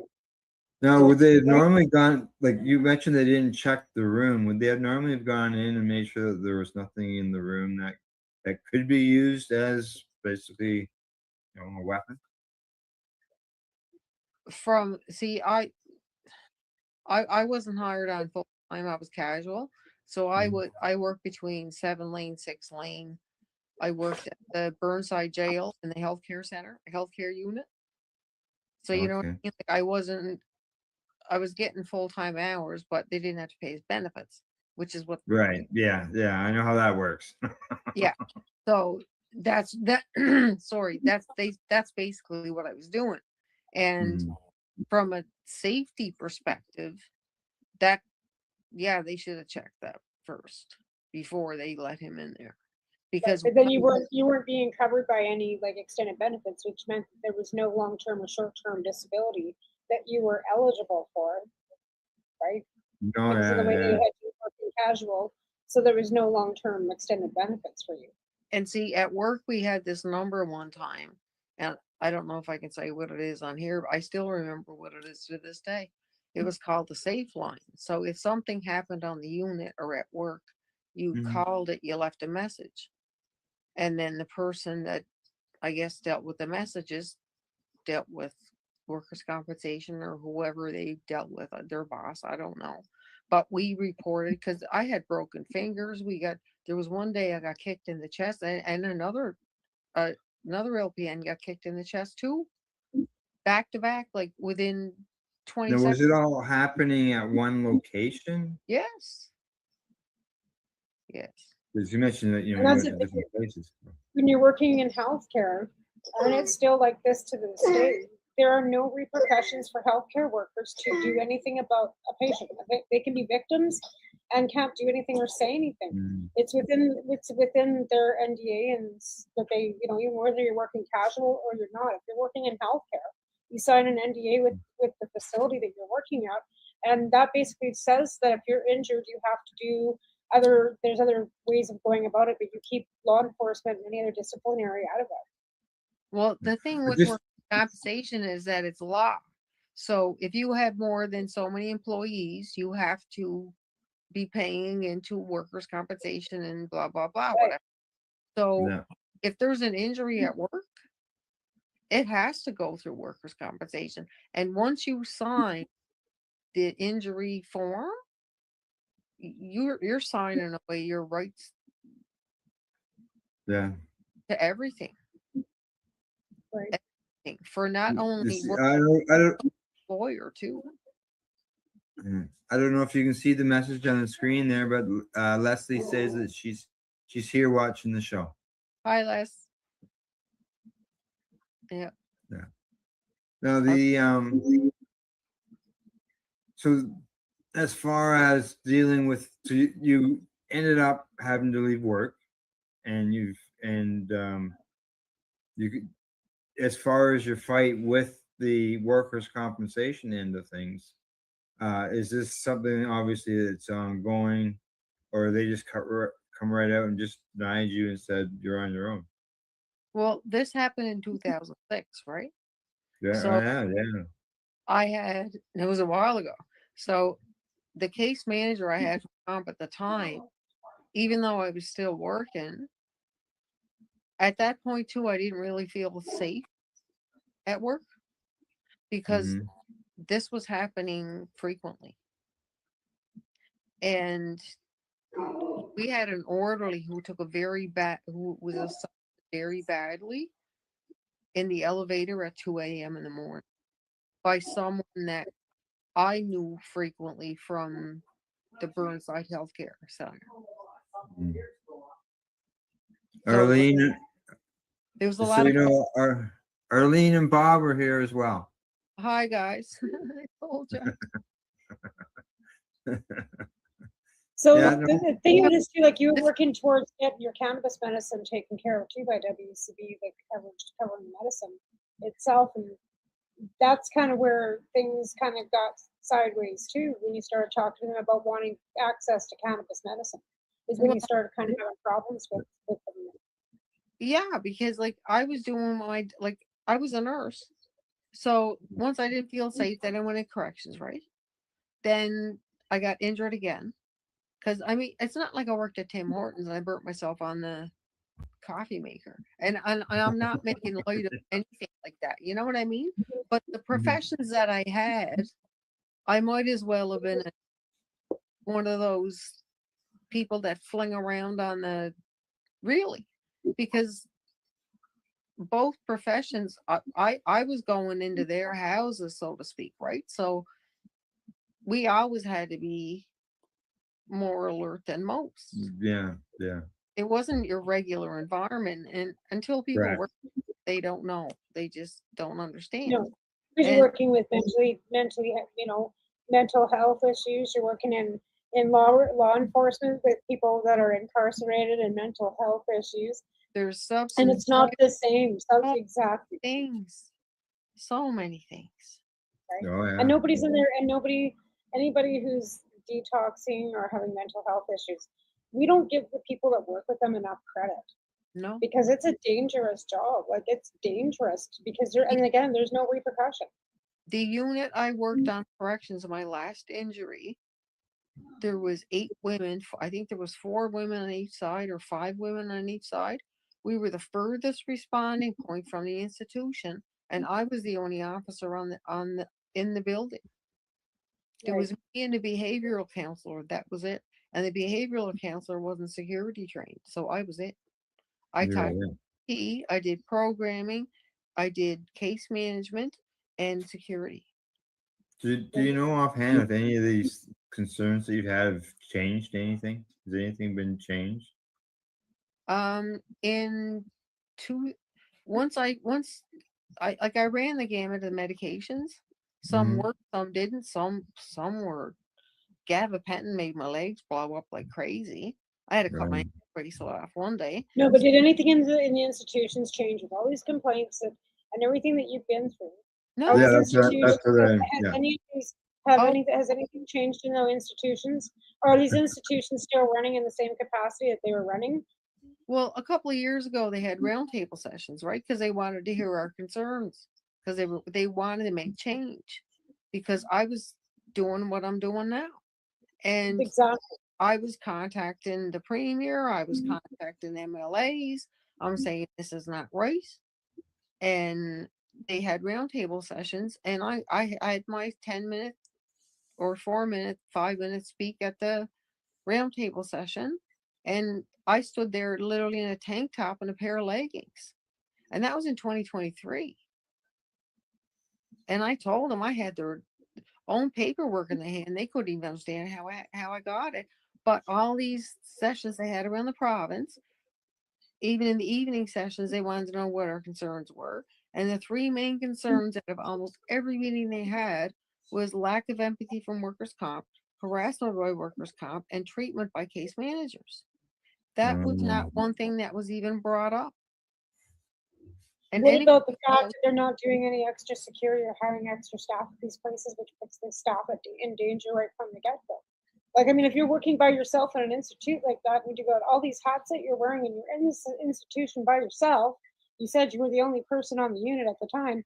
You're in a unit with 25 other people that have issues, whatever their issues were.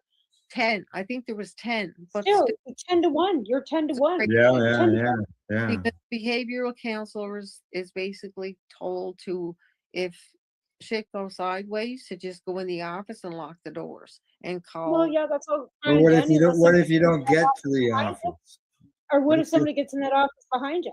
Like, I mean, this just doesn't seem like any of the protocols that should be being used for a unit like that. They weren't, and that's why I ended up in this position as well. Because then my employer tried to deny that the injury even happened because behavioral counselor was behind two sets of locked doors in the bathroom, didn't tell me they were going there. So, to my knowledge, they were on the unit. Mhm. My God. It just seems like a lack of, it just seems negligence Yeah. on the So institution. It seems like negligence by the unions. It just seems like negligence by the employer. All around. now what? Okay, you mentioned that the inmate hit you with the chair, got you in the back and on the top of the head. Have they? What's the actual? Is there an actual diagnosis for what they say the injury is? They didn't accept the diagnosis until 2010. And After a second. but I'm wondering After that, a second injury too, right? Like she was injured twice. So she was correct. first injured in 2006 and re-injured again a second time, and they didn't accept either diagnosis till 2010. And they tried to combine both injuries into one claim. Okay, and they as compensation people. But Yeah. as far as what are the doctors what's Oh, the they're telling them, but what yeah. patients going? That's the problem. And then you add the cannabis medicine to it, and the fact that they will cover all the treatments and they all won't this that everything else except the cannabis. I And know. then they did for a bit, and then they told her that you tell us, so like, because I don't want to get this wrong, but they were allowing a certain amount, and then they cut it back to a certain amount, and then would cover a certain amount. So kind of like the same thing they do with the veterans, like market price $850, cut back to $650, same type of thing, right? So that's what I like. You know what I mean? Like, there's so many things that intricately from 2006, which is 20 years ago, by the way, Mhm. everybody. That's 20 fucking years Yeah, ago. 20 years, Who's yeah. been dealing with this? Yeah. Yeah. And Right. anybody that knows me, and my doctor even said, she said once, because I ran the gamut of meds, I did. I jumped through the roof. And then once they put me on Nabalone, and Nabalone worked kind of, but not really. And I was having some issues with that. So that's And what, so some people may know Nabalone is a synthetic THC. yeah. Yeah. So that workers' comp had no problem covering. So he switched me Yeah, to pharmaceutical, yeah. he switched me to cannabis. That's when, and I was nervous because I worked for the government. Even though I Yeah. wasn't going to be able, I was never going to be able to go to work in that capacity again. I still could have worked in parole. I still could have had some, they could have still had, like, there was no undue hardship there. I Mhm. mean, Right. 20 years later, I'm Right. still, I think But I'm again, still, this is also lacks the fact too that you have lack access to doctors and medical care too. yeah, because I had to move So back. systematically, you have like where she worked institutionally systematically broken down. Then she's got WCB that's kind of like broken down. Then the lack of health care in Nova Scotia, which has also led to this. So there's like so many systematic like levels of neglect on this, but at the end of the day, it's all based at the government of Nova Scotia's feet. Like, this isn't a federal. This is a and Yeah, Halifax. yeah, it's provincial. Like, Correct. It's this is provincial. sitting right at the base of the government of Nova Scotia's feet, even WCB. Like, that's Yeah. not even a federal thing. I'm not trying to differentiate, but I am. This is all government. And the thing is, WCB is not. WCB is regulated by the government, but it's a private insurance company, and that's what I think a lot of people don't understand. Is that you're fighting a private insurance company, and all the government does is regulate them. They can't tell them to do anything. It's the same type of thing. But then at the end of the day, healthcare is part of government regulation, Well, right? get this. I can go to the liquor store and pay $140 for, I'm trying to, it's over there, but I'm too sore to get it right now. It's called Big Bag of Buds, and it's ultra. Yeah. It's about Al 140 Rap gets that. 140 bucks because sour diesel is the strain. I went 36 months without a headache on sour diesel. Oh wow. And I was put on and 20 pounds. has the access to sour diesel been eliminated for you? Yeah, because at the time when I was approved, they didn't have a policy. I set the precedent. I think, I don't know. And then all of a sudden, right after that, they come out with this ridiculous 9% THC cap, 4 grams, and stuck with it. And I'm like, you can't Oh, get 9% at the liquor store. 9%. They Yeah, capped like they've you. limited, like, I mean, she can buy whatever she wants, but the only thing that they're going Sure. to cover financially for her is something that's not going to work, Yeah, which is right? why, yeah, Why buy it if it's not going to be why, effective for her to begin with? But again, like, why limit her to 9% THC when that doesn't yeah, even exist? Like, who, like, I don't even know if you can get a 9% because THC Couldn't. strain. Only Like a flab. limitation on, like, and like, what my understanding is, I don't know, was it the doctor that put you on that 9%? Like, who put that limit on it? My doctor's prescription is 8 grams a day with no limitation. Right. So who put this who, 9% THC who capped limitation it? on? Workers. Well, how the hell are they putting a cap on that when they don't Oh, even can't. that's ridiculous. They're not Health Canada. I would just tell them to get bent. But they say they're following Health Canada policy. But I had a grow license from Health Canada for 8 grams a day, no issue. Same medical condition. Yeah, and but when it comes to the coverage, because Why? when they When it comes when to the average, the general average of the prescriptions that are signed that are directly the patients are dealing with the licensed producers and all that Mhm. is usually around 3 grams. But Well, it's ridiculous to expect anybody to be able to go out and find something that's 0.09% THC. Like, I mean, the exact dosage that WCB is expecting her to get. Like, that's it's ridiculous. that is Mm. one when my LP called the other day for asked me to put in an order. And the only two things available at my LP were a CBD strain with less than 1% THC Mm. and another strain that was only like 6%. And I think That isn't gonna, but CBD. that's not gonna help you either. No. Like, I don't understand how they can expect any of those limitations on, like, I just, like, that flabbergasts me. That, and I get the understanding of them covering it for cost-wise, I can but get that's a pile of ridiculous. gummies, but imagine what my digestive system will be like. Mm. Oh yeah. You got to eat a pile of gummies at I've 10, only been 10 milligrams. Like, to go down that road. yeah. You know, even the capsules I think are higher in THC than that. Mm. And I couldn't do, there were certain carrier oils I couldn't do because they really Yeah. bothered my GI system. I know of I know of a product that's available that you can buy, and they do ship across Canada, just so you Yeah, know. but you wouldn't be able to have it covered if it's not from the legal It market. wouldn't be covered. It wouldn't be covered by That's what I mean. compensation. Like, and that's the whole point of this. The whole point is that she Yeah. shouldn't have to have the 0.9% limitation No, or have yeah. it being covered by a legal market to have it covered by anybody. And that's the same with any patient. Like, we have this pharmacare from, coming out for Canadians. They'll cover veterans, but they aren't going to cover anybody else, and they're not going to cover cannabis under the Canadian Pharma Act, which I When think I is log crap too. When I log into my LP, it shows me that I only have 2 products available to me. And then above it, That's, it's the veterans, and there's 56. Yeah, I know. mm, And I'm not like, no shade to them. No. Pain is pain, and you know what I mean? Like, I don't. And here's the kicker, Al, you're gonna love this one. Remember, I don't know if I mentioned this, not Tamara. Half of I'm at 8 grams a day. That's why they're yeah. like, oh my God, I've been a patient since 2013. Yeah. So my opioid scripts have gone up. Everything else has gone up. Oh, that's not It good. didn't. Oh yeah, I went through. I It's not good at all.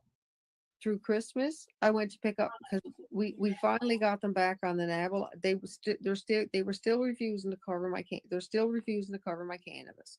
They increased it to 12%, and they still keep me at 4 grams a day, which still limits what I can access. Yeah. So when the LP called, I just said there's no point in putting an order in because I can't. There's no. It's a waste. Well, yeah, well, it's yeah. Waste of your money. It is. It's a waste of your money because if it's not going to effectively do anything to help you, just to keep a Then prescription, why to keep get it? Yeah. like why waste your money? Yeah. I'm Now, sure when you're it going to comes smoke to it. I'm sure you're going to ingest it, but it's still not going to do anything for you. normally, like, when you throw the, not even thinking about the cannabis end of it at all, when you deal with workers' compensation, there's quite often that there's a doctor at their end. And even though whatever your doctor has decided, sometimes their doctor, they listen to what their doctor says. Yeah, So that's absolutely. more than They likely where that 9 mil, you know, 9% THC comes from. They increased it to 12 when I Oh. kicked up. What happened was I went in, I finally get in to see a neurologist after Mhm. years of fighting. Finally get in to see the neurologist again. And he sent in a report, and the medical advisor there basically said, no, it has nothing to do with her injuries. It has not, she doesn't have this, she doesn't have this. And that was the end of that. And I'm what? So I filed a complaint with the College of Physicians. And within 48 hours, all that I did have PTSD. Imagine it took me this long. They admitted that I have PTSD and the trigeminal neuralgia and the occipital neuralgia. So that finally was in writing, and it was based on the same medical diagnosis that the first one denied it on. So it's literally like flip the coin. Yeah. I know it's ridiculous how they have these Lives these around. supposed physicians that have two different opinions on the same thing. One will tell you no, and the other one's telling Oh, you yeah, yeah. exactly. How in the hell does that? Can they? And the board will follow what theirs says. I see we It's got a flabbergasted. comment. Jennifer's commented here that that's why we need cannabis consultants on family health teams. Yep. Yeah, so that they help educate the other end of things. Yep. But they're looking for people that all have medical. Like that's the thing that holds a lot of us back is non-medical training. Because, like I said, when you go and they don't. First of all, we checked on Monday, Cheryl and I again to see if Health Canada was recognized cannabis as medicine. Lo and behold, they're not. So, and again, Cheryl is going to do all this, this research and stuff for microgreens and stuff for Haley. Because Haley, like, is like totally angry. Like after the show, Haley and I had a conversation for 20 minutes while Cheryl was on the phone with the doctor. You couldn't have done that with Cheryl or with Haley 5 years ago. It's like a totally like night and day, right? Again, thanks to cannabis, juicing and microgreens, and it's the alkalinity that they're finding in the raw juice that's helped her. And again, whether it works for everybody, you have to try it and see. Yeah, that's right, right? exactly. And see Exactly, but again, because Health Canada doesn't recognize cannabis as medicine, they're a big thing. It's, oh my God, 8 grams a day is a lot. And I'm like, hold on a second. Half of my 8 grams is THCA. I don't heat it. I don't. Yes, no buzz to it. No, it's preventive. So that's why since I've come back, I've deteriorated so badly too, because it was also preventing and treating at the same time. Yeah. Because I once as a nurse and someone with like such a head for medicine and like did all that, because if something new came on the unit, I'm like, oh, what's that? And if it had buttons and stuff, I was gone. I wanted to know what it was for. I wanted to know all about it. And I'm still up to date on all the latest medical stuff, just like I was going to work, because that's my jam. But when I ran the gamut and all of a sudden I tried the medical cannabis, it took me a little bit to find what worked and what didn't. Yeah. But I kept the journal and once I figured it all out, I'll tell you, it felt like for years I was trying to pound a square peg into a round hole. And then the round peg went into the round hole. All right. Let's continue this conversation about cannabis when we get back from our break. All righty. We'll talk about how you consume it, all that stuff. Okay, we'll get into everything when we get back. You're watching the Pace Radio Show. We are live here with our guest, Melissa Ellsworth, and we'll be back in about, let's see, I gotta hit the wrong button there, but we got 2 minutes, 3 minutes, somewhere right now. We are people advocating cannabis education here at paceradio.net.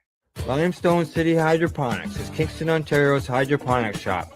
Take your growing to the next level and create the optimal environment with a tent kit, or maximize your yield with an ebb and flow flood table kit. Either way, Limestone City Hydroponics has more sizes and options to fit your needs. Are you looking for the power of the sun that adapts to your budget? Then look no further, as they have professional grow lighting. They have indoor grow systems that are easy and cost effective, with many options to fit your living space and lifestyle. Cultivate your growing potential. We have everything you need to succeed. And if you can't make it to the store, they offer local delivery to the greater Kingston area. Remember, when you're looking for experts to help you grow, then look no further than the locally owned Limestone City Hydroponics, 105 Sunderland Drive in Kingston, Ontario. Call them at 613-548-0420. Re-rolled Saturdays. Check it out. Nothing but non-stop cannabis and psychedelic programming. Find it at 420pace.ca. Enjoy the buzz of legalization with Campbellford Lifestyle Shop. From lights to plant nutrients, books, consumption accessories, and more, we've got all your basics to grow or consume cannabis. Visit our info center or take a look at our piercing services and body jewelry, now available in-store through Campbellford Lifestyle Shop, 17 Bridge Street West, Campbellford. Are you looking to get your medical cannabis grow license? Limestone City Hydroponics can help patients through the process of obtaining their license to grow medical cannabis. What's that? You don't have a doctor. If you meet the medical criteria, Limestone City Hydroponics has a nurse practitioner who can assess and provide medical cannabis prescriptions. What are you waiting for? Contact Limestone City Hydroponics at limestonecityhydroponics.ca or call them at 613-548-0420. PACE Radio is the People Advocating Cannabis Education Radio Network.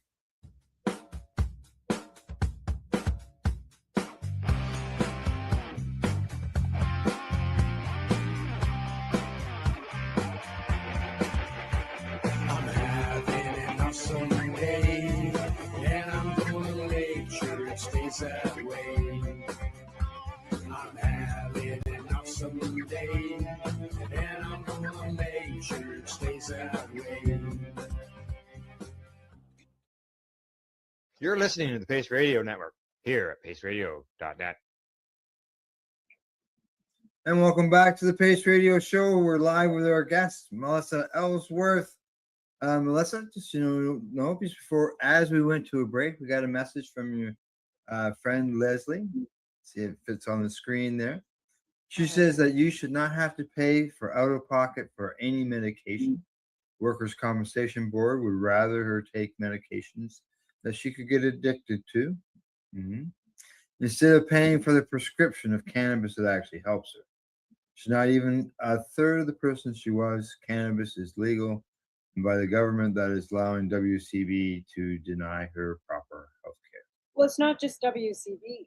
To be fair, it's the Canadian Medical Association. Period. It's the doctors that are being directed by the College of Physicians in every province not to sign licensing for patients. It's Health Canada not recognizing cannabis as a medicine. So this is not something that WCB is doing, Leslie. This is something that the College of Physicians and the Canadian Medical Association has been doing to patients forever. It's harm reduction too. It's all Yeah, part of it. yeah, big time. I've gone through my condition for 22 years now without any opiate prescriptions for my Crohn's disease. So yeah, cannabis is harm reduction for sure.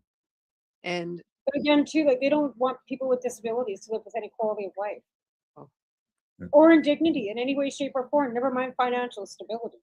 and don't ever win a tribunal where something sets a precedent, or you know what I mean, because at that point you become a target. Yeah. Well, then you become problematic. You become so problematic that it's easier just to fucking, make you look like you're not altogether on the right side of things. Yeah. And anybody that's connected to you also becomes targeted, right? Which is exact crap. That's existential damage because my dad is beyond worried. Mm-hmm. Like Leslie said, I'm a third of the person that I was. What Yeah, you were. and your families watch this too. Like Yeah. your mom and dad are there helping as much as they can because let's be fair, they're not young anymore. No. You're as old as I am. My No. parents, my dad's gone. My mom's My going to be 80. For God's sakes. my parents are both gone. Just so you know, another Right? message. Got another message for you, Melissa. This is from JJ O'Brien. She sends her love. Oh, JJ. Oh, jeez. Getting everybody today. And Thanks everybody Kendra. for coming in. Thanks Yeah. everybody for coming along. Yeah. Yes. Yep. Kendra, Jennifer as well. Yeah.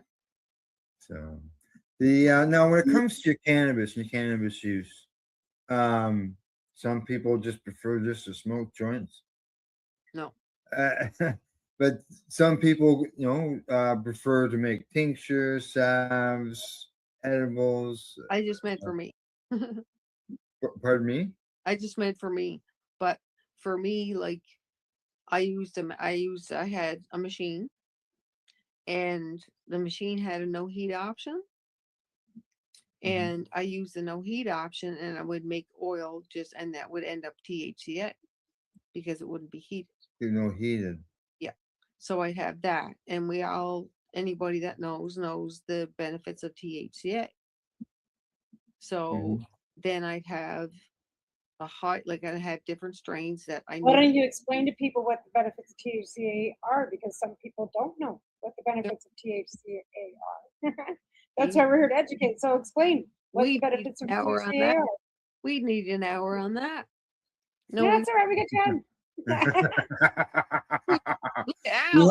We have to be off the air by 11 your time, right? Yeah. Yeah. I mean, we don't have like an app, but again, like, because thing like, who is- do you say, well, you know, some people don't know. Some people So It's if you have anything that ends in itis, if you're having some dysregulation stuff, seasonal affective, definitely. Acne was another one. Because you can actually use the pulp. What I have done is I didn't have acne, but someone's son had acne, and they were of legal age, by the way, and this at one time, remember years ago, Accutane was huge. They even went that route Yeah. with their they ended up on antidepressants and everything. It was and then we went this route and totally different person, just like they well, again, too, like a lot of Mhm. people will swear by a root compound. So when you're growing your own, you don't get rid of the root. You wash the root, you grind it up, you dry it up, you grind it up, and you can use that the same as you would use a CBD or CBH powder, right? And if I could do that, I would. But I'm disabled to the point now where I'm lucky I can feed myself, because that's where they let it go to. And here's And the that's thing. why, again, that's why people need to have people they can trust to be designated growers, so they don't have to use. Into Medivy Blue Cross on several occasions that I need an increase for chronic pain. We went from 5 to 6 to 7 to 8 grams. And then my doctor said, how about we try to keep you maybe a gram ahead, so that way if it takes you 2 years at the tribunal, which it was taken, then you wouldn't fall, you wouldn't have to play so much catch up, because it was playing the catch up for so long.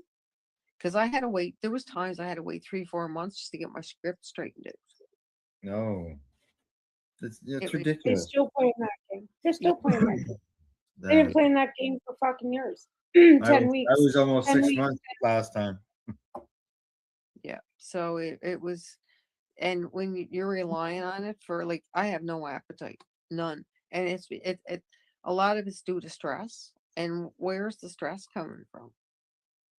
Yeah. I'm worried about my health because as a nurse, Exactly. body, and then every single thing. Like I asked for my doctor requested a therapeutic tub for heat, at least because they even denied the psychotherapy. So she said, "Well, Oh, really? yeah." They said, Oh, they've denied her. everything, like I'm their beaten post. You should have seen her house, the way they made, like they put her in an Airbnb. There was supposed to be some rentals on her house, and then they brought her back to her house when it was unfit for her to even be in that house, and Oh, still didn't fix the problem. This is another problem with WCB. Like there's like so much we could be on here for 5 days.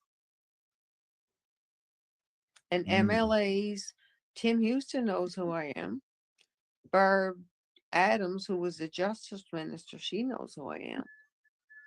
But my issue is everybody I talk to say this is a civil thing, this is civil, but we can't get a lawyer. I can't get a lawyer to touch it. no because way. the depth of it. No, because it's WCB. WCB in any province, a lawyer won't touch. They had a 'Cause lawyer it's private. this summer to try to wrangle me in, but he didn't do a very good job of it. Yeah, I know. I remember here in Ontario, it used to be. Well, it's been a while since I've ever been on it, but when I was on it many years ago, yeah, it was a pain in the butt dealing with them. Yeah. Well, because they roll you over too, like, WCB lasts for so long, and if you got extended benefits, they'll roll you onto your extended benefits. So Oh, they yeah. run out, so they don't have to be responsible for you. There's Alvin's been on WCB, like he's supposed to have, like he's got a permanent knee injury. They're supposed to, have a doctor check him every however many years to give him some sort of payout. Well, unless he contacts them, last time he contacted them, they said, unless you need a new knee, don't contact us. Mhm. And then he does, but then they tell him he's got to lose a bunch of weight, blah, blah, blah. And they just fuck him around. If I don't like, they take a certain percentage of your monthly pension and they put it aside because when you turn 65, your pension ends. You're done. Yeah. Yeah. My Yeah. They tell you to go on CPP. Yeah, and I'm already on CPP, so I'm You're done. on. And So you got the disability CPP, yeah, and really? I had to appeal it. But 'Cause I compensation. I said to Yeah, them, "Do you know comp has me written off?" And they were like, "No."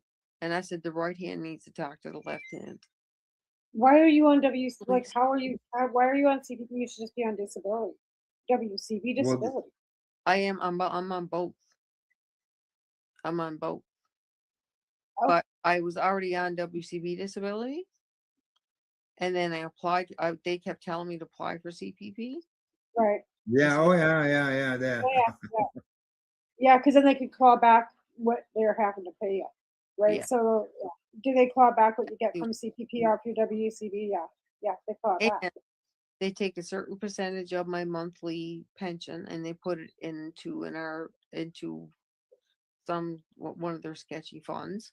And then when I turn 65, that I get that payout. So mine should be around 47,000. But I'm not going to live till I'm 65 and I have no dependents. So they get to keep that. No, you should have fucking something written up so it's given to charity. Yeah. They have it. There was a bunch of changes they made last September that some of their stuff is basically law now. Yeah, because you haven't received it, so you can't give it. You can't give it as far as I have. How many years till you're 65? 9. Fuck. Can't we just scoop you along to that? I know. And then you can at least give it to the neighbor's cat or something. I know. I'm just kidding. I love you. Who didn't have dependents and they got to keep their money. So if that's 4 and the average is 50 grand, that's $200,000 just for 4 people. Yeah. Like that's almost incentive. Well, they do. They just, like I said, they're a private insurance company. They don't want to pay you out. And if they can pocket the cash, put it back into their fund, all the power to them. That's their profit. And when my injury at the jail happened, I basically gave them the union letter that said that no, this is the employer's fault. And they asked what it had to do with my injuries. I said, everything. So my employer kind of was sketchy, and then comp allowed them to be sketchy because my employer was the federal government. I was a provincial employee and a federal employee because I was provincial as a nurse and a federal corrections officer. You should have pensions from both of them too. No? They were bouncing me back and forth until the labor thing ran out because Sean Fraser didn't know the difference between provincial and federal labor when I was contacting him when I lived up there. Me and the ombudsman go back to 2015. We're on a first name basis, even though nothing's being done. We're still on a first name basis. But your tribunal set the precedent for other patients being able to be covered for medical cannabis. Well, I also changed the law on sexual harassment back in 1995 to include a couple of things too. So, yeah, right. This is not my first rodeo. No, it doesn't sound like it. When you get on a first name basis with a lot of politicians, and it's not your first time. So, But I mean, for her to have to be on the first name basis and have her quality of life be disrupted like this, it's just not. It's not for them to sick 5 women from workers' compensation on me at one time, like they legit did. The director, I had 2 case managers at me. I had people I didn't even know. They were accusing me of doing a bunch of stuff I didn't do. I was like, what? well, this stuff is like it's all in the doctor's reports. Yeah. So I started making what they were doing public, and saying you're making us look bad. And I'm like, no, I'm just making the truth public. That's it. That's all. Yeah. They didn't say nothing to tell me that I couldn't tell the truth. No. That's the bottom line. There's no reason why she would have to fucking not tell the truth. They didn't. She didn't I sign provide the truth. I always, Tamara, I always provide the receipts. Always. Always. Yeah. Always. Yeah, And that's the because thing. there is so much It's not skepticism out there. defamation is if it's true, and that's a fact, right? Yeah. If you're coming out with facts, it doesn't matter who you go. If Like, it's fact, it's fact. Like, are they accusing? Do they ever accuse your doctors of being misleading to them? No. No, they just had their doctor deny everything. They that the just doctor Yeah, their doctor. said. Yes, the back to their doctor again. Yeah. They call them. And then that doctor denies this doctor and blah, blah, blah. It goes back and forth, which takes time. Because I even contacted the Department of Health and said, like, is this a public safety issue when the medical advisors at workers' compensation are calling the community physicians and specialists? Because I'm seeing the specialists people when they're calling like our top people incompetent. Mm-hmm. Like I was even doing that because I was just like my as a nurse knowing what my responsibilities were, and then as a federal corrections officer knowing the laws and human rights, because that Right. was put into our heads like the tattooed on our eyelids, no joke. So that's why, and that's the infuriating part, is that I know the difference. Mm. And like Conroy and all those guys and Smith and everybody come plowing through. You think by now there'd be some semblance of something. Yeah. You think by now Health Canada would recognize cannabis as a medicine. At least. Yeah. With the 5,000 and 30,000 and fucking research papers that come out on a monthly basis, but they always need more research. Yeah. My last tribunal, I self-represented. I Did did. ya? Yeah, I self-represented, and it cost me almost $75 to mail in my stuff, like I did it all. Yeah, I had it all, and workers' comp did not even submit one piece of paper. They just like. They don't think they have to. They don't think they have to do anything. They Yeah. expect people to give up. Yeah. They probably didn't even say, they don't even send people in there because they don't expect people to go. They don't expect people to show. They expect people to just go, well, you're not, I'm done fighting. and then they met her. It's also part of the abuse and the coercion and all that other stuff. So Oh. it's all hand in hand. It's We, ridiculous. We got another message, another tribute to you. You can't see them because probably that. Do you see this? I'm the bat without my glasses. Yeah, okay, good. That's why I'm reading them to you. I figured say- you were sitting back too. Okay, this one here comes from Cheryl Lynn. You disappeared. So I'll just read it off. Okay. She says, I love and appreciate Melissa so much. She saved my life. She helped me when I had no answers, no clues what was happening to me, no help from doctors, no help, no hope, really. She helped me find answers, find a way to get diagnosed, and started me on the proper dosing of the best made unicorn medicine. Seeing her unending struggle just to live and get the help she needs and deserves is so heartbreaking. She has the biggest heart for helping others, and she is by far the strongest person I know. And she says, love you. What are you?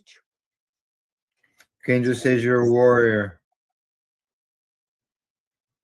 Yep, Right. she is.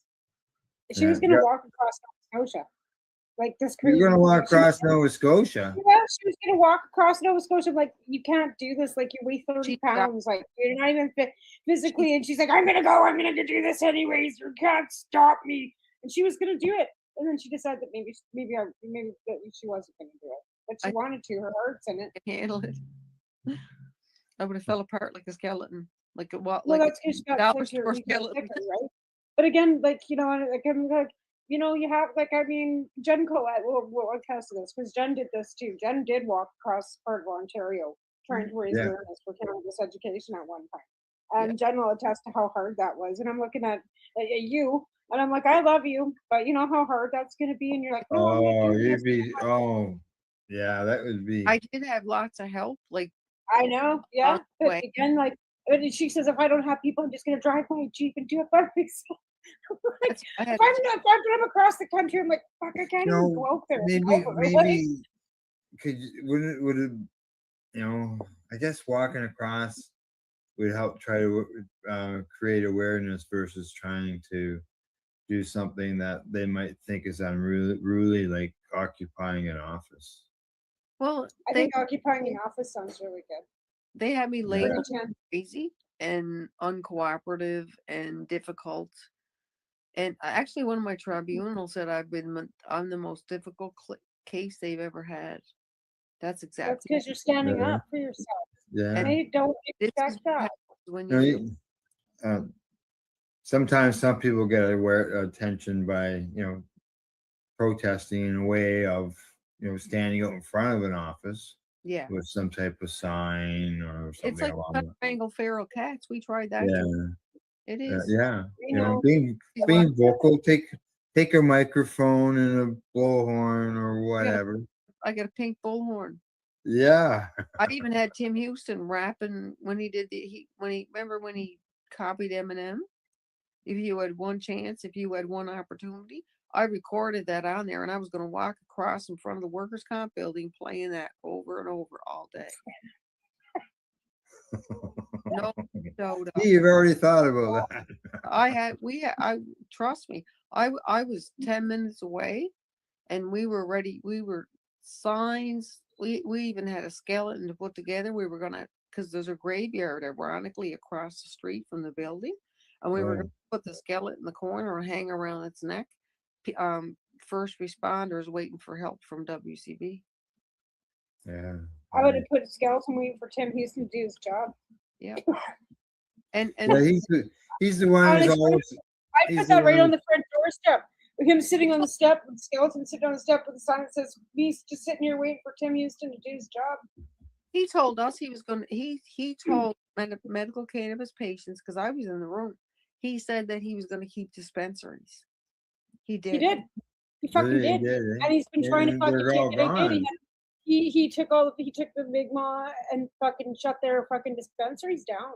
He had them loading them on fucking backs of goddamn flatbeds. Well, Like, guess what? They won that court case though. They actually won their right to get that they won. Yeah. was coming.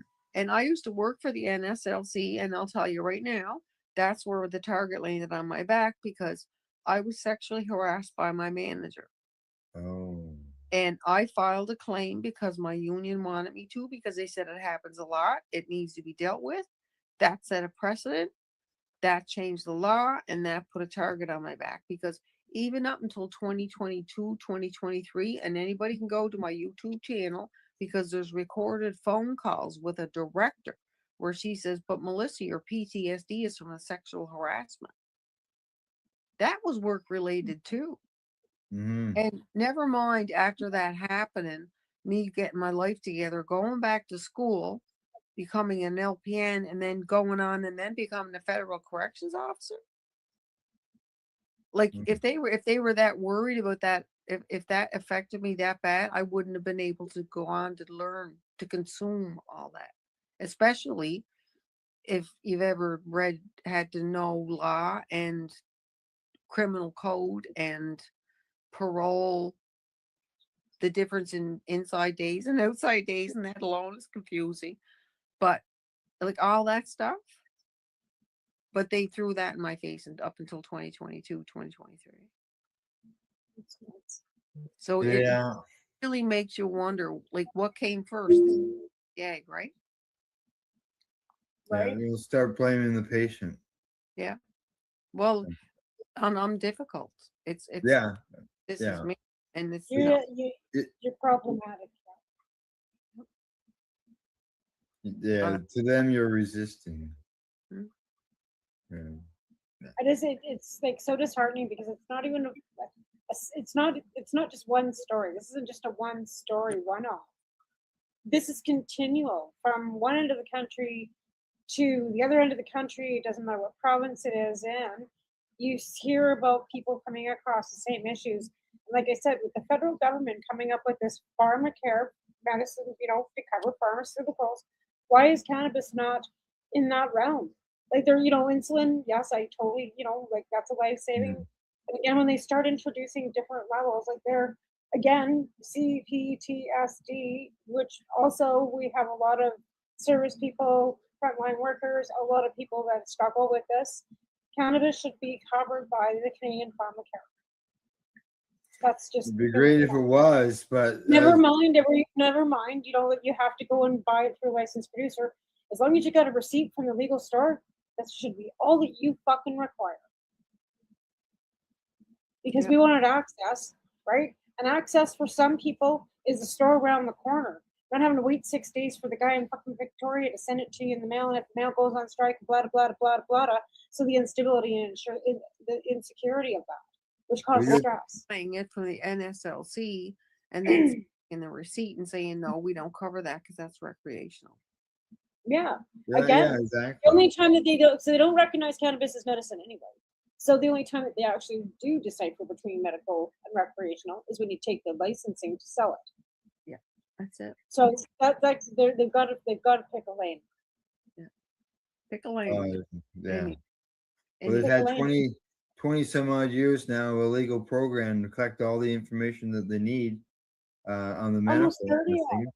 Yeah. The Section 56 is, if you go back to the first Section 56 that was actually basically given in 1996. Mhm. We're going on 30 fucking years. Never mind 20.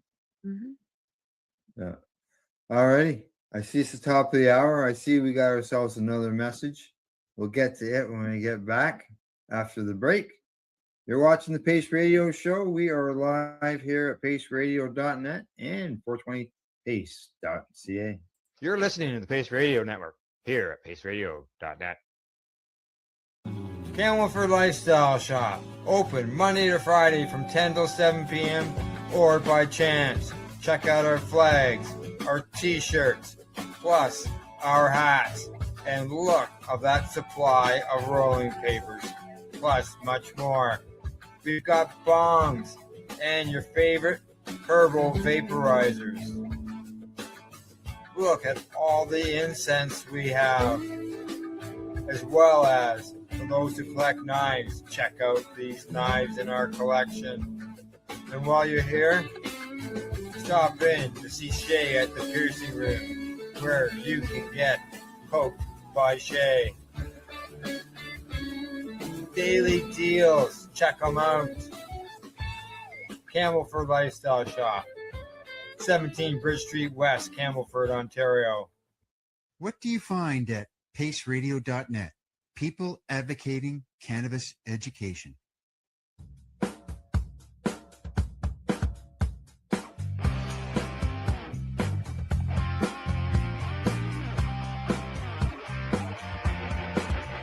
I'm having an awesome day, and I'm gonna make sure it stays that way. I'm having an awesome day, and I'm gonna make sure it stays that way. Limestone City Hydroponics is Kingston, Ontario's hydroponics shop. Take your growing to the next level and create the optimal environment with a tent kit, or maximize your yield with an ebb and flow flood table kit. Either way, Limestone City Hydroponics has more sizes and options to fit your needs. Are you looking for the power of the sun that adapts to your budget? Then look no further, as they have professional grow lighting. They have indoor grow systems that are easy and cost effective, with many options to fit your living space and lifestyle. Cultivate your growing potential. We have everything you need to succeed. And if you can't make it to the store, they offer local delivery to the greater Kingston area. Remember, when you're looking for experts to help you grow, then look no further than the locally owned Limestone City Hydroponics, 105 Sunderland Drive in Kingston, Ontario. Call them at 613-548-0420. Re-rolled Saturdays. Check it out. Nothing but non-stop cannabis and psychedelic programming. Find it at 420pace.ca. You're listening to the Pace Radio Network here at paceradio.net. All right, you're live with Pace Radio Show, and we got Melissa dealing with her phone there. You got it straightened around? Good stuff. All right. We're live here with our guests, Melissa Ellsworth. And Melissa, as I mentioned before the break, we got a message, and we got another one during the break due to your last comment, and you told them get in the right lane, and Jennifer agrees. Pick a lane is right. Yeah. And Leslie said, yeah. Leslie says, I like this interaction with our viewers, giving messages to our guests. It's always nice. So Yeah. Leslie says it's all about the money. Nova Scotia is the highest tax province in Canada. That they make cannabis legal, but make it difficult for those who really need access to it. I've been asking Melissa what I can do for her, and at this point in her life, I will fight tooth and nail to keep her earthside. I agree with that one. And the thing of it is, like, too, like, I'm not sure what your recreational market's like, but we have been given the medical access, but no medical dispensing, right? Like, there's nowhere. Right. Well, mail order. One. Where is that one, Al? Well, sometimes you can't get it because the post office is on strike or something's No, going but where's on. the one actual storefront that they do have? Oh, there is no. I'm talking Well, okay, there storefront. was. Okay, yes, Ottawa.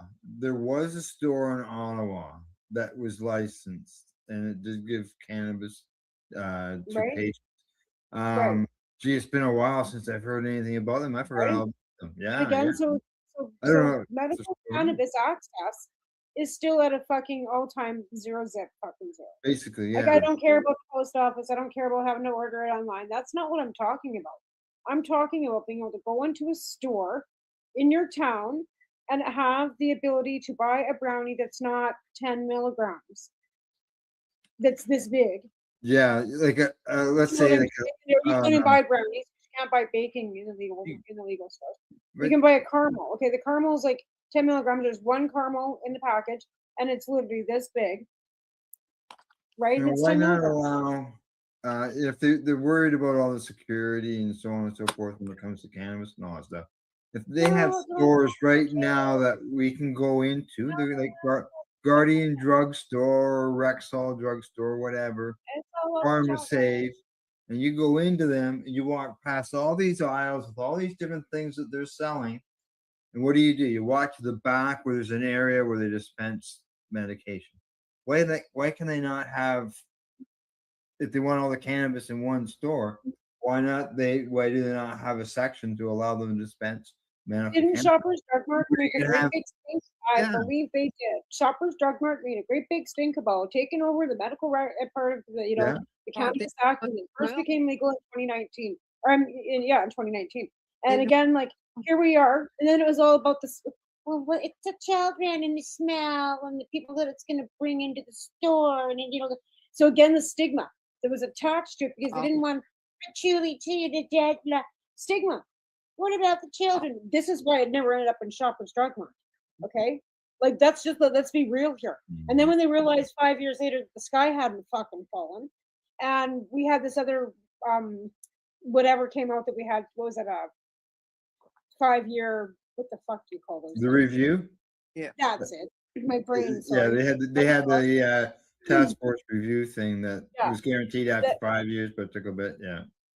Yeah, and then they wanted to review to see if there'd be any increase in dosing for the edibles that they declined. Yeah.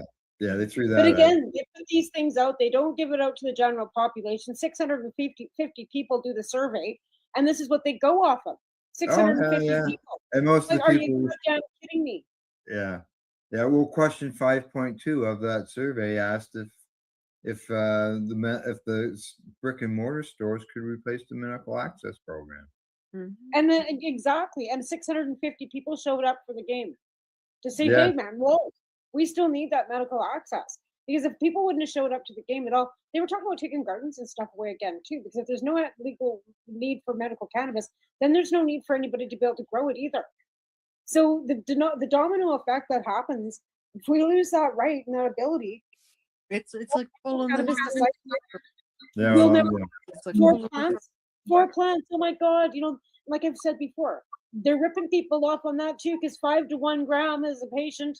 So Yeah. Canadians Yeah. are allowed to grow Yeah. a gram of cannabis. It's Yeah. What were you saying, Melissa? You were saying something like there. pulling a thread on a sweater. Yeah. You find a loose thread on a sweater and you start pulling, the next thing you know, half your sweater's gone. That happens. Yeah. Yes. Yes. Yeah. so. Where are you at when it comes to? You got your treatment tomorrow, right? You do your infusions once a week? Or is it once a month? I put them off. I had to put them off last week because I was in rough shape because I was going through opioid and nabalone withdrawal over the holiday Never withdraw. because they didn't cover. Because my intent was to come off of opioids. That's why they put me on the nabalone, Mm-hmm. but they only covered it for 3 months. Oh. Everything. So then else- you should be still continuing with the Navalon, be off the opioids by the time the 3 months were up, and then just continue on with the Navalon, which should have warded off did the harm reduction for any further discomfort from the opioids. Yeah. But if Navalon shouldn't have to be weaned off of because it's cannabinoid. Well, so why would that's what I went. What Navalon? What I didn't. Yeah. I yeah, why wasn't would you thinking- wean off Navalon? It's cannabinoid based. There should be no withdrawal or no side effect from that. And if there is, why and what is it? wasn't so much the nabalone. It was, I think it was the opioids. The opioids. Yeah. Yeah. Opioids, but the not having the nabalone to fall back on Yeah. was just yeah. Yeah. Well, you're trying to get off of the opioids. You got to have the other, and if you don't have it, then. Yeah, I lost 5 pounds in 3 days. Oh yeah. Yeah. And I'm now like tomorrow I got my infusions and I'm trying to pound what I can into me. Like I'm back up again. Like I did Mhm. put on a couple of pounds and I'm trying to eat but like it's hard to have an appetite when you're stressed out like this Mm-hmm. Now and these are. you're in pain. Yeah, these infusions, I've been getting infusions for close to 20 years as far as medical, medicine end of things. Mm. Do you go into a clinic or does somebody come to your place? No, to do? I go to a pain clinic at the Northside Hospital, Northside General, Mm-hmm. and they have like a couple of nurses there. We had a great doctor. He relocated to Ontario, and Mm. then we had to get a guy. We had a really hard time trying to find a doctor to replace him because we almost lost that pain clinic. Because when I in 2022, I had to leave where I was living up in Nova Scotia, up on the mainland, and move back to Cape Breton because in 3 years trying to pay for my own medication like really put Yeah. me low. So before things started coming at me like unpaid, before that stress added to what Mhm. I was already fighting with comp, I filed for consolidation because I had to. And then I sold my house and had to move back home. And at that time, there was a housing crisis. I mean, you trying to find a house, Yeah. Good luck. selling in 2 3 days. Mm-hmm. Oh yeah, everything was flying off the wall. It was. So, are your infusions for like are they a pain med? I get lidocaine, and I started off, I think, at like 320 or something, or maybe 340. But since I lost weight, they had to lower the dose because dose Mhm. goes according to weight. But Correct. they did add a small like amount of ketamine, I think like 2 milligrams or something. That Mm-hmm. kind of offsets the pain a bit and kind of helps with it kind of drags the lidocaine out a little bit, if that makes any sense. Right. Yeah. Like It's I've a little bit of quality of life. Yeah. Well, that's the goal too, eh? Is Like give I'm you literally living from Thursday to Thursday. yeah. So you get these once a week, Yeah, every week. every week. Does it That's take what you? It takes you what? Does it take them half an hour? An hour? it's about a half an hour drive. My dad drives me. Yeah, but as far as the infusions, Oh, the infusions, they're usually about an hour 15 minutes, but yeah, I think an hour and a half. yeah, okay, yeah, that's about mine were. My original infusions for my medication was 3 hours. Yeah. And depending, because some people get magnesium and stuff too, right? But Right. with me it's just the lidocaine and ketamine. But if like say if I'm like really stressed, or because at one point when I was at the Airbnb, I was leaving there coming to my dad's house, dropping off the dog. My dad we were driving in there, so like it was like gong show from 7 a.m. on, and my appointment wasn't until 11. And I mean, I'm going to get an infusion, so Mhm. just yeah. Yeah, and then you got to arrange. Well, your dad's got to take you every week. hmm Yeah. And then like he's a caretaker of my mom. Mm, Like I didn't come home to add to be a burden to him at right. all. Because Right. Yeah. I've never ever. Especially when you've been on independent. Like you said, you had your own house. Yeah. And the whole point of like Nova Scotia, like Tim Houston apologized to the disabled people in Nova Scotia like a year ago or 2 years ago, saying that that not enough has been done, not enough is being done, and whatever. And I mean, I've sent him emails of what's going on. Like I saved a woman's life, and not that that makes a difference, but like it's like one time you had people beating on pots and pans at 5 o'clock for us. Mm, You did, Yeah. yeah. and leave your all the port like all that like and nothing.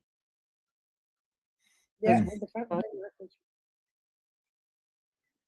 And I'm seeing like video commercials on YouTube from the states that are like representing Nova, like looking for like intake, doing recruitment for healthcare workers and stuff, and they're making it look like it's ours. And I'm like, Mm. like, and they're harping on the free health care and all this stuff, and I'm thinking, yeah, it's all good and great till you're at work, then you're done. And if you're not from here, then you're a burden. So sayonara. Like I really don't know, and I can't pinpoint it on one government because I've been doing this since 2006. You're correct. Yeah, you've had to deal with several governments of Yeah, different but stripes all the way through. this is the worst because like this has been the worst because even at one time I could file a FOIPOP and get information that I was talked about during a meeting in a very, very negative light.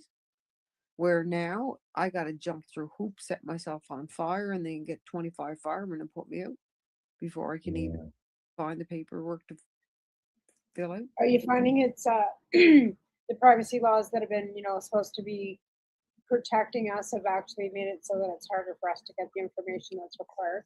My And privacy, when did you find the difference? my privacy, medical privacy, has been breached on 2 occasions that I know of, and both times Okay. internal investigations were done and no wrongdoing was found. But yet I was And this is since Tim Houston's government has come in no, this was before that. beforehand too. Yeah. But So this anything at the healthcare level, like, so when did healthcare start really like diving? How many years do you think it started diving in Nova Scotia? oh It's been 20 years. So 20 years since you were injured, right? In 2016. So was it 20, 30, 40? Like how many years do we want to go back? I graduated from as an LPN in 1997, and we were the first class to graduate with medication administration, IV infusion therapy, and there was something else we had, foot care, I think, something added on that the RNs had as responsibility because they had just closed down. They closed the nursing school at St. Rita's. They were just closing down the nursing school at City. So it was Dal or nothing, or Dal That's or exactly, yeah. nothing. That's what I was going to say. Like there was a time Yeah. when And registered nurses nurses were doing everything, and LPNs and stuff were just like basically doing bed pans and stuff. And then the RNs figured that they were doing too much, and then it was pushed down, and they pushed it onto the LPNs to do medication and IV insertion and that, so that the RNs didn't have to do that because all of a sudden the RNs were going to be nurse practitioners too. So doors opened to actually ease up the system. What it actually They did was were to burden. they It worked for a while. were overworked, but when they just took some of the load off them and then gave it to us, which was good because, like, it opened up a whole new world for me. Yeah, we use a nurse practitioner. But That's what- again, like I said, it kind of took the burden off too because we had such a lack of doctors. that's why our clinic here in Right? town, Right. they So they opened the doors up so that the LPNs could do more registered nursing. So registered nurses could go on to be more, to kind of ease the system up. But at the end of the day, it was lacking. It didn't fill the gaps where they expected it to for as many people, right? Wasn't that here in Nova Scotia though? In Nova Scotia, people were leaving and going to the States. That happened in the 90s too. Yeah. That's No, that was even before that. That was in the early 90s. That's I lost a doctor, family doctor that way. Yeah, I did. My gynecologist went to the States. She was pregnant with my oldest daughter. That was 92. But again, like that's not so much lacking. Like this has got nothing to do with the cannabis. Like the cannabis.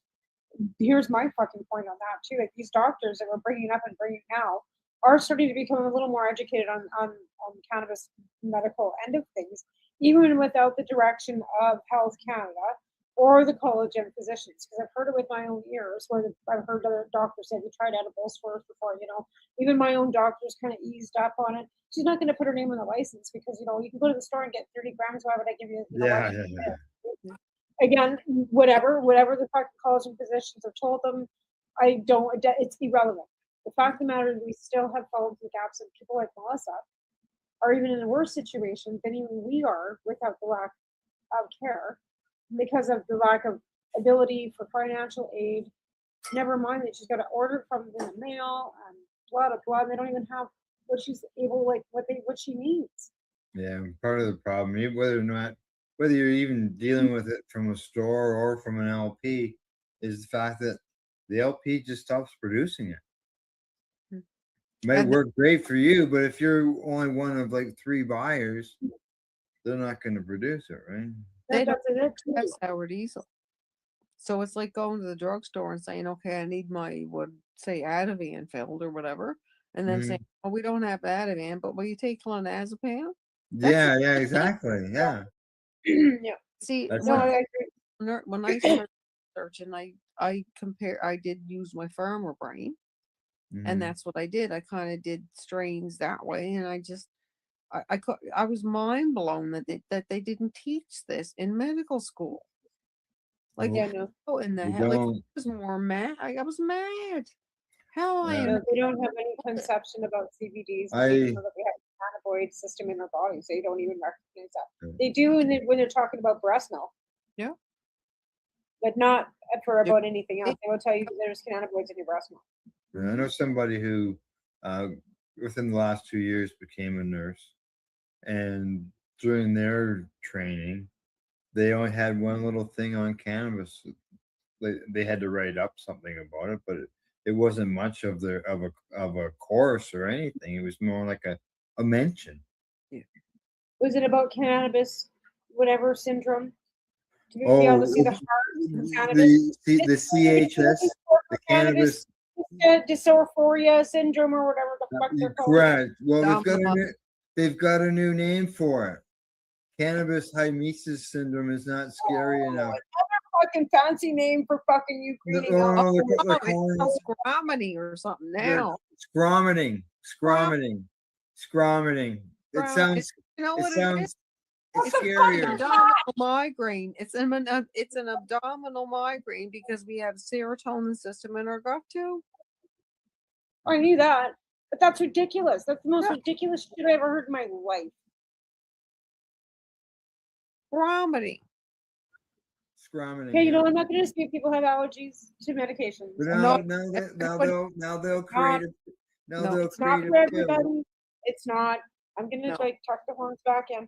But again, like that's what Everybody- I mean. Like, it's not for everybody. I get that. No, it's not. Cheeseburgers aren't for everybody either. I can't eat cheeseburgers. No, Everybody's different. Everybody has different body chemistry. And that our just boils me. But comes they, off. but they come up with this like it's like almost like saying that I don't even want to say it. It just like gaslighting. So it almost like puts it out there like you could have this like the packaging side effects are blah blah blah, but no expiry date. No. Okay. So you can't fucking figure out an expiry date for the cannabis in the package, but you got all these side effects, keep it out of reach of children, and all this crap on it, which is propaganda. And here's the thing: we've been lied to about cannabis for how many decades, and fucking God Yeah. knows what else. Because they were stigmatizing it before it became illegal. So yeah, They've been You gotta stay stigmatizing 100 everything years. that's not on the agenda. Yeah. And they can't make money off a plant you can grow yourself. No, you They are can't. now. They can again, too They much can't. time off. They Money. can't patent the plant, but they can patent processes and final products. Yeah, but you can't make money off healthy people either. Well, they are. There's no money. But here's the thing. No money in Here's the thing. cures. All that taxation that the Nova Scotia government's making off that cannabis, where is it going? I'd like to know. So here, me and Al did a little fucking looky loo on because the federal government does keep a portion, but what portion they've been given, or the 25% federal government keeps, goes to advertising and public health and safety, like those fucking save the safety kids lists promos and and stuff. safety little pamphlets, just garbage they could be not bother wasting their money on, but they do, right? So the 75% goes to the to the Problem. provincial governments. It's funny because Where we're the money? from Where the being money? 100%. BC just says, "Oh, we put it back into the everything else," and I'm Slush going, fund. "That's pretty funny." I don't see that. I'm trying to figure out how workers' comp went from being broke to 106% funded. And I think you just Right? Subsidized by governments, yet they're going broke. And they can't afford to pay for anybody's medicine because they're broke. Like, come on. Yeah. Now, have you tried? I don't know. Have you tried a designated grower that could grow sour diesel for you? No, I haven't even. Like, do you even know anybody could even get I it? don't even know anybody here. Yeah, because for years there, when I was doing I all was that away stuff, for that 20 was years. sometimes the hardest thing to do was to find a designated grower because there was lots of Well, at one patients who point it was a little couldn't easier. grow, but No, I was away for 20 years. I just came back. I only moved back here in 2022. And again, though, yeah, too, like now that there's no commodity to it because they're not paying for it, nobody's yeah. growing it, and patients Well, aren't like they're, before yeah. they were lining up to be designated growers, right? Like Mm. lining up. Mhm. People were like all over. I'll take it, grow. I'll take it.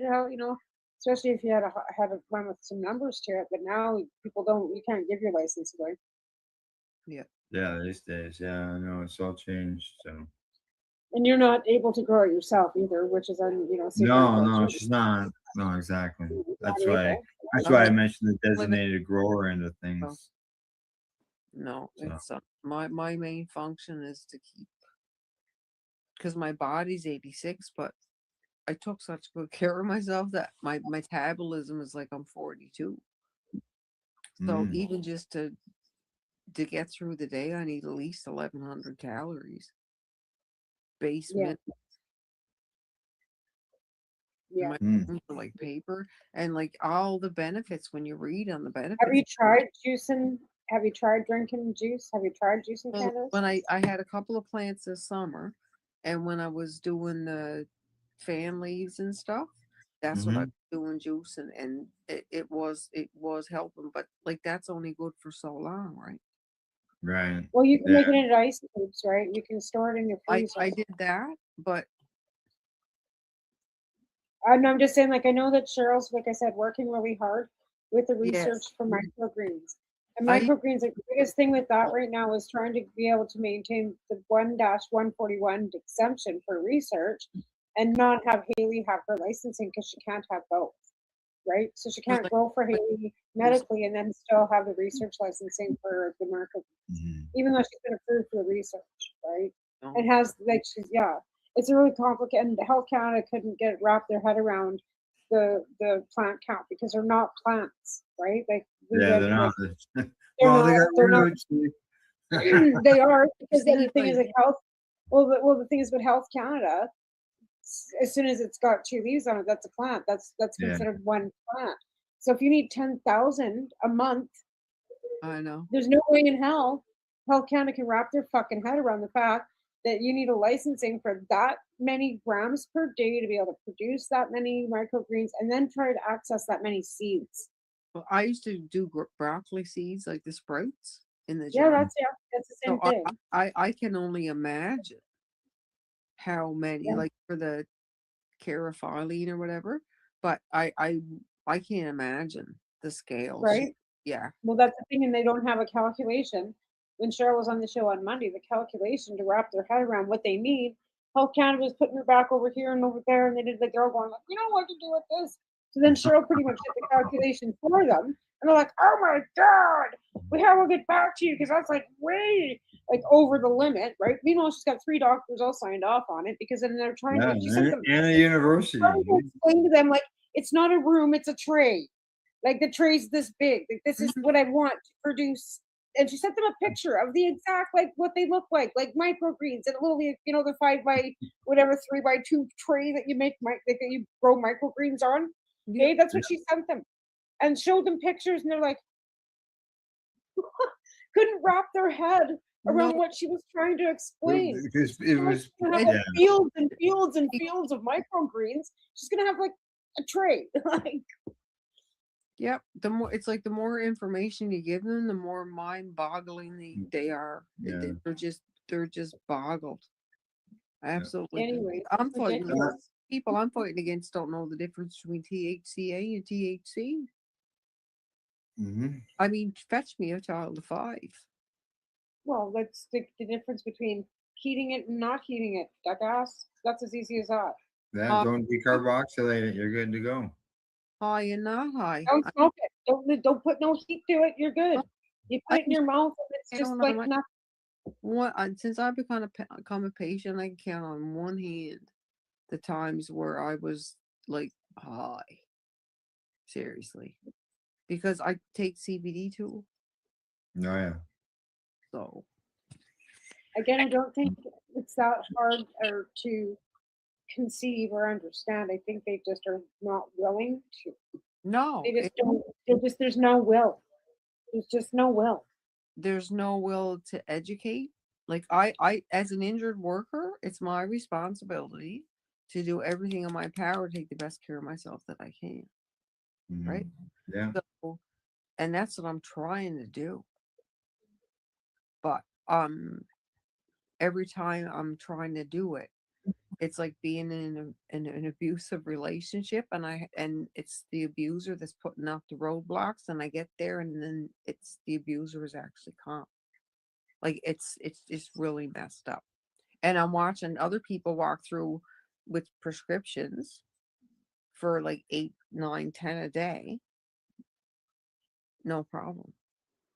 And it's only good because of the WCB attachment to this whole fucking mess.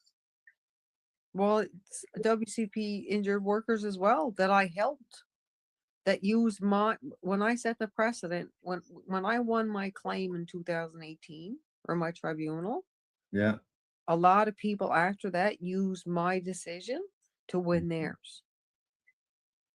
Yeah, because it set the precedence. We had to stop fighting with you over what your access and what your. And then that's when the hammer come down.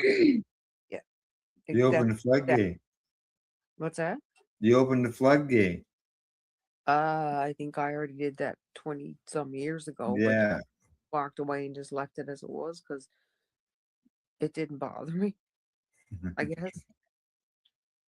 I see we're down at the bottom of the hour. Have you got anything else that you would like to say? Anything along the line of, shout out time, so you can look at it that way. I want to thank you guys because welcome. if you guys, I wouldn't be here. And for Tamara, because you always got my 6, and Kendra and everybody in the live. It's I knew there was going to be some people coming in that weren't sure how to get here, so I made sure he's got here, and I'm glad you showed up. And there'll probably be more views tomorrow because a lot of people. Wednesday was a odd night for them and not a problem, and they were so glad they could go back and watch later on. That's the nice thing about the podcast is that people that maybe they're at work or they have other plans, but they can always catch it later. So I can listen to it on audio podcast too. Correct. I just want to say to anybody that's watching too, if you're on TikTok, her handle's Saltier Mutter, and she has a lot of good information on her TikTok page as well that you can go back and catch on. And she does lives, and we'll, update you on her stuff on TikTok as well. So this isn't the end of Melissa's journey. Just this is the start again. Because when she's feeling better, like this is when we gotta go, right? When she's not feeling so good, it's like anybody, right? We go when we can, and when we can't, we don't. So, well, today she's feeling like she could go. We're going. I'm hearing beeping. What's going? Where's? Yeah, it's my phone, and I'm not sure exactly what in the actual Okay. heck is going on, or who it is actually. Because, I guess I'll find out. It's my daughter. Okay, because I'm not playing any sound effects. Where's that coming from? I was wondering. It's my daughter. I'll get back to her when I'm done. Yeah, she's good. Anyway. All right. So if anybody wants to, talk to you, they just find you on Facebook. Yeah, and reach out. And I really wish that Health Canada and the workers' compensation system, because when I spoke to the lawyer in the summer, he said there was a meeting in Saskatoon and that cannabis was a hot item on their list, because I kept asking for a copy of their latest because it's updated so often you can't keep up with. So I never ever got that. So I just hope that they get this together, because if they don't, a 56-year-old woman shouldn't be suffering like this over a plant and have to take medications that she asked in 2019 to be signed off on in case she became addicted to or any issues to, and no one would even do that. Who's Riggs? That's Briggs. That's me. That's you? Okay. Wendy says, nice job. Nicely done, Riggs. Thanks, Riz. That's Rizzo. And like these Rizzo. things all roll back onto, the lack of the systems that we're living in within the provinces within where we live, right? And And it's again, not- the only way you can stand up is to have a support network like it seems like it's working. And you got to keep going because they expect you to give up. They expected us to give up on cannabis too. They expected yeah. us to walk away. They expected us not to keep banging on about it, and we didn't. And like I said, I'm not. This what we've got is not perfect by any stretch of the means. No. Medical patients But it's totally so- left out of this whole thing, rolled Sure. into the Cannabis Act.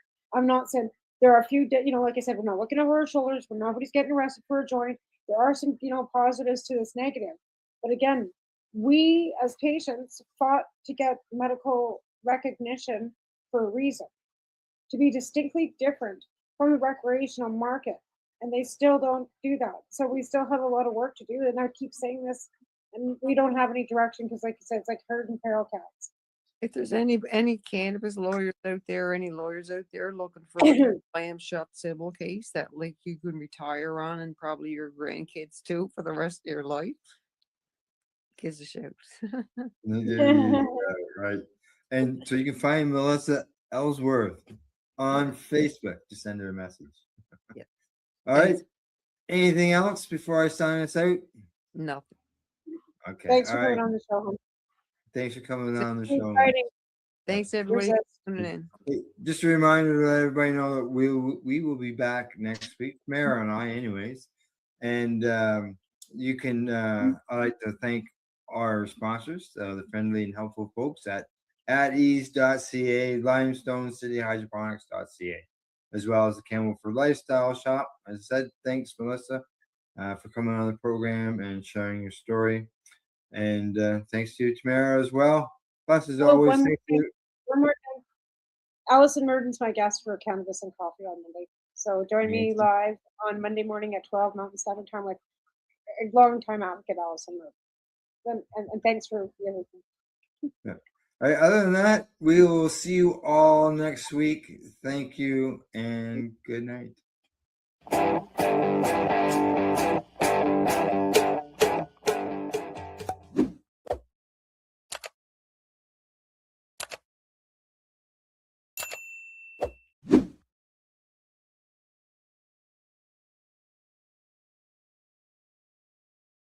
Let's share PACE everywhere. That way it can help create peace. People everywhere advocating cannabis education. You're listening to the Pace Radio Network here at paceradio.net.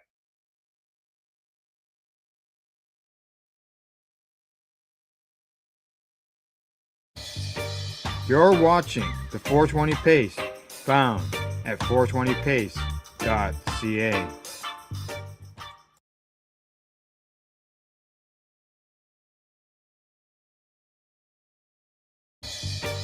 You're watching the 420 Pace, found at 420pace.ca.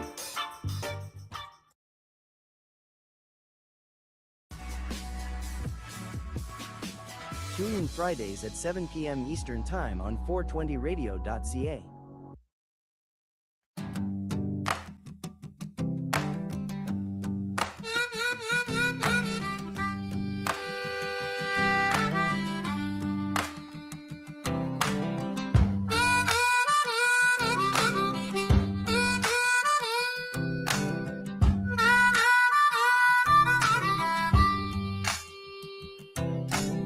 Kept my back all twisted, nights run long, old prescription bottles, labels all wrong.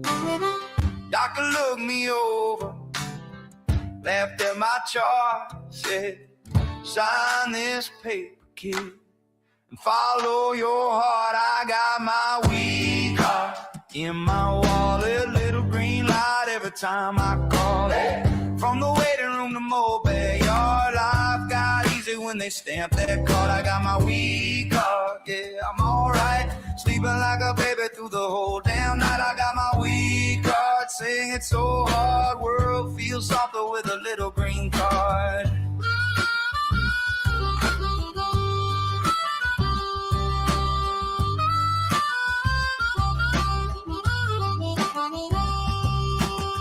Mama shakes her head, says, boy, you changed.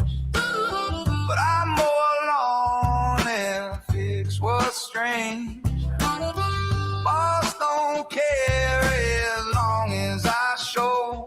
Clock and smile comes a little more slow. I got my weed card in my wallet, little green light every time I call. Oh, yeah. From the pharmacy to my old front porch, trouble burns out like a used up torch. I got my weed card, I'm doing fine, breathing real deep for the first damn time. I got my weed card, raise your glass, hard life tastes sweeter with a little green card.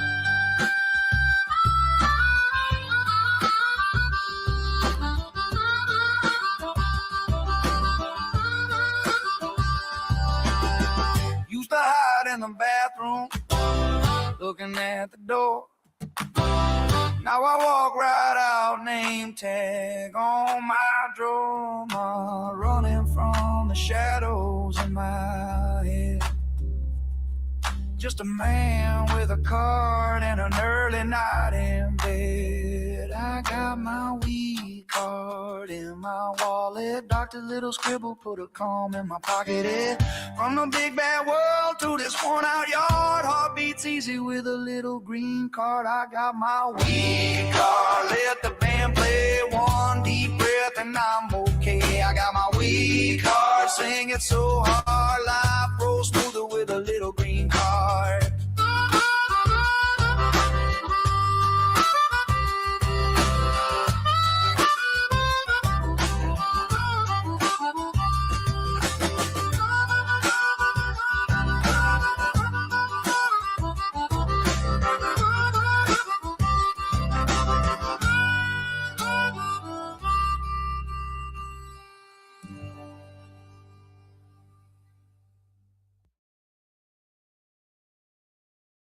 You're listening to the Pace Radio Network here at paceradio.net. The views expressed by the individuals during this broadcast are their own opinions, and they may not be the same as those of their group or other organizations they may be involved with. All medical advice during our broadcast is not a medical opinion and should be checked with your medical physician.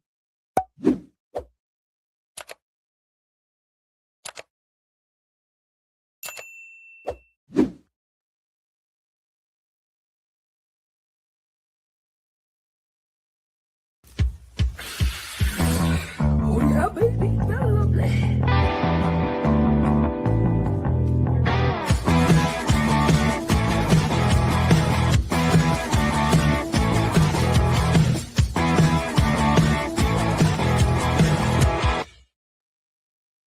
Good morning, it's June the 25th, and welcome to Psychedelics and Cannabis Educational News here at paceradio.net and 420pace.ca. And a good morning to you, Rev Cindy. How are things on the East Coast today? Well, good. We got some sunshine coming in, followed by some rain. Both things are needed for everything to grow. But there's an interesting story, or something interesting that I wanted to talk to you about today. Do you remember last week when I talked to you about the overdoses that happened in Moncton? Yes, yeah, I remember that.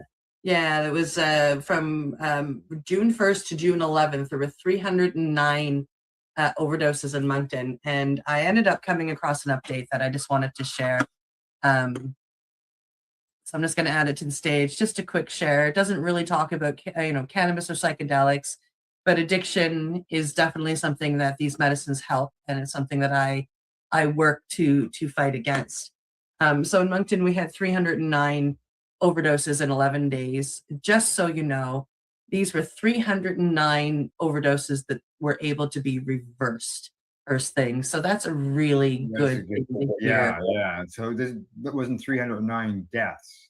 No, it was 309 overdoses that were reversed, which is really beautiful. Lord knows how many actually happened, because these are just the ones that ended up being reported. And there are some that if that don't go reported. If the people make it, they don't necessarily. An addict won't call 911 on another addict if their friend comes back. And then this story popped up, and we found out that it was a veterinary tranquilizer that was added to the drugs in Moncton. Yeah. So it's just really scary. Yeah, like what's the benefit? Yeah. Basically, it's 309 people that would have died. Like, as some people say, you're killing your customers. Yeah, we chatted about that ahead of time, and Steve and I also chatted about that on Tuesday. Like, what's the sense in putting it in? You're killing your customers. Your clientele is going away. If you're putting it in to get people more addicted to your stuff, well, even if you do get them more addicted to your stuff, is it worth it to kill them?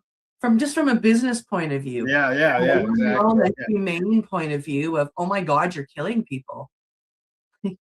These are humans that you're killing with freaking tranquilizer. It doesn't add weight. You don't get more money. No. It makes no sense. It does make no sense whatsoever. But they did find out what it was, which is really amazing. I'm glad they found out what it was. And it was 309 recovered overdoses. They were able to reverse them, but still 309 overdoses in 11 days just reported. Now, I've seen here, like in Peterborough and stuff, where they've announced, warned people that, hey, there's something bad going around out there, and watch yourself. Yeah, we have warnings that pop up here too. And I'm sure as soon as I got the first few overdoses, they warned in New Brunswick as well. But if it goes out quick, and it's all from the same batch, and it gets out there, like this is sadly how they discover. This is why things like Dana Larson's Get Your Drugs Tested are so freaking important, and we need it straight across the country. And that was something else that we talked about on Tuesday when Steve and I were talking on air. He's got 2 daughters who live in addiction, and when they get their new drugs, the first thing they do is go get it tested. Good. And that's how one of the reasons why they're still here with us after 11 years of fighting this addiction. So yeah, folks, if you are in active addiction, please get your drugs tested. Be careful of what you're intaking. Never use alone. Always use with a friend, just in case. Please be careful. Exactly. Yeah. Alrighty. From that, it's time to move on to the news of the day and the cannabis and psychedelic end of things. Yeah. So our first story is coming to us from StratCan, and it says Alberta's cannabis event model is leading the industry. And I have to say they've been doing that for a couple of years now, and it's kind of exciting every time they make a move. Alberta is quickly becoming Canada's proving ground for one of legalization's next frontiers, integrating cannabis into mainstream public events. According to StratCan, Alberta's evolving approach to cannabis at festivals is drawing attention from organizers and regulators across this country. Rather than treating cannabis as something that must remain hidden away in the back rooms or the back, alleys, the province has begun allowing designated cannabis consumption areas and licensed cannabis experiences at select festivals and public events. Supporters say the approach recognizes a simple reality. Cannabis is legal for adults, yet unlike alcohol, consumers have had very few appropriate places to use it socially. Alberta's model attempts to solve that problem by creating controlled environments where adults can consume responsibly while organizers maintain clear safety rules. The article notes that festival organizers have reported positive experiences with the model. Of course they have, describing designated cannabis spaces as orderly, well-managed, and comparable to licensed alcohol areas. Pardon me. The approach has also gives licensed cannabis producers an opportunity to engage directly with consumers, educate them about their products, and promote responsible use. Industry leaders believe Alberta's willingness to experiment may influence other provinces that have remained far more cautious about public cannabis consumption. Nearly 8 years after legalization, the conversation is evolving beyond simply whether adults should have legal access. It's becoming about what a mature cannabis culture actually looks like, and Alberta may be helping write that playbook. I'm pretty excited about that, Al. Well, it's a perfect place as far as to use as an example, like the situation itself. Um, it's things that us here advocates have been calling for a long time on the legalization front, is to be able to have things at events as well as the lounges and other items along that line. They say here in the article as well that Alberta's model works because it treats cannabis retail that way. It treats any other legal regulated industry. And it says that provinces are leaving money on the table by not moving ahead on things.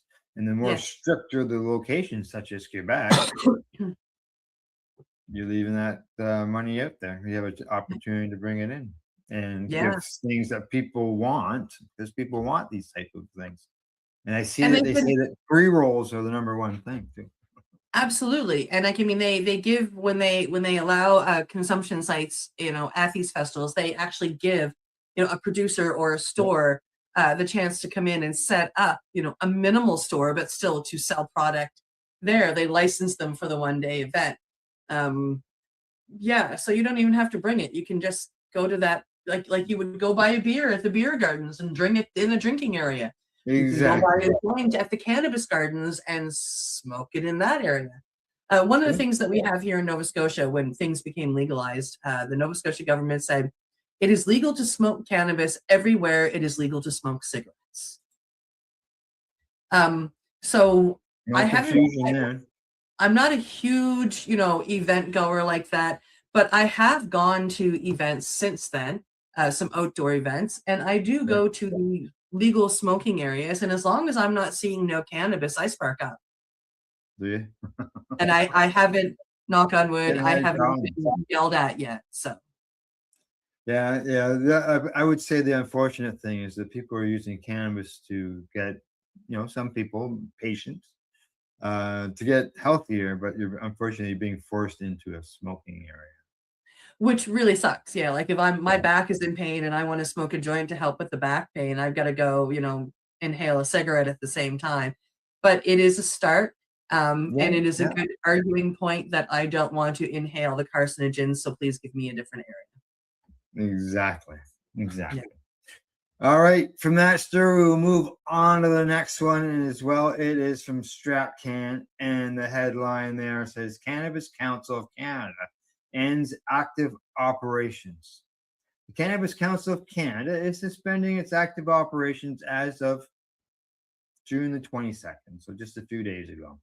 Now, in a press release, the organization says the board will now take time to consider the council's future and the role it can continue to play in advancing the sector's policy priorities.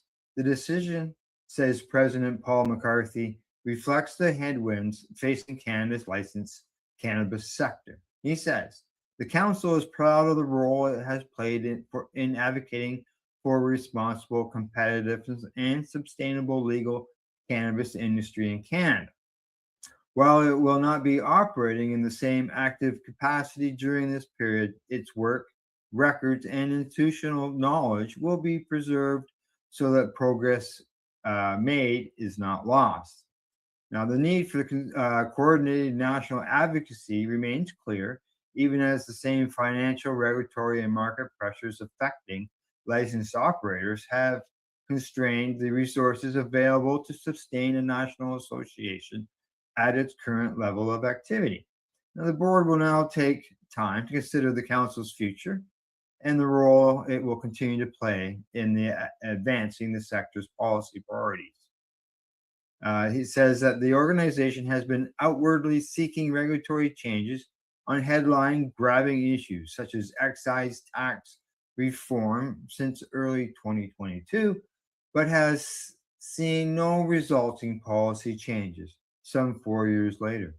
The last public-facing event held by the organization was in October of 2025, which was in Ottawa. It was called Cannabis at the Crossroads. C3's last Grass on the Hill C3 lobbying event took place in October 17th of 2022, and that was in Ottawa.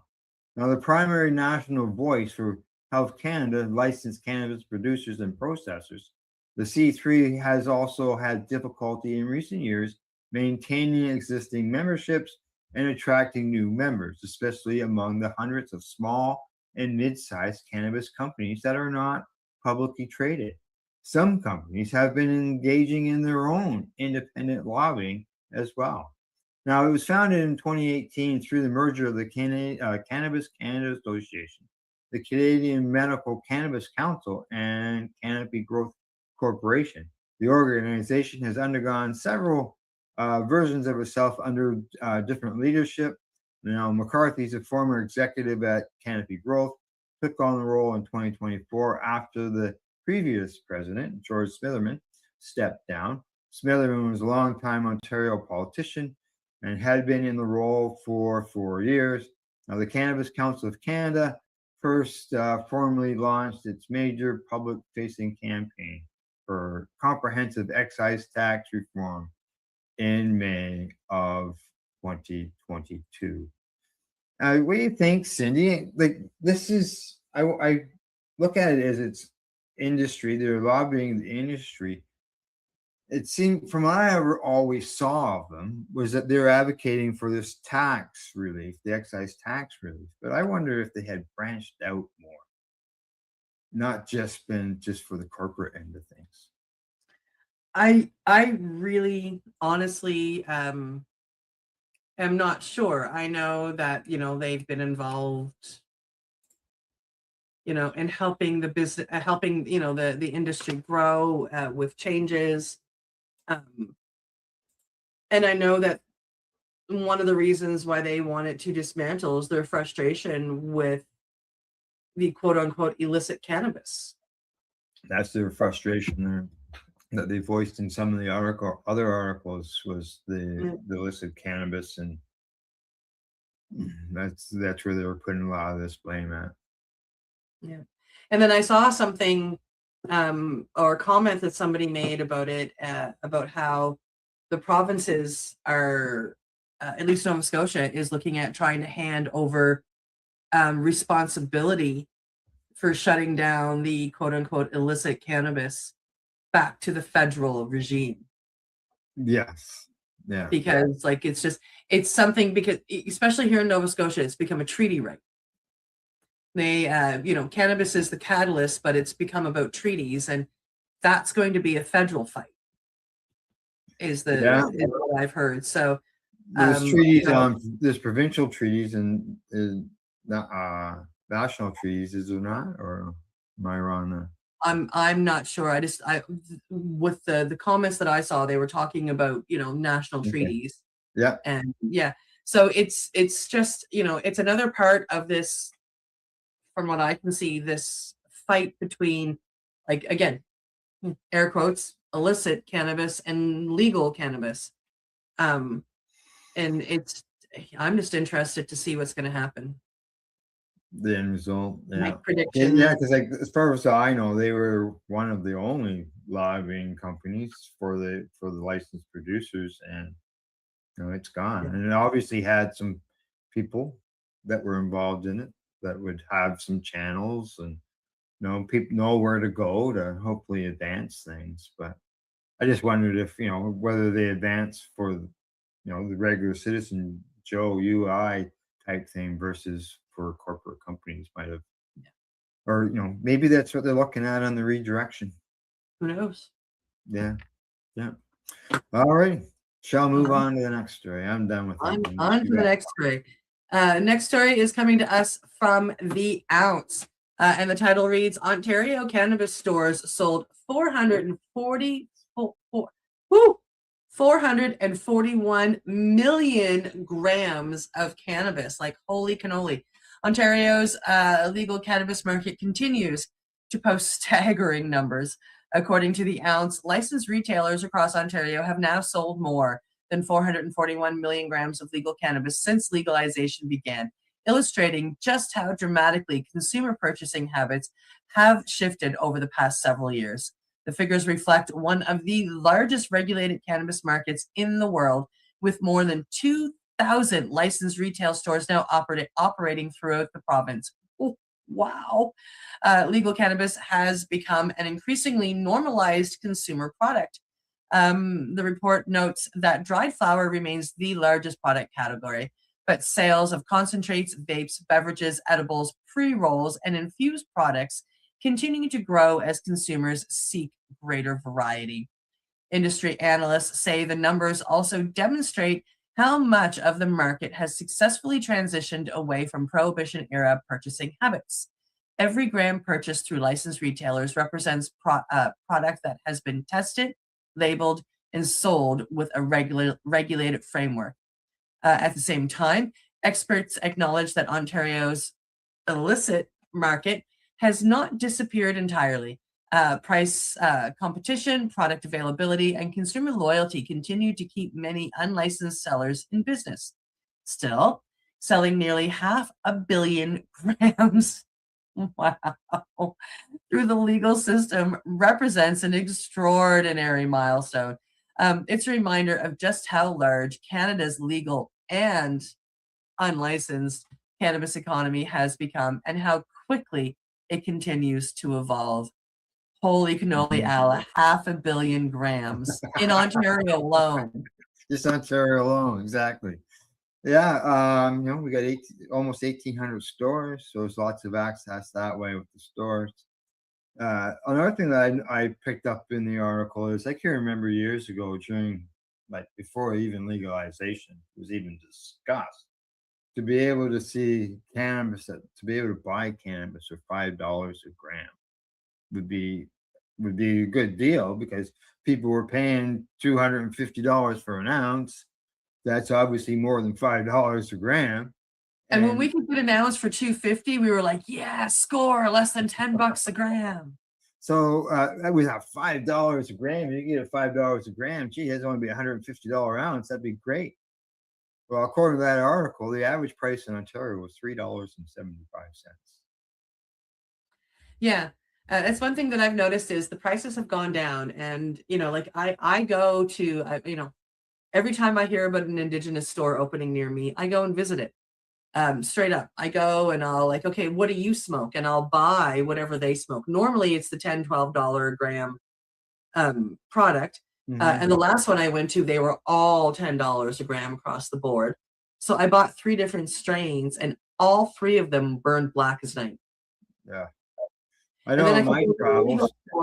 And for $4.50 a gram, I can get 3 different grams and they'll all burn beautifully. I have seen in my travels, well before legalization though, $25 a gram, super lemon haze. In Amsterdam, my most expensive gram was $48 a gram. Oh, holy shit. I hope that was good. Oh, it was friggin' amazing. The cheapest one I bought was $23. Oh, and these are US prices. Even more expensive then. That's brutal. But it was everywhere, like everywhere, right? And it was a tourist town. Apparently, if you go to different areas in the Netherlands, there's a couple other towns I could have gone to. It's set up pretty much the same way. Coffee houses all over the place, and things are actually less expensive because it's not the tourist town. Right. Good. Well, all righty. Anything else in that story? I think we're good. You're good. All right. Moving on to the next one. This one is coming to us from Leafly. The headline there says Irish committee recommends decriminalization of all drugs for personal use. That's right. Irish committee recommends decriminalization of all drugs for personal use. A parliamentary committee has recommended the decriminalization of possession of all drugs for personal use following an extensive examination of drug policy in Ireland. The Joint Committee on Drug Use published its final report, which includes 161 recommendations aimed at shifting Ireland's approach from a criminal justice to a public health model. Nice. Central to these is the repeal of Section 3 of the Misuse of Drugs Act of 1977, which currently criminalizes drug possession. The committee has concluded that the personal possession of drugs for one's own use should cease to be treated as a criminal matter and should instead be met with a health-led approach, said committee chair Gary Gannon of the Social Democrats. He continues with, this is not a marginal adjustment. It is a recognition that criminalizing people for their own drug use has not reduced harm, and that a different approach is both possible and overdue. The committee believes decriminalization should apply to all substances rather than just cannabis or selected drugs based on what it describes as the vast body of evidence, suggesting such a move would be unlikely to lead to increased consumption. However, the report acknowledged that jurisdictions which have implemented decriminalization have reported increases in drug consumption in public areas. To address this, the committee recommends local authorities should be required to discourage and reduce consumption in public spaces through bylaws similar to those governing alcohol. The report, which responded to 36 recommendations made by the Citizens Assembly on Drug Use in 2024, calls for a comprehensive health-led approach to substance misuse. This would include expanded harm reduction services, supervised injection facilities, including model sites or mobile sites, and making naloxone available over the counter. The committee heard evidence from government departments, the police, health professionals, academics, international experts, and people with lived experiences of addiction over multiple hearings between September of 2025 and April of 2026.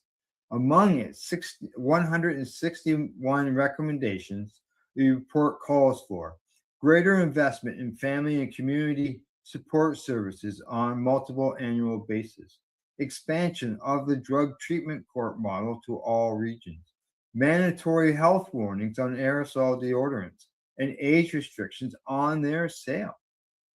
Investment in youth services, including youth hubs and structured activities. Improved access to addiction treatment services, including alternatives such as heroin-assisted therapy.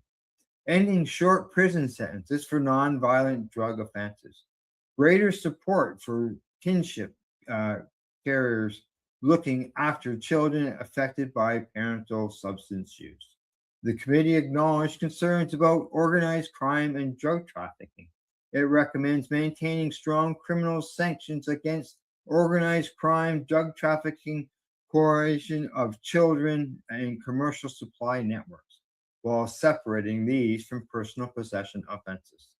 The committee recommended that its report be considered by the Departments of Health, Justice, Home Affairs, and Migration, and with the toil shirts, which matters debate, which both is a debate within the parliamentary house. So they want it to go before the parliament to be discussed.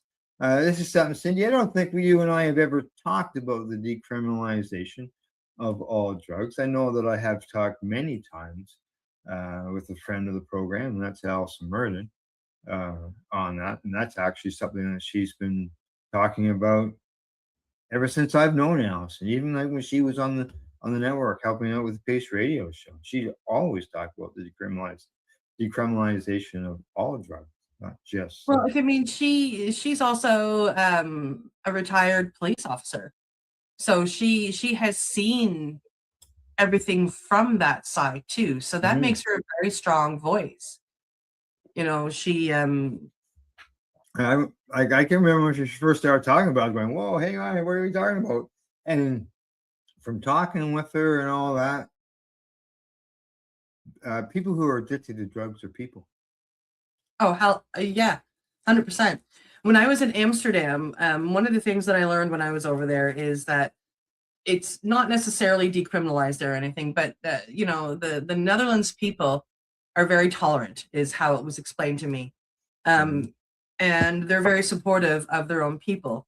So there are places that people go use. They don't get arrested for using. They don't get arrested for being high. They don't get thrown in jail for this. In my 8 days that I was there and all the walking around I did, I saw one person using once. That's it, One. just one. Just one. And there was one person, and I even though I saw them more than once, I only saw them using once. And so it just, and like they just tolerate it. They stand with their people. I mean, homeless people there have places to go, and it's that kind of model that, you know, they don't have people dying of overdoses and, you know, constant, you know, needing of Narcan, and they don't have that. It's just not what goes on. Same in Oregon. I mean, Oregon has things decriminalized, and like, wow, like they're doing better than the average state.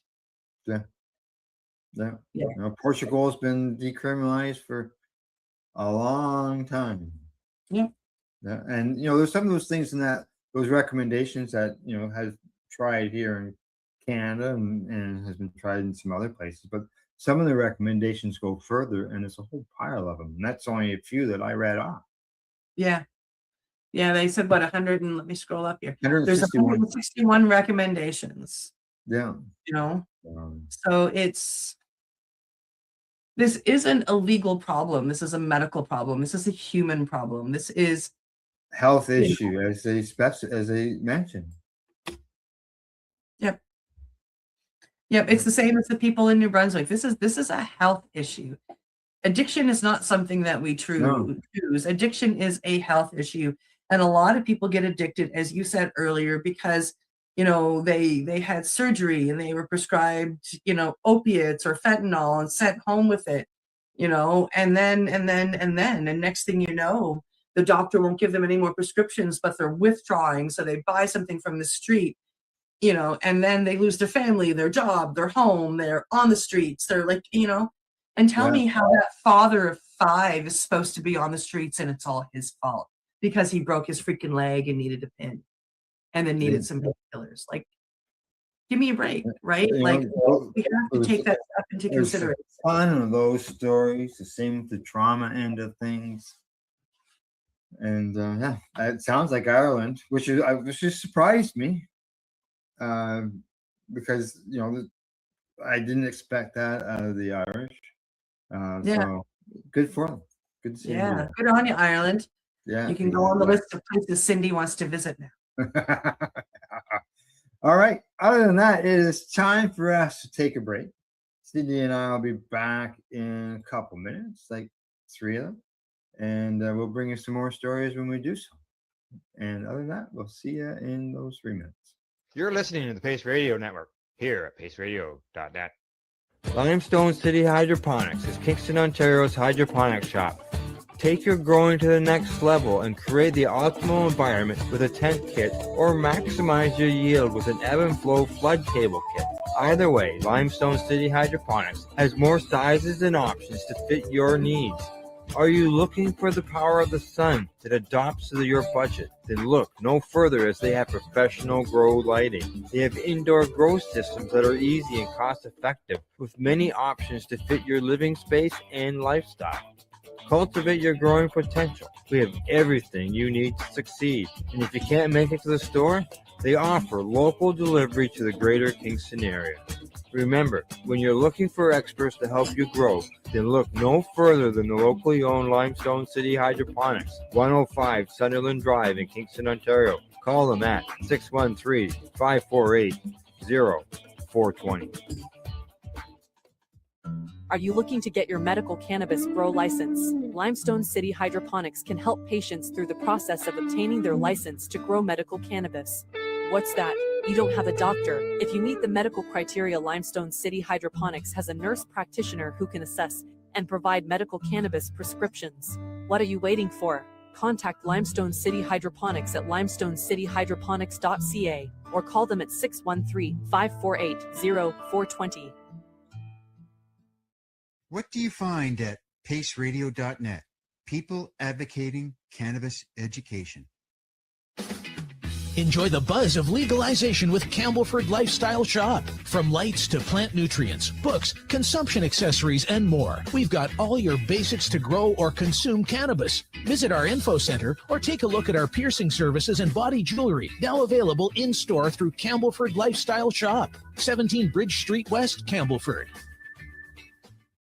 Rerolled Saturdays. Check it out. Nothing but non-stop cannabis and psychedelic programming. Find it at 420pace.ca.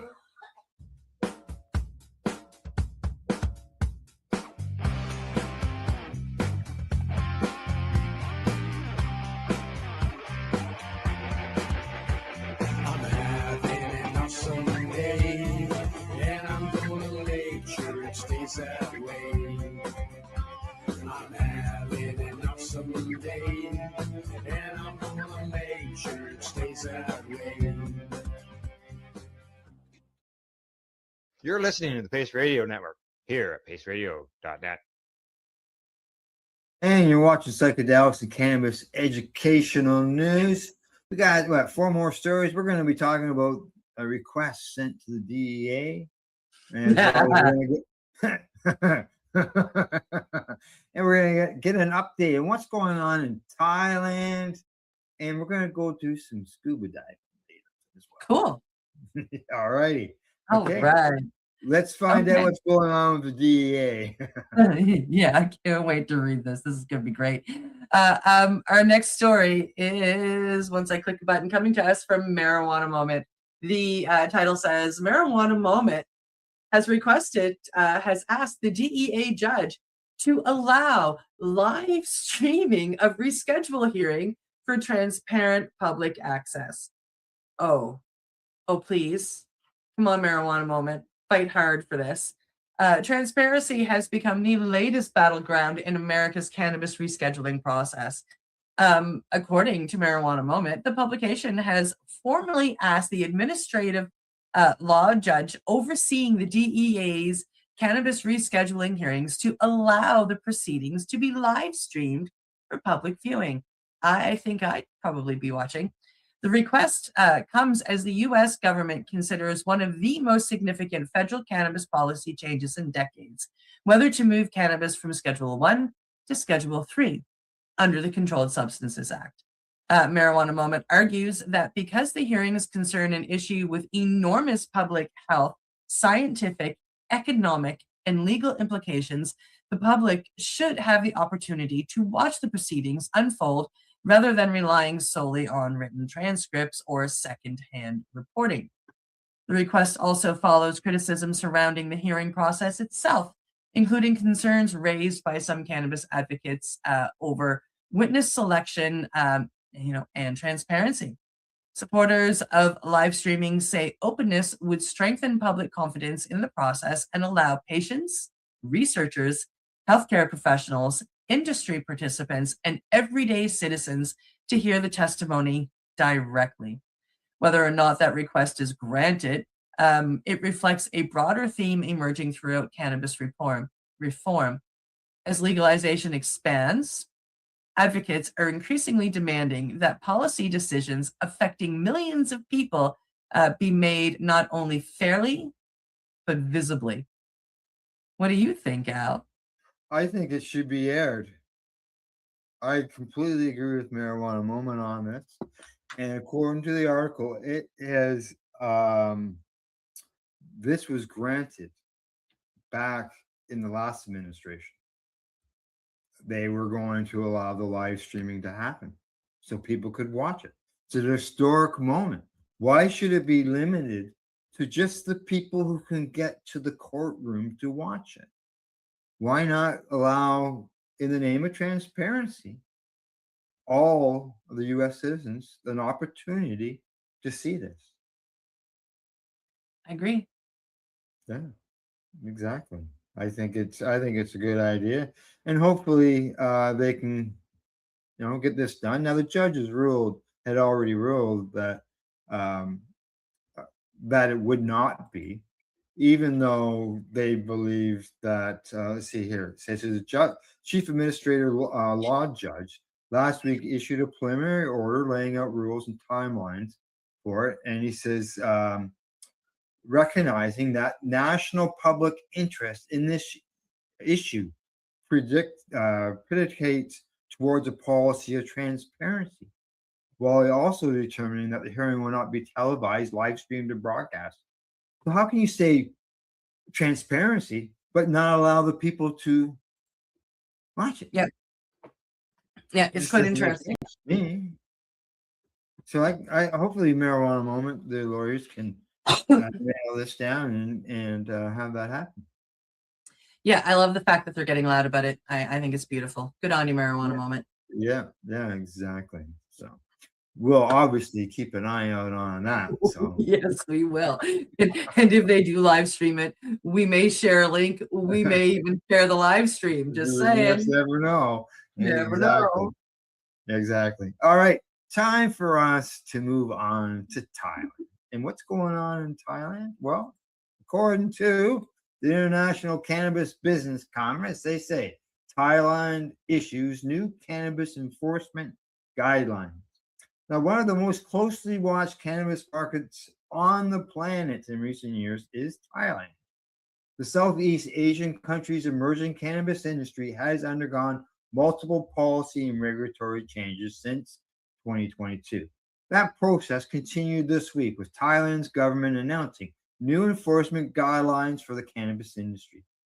They say Thailand's Department of Thai Traditional and Alternative Medicine, which is the DTAM, said on June the 22nd, it had issued tougher enforcement guidelines for cannabis businesses that breached the Public Health Minister's 2025 rules on cannabis as a controlled herb, with license suspensions of 30 to 90 days and possible revocation for repeat offenses reported in the nation.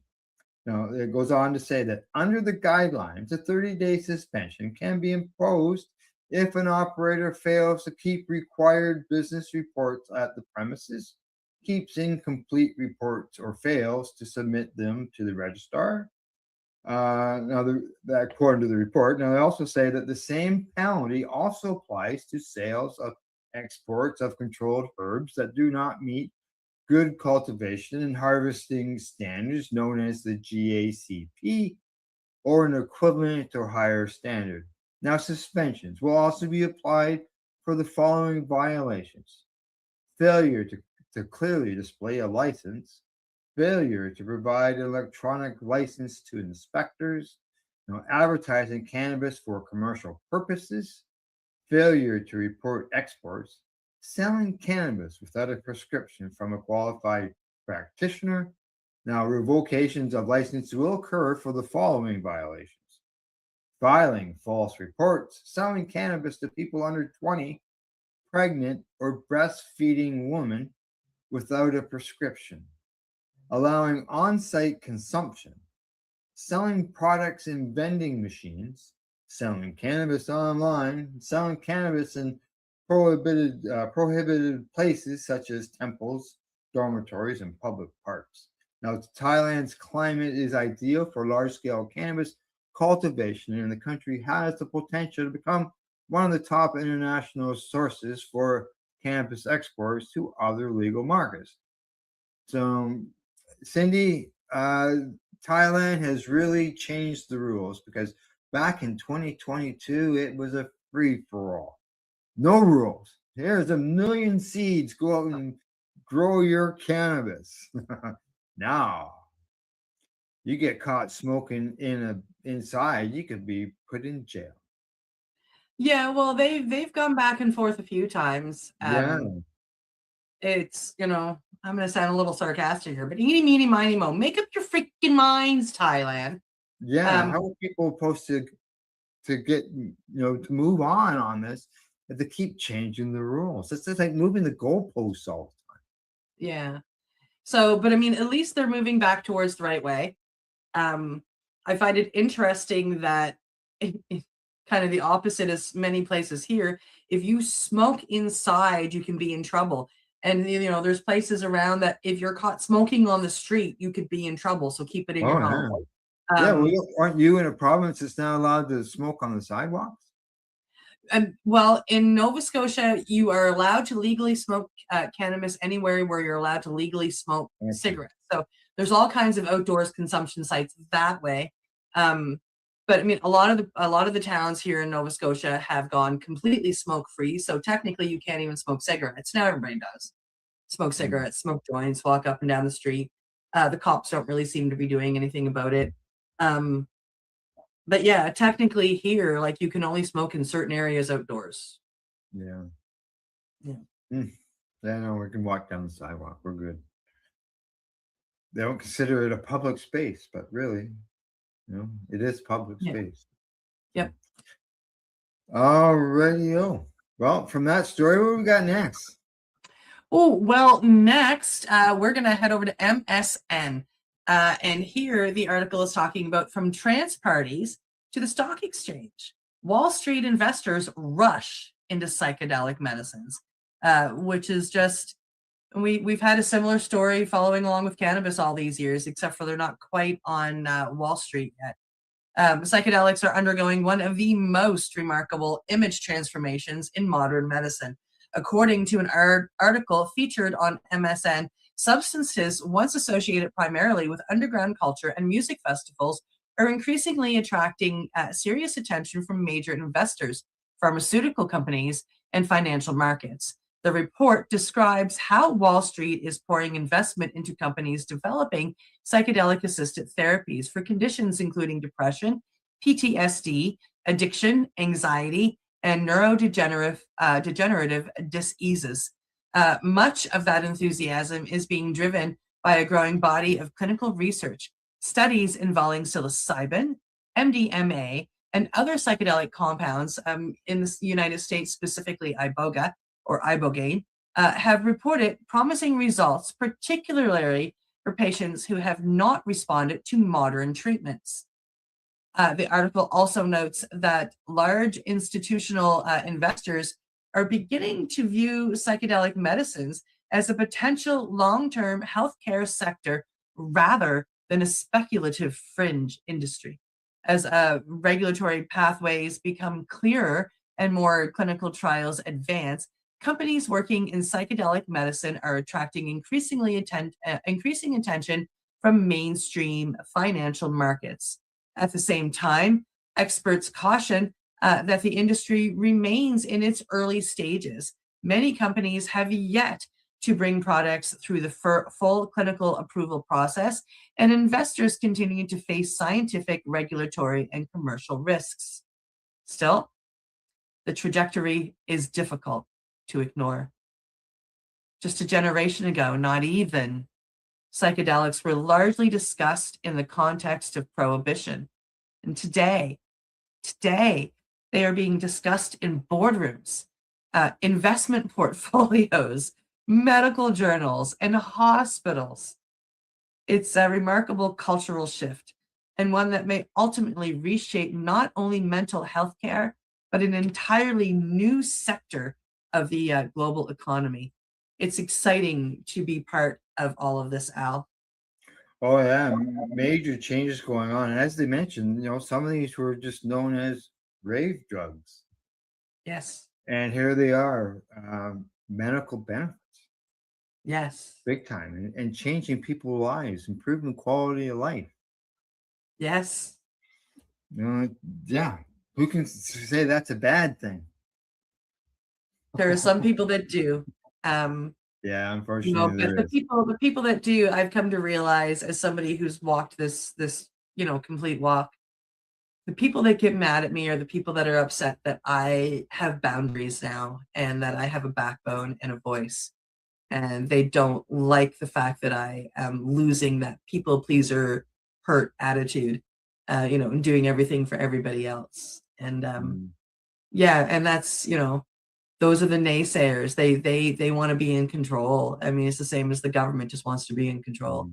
So yeah, it's really exciting to see this. It makes me so happy that it's moving this way and it's helping tons of people. I mean, I hear new miracle stories every day, and it's just beautiful.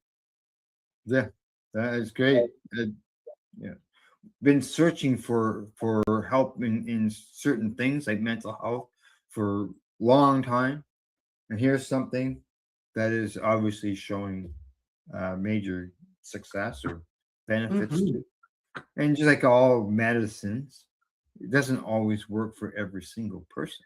No, no, everybody Yeah. needs something different. Like I know people that like the Bufo 5-MeO that I've learned, isn't the medicine for them. It's not that it hurts them. It's just not the one that helps them take the steps forward. Psilocybin is, and then I know people that are complete opposite that can't do mushrooms at all, but that 5-MeO has changed their life. No, I Or hear other the ones, same. MDMA, iboga, ayahuasca, like Cannabis, same thing. I've cannabis. had people tell me over the years that it doesn't help me, and Yep. no. Yep. So So yeah, okay, everybody well, needs something different, right? that's right, exactly. Even happens with prescription medicines, not just natural medicine. So Yep. Yep. okay, from that story, we're going to move on to the last story of the day. We're going to head down to the tropics, and we're going to do a little bit of scuba diving. But here we go. The next story here is coming to us from CNN. It says Italian police divers find huge cannabis stash in sea cave off celebrity holiday island. Police divers have discovered more than $500,000 worth of hashish hidden in a cave on the picturesque Italian island of Ponza. The authorities on the island, a popular vacation spot for the rich and famous, said they seized 330 blocks of hash weighing 88 pounds in total from the cave, which can only be accessed by sea. Police on Ponza, which is widely known for spectacular cliffs, told CNN on Wednesday that they had been watching the mouth of the cave in the Chaya de Luna area. They believe the drugs, which are estimated to have a street value of more than $500,000, were intended for the summer tourist season, which is due to kick off with a 3-day holiday this weekend. Now, a video published by the authorities showed that police divers had to access the tiny cave from a boat. The fourth Naval Unit Squad of the Gaeta Naval Operations worked with the Ponza Island of the Guardia de Finanza Financial Police, which said in a statement Tuesday that the seizure was made by cave divers who accessed a tunnel to get to the cave. They say the investigative activity carried out through intelligence services, territory observations, and monitoring of suspicious movements led to the identification of a significant quantity of narcotics intended to fuel the illicit market during the summer season, they say. They go on to say that this is a significant achievement that demonstrates that professionalism and training of the personnel employed capable of operating in particularly complex and difficult to access environments. And they say that the drugs were thought to have been brought over by a dinghy from Anzio on the mainland. Well, Cindy.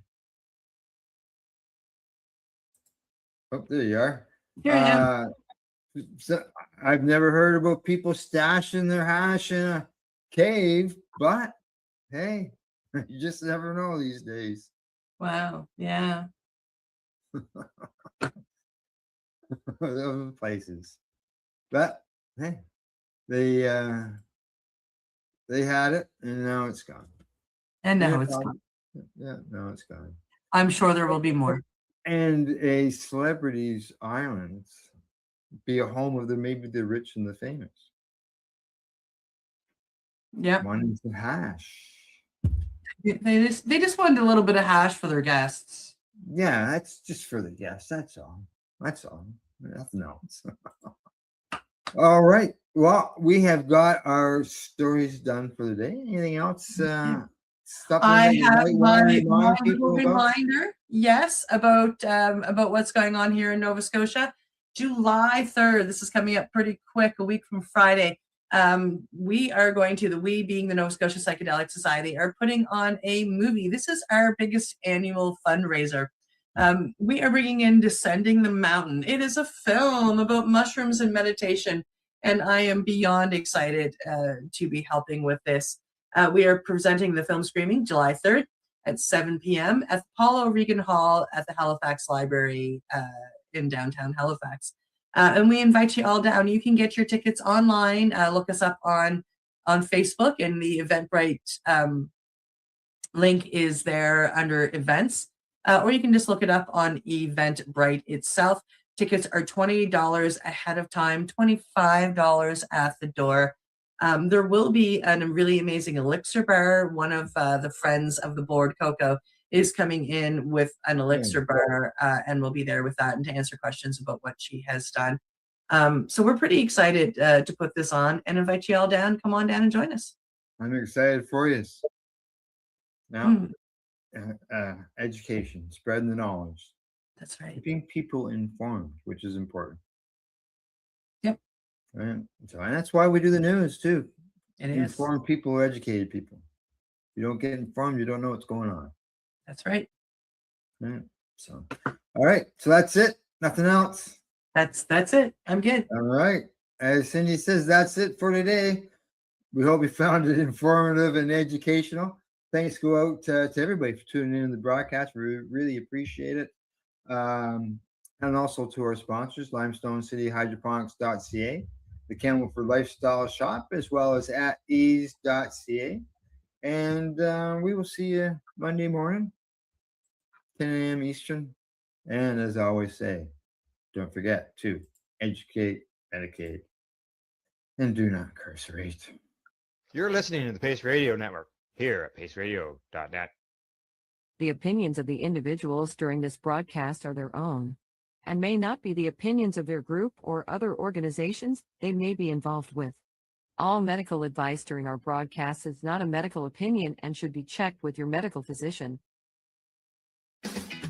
Enjoy the buzz of legalization with Campbellford Lifestyle Shop. From lights to plant nutrients, books, consumption accessories, and more. We've got all your basics to grow or consume cannabis. Visit our info center or take a look at our piercing services and body jewelry, now available in-store through Campbellford Lifestyle Shop, 17 Bridge Street West, Campbellford.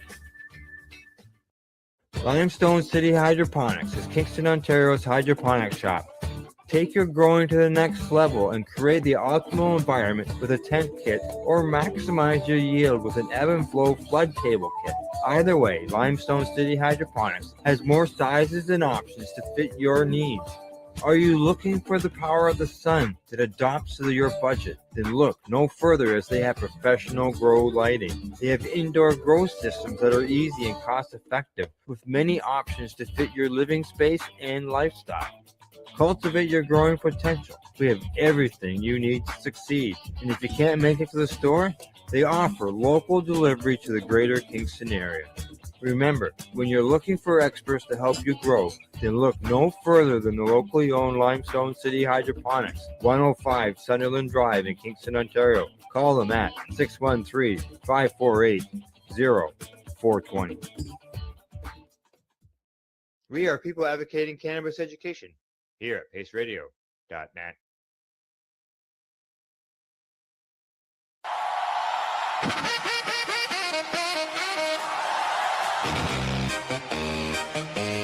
Music by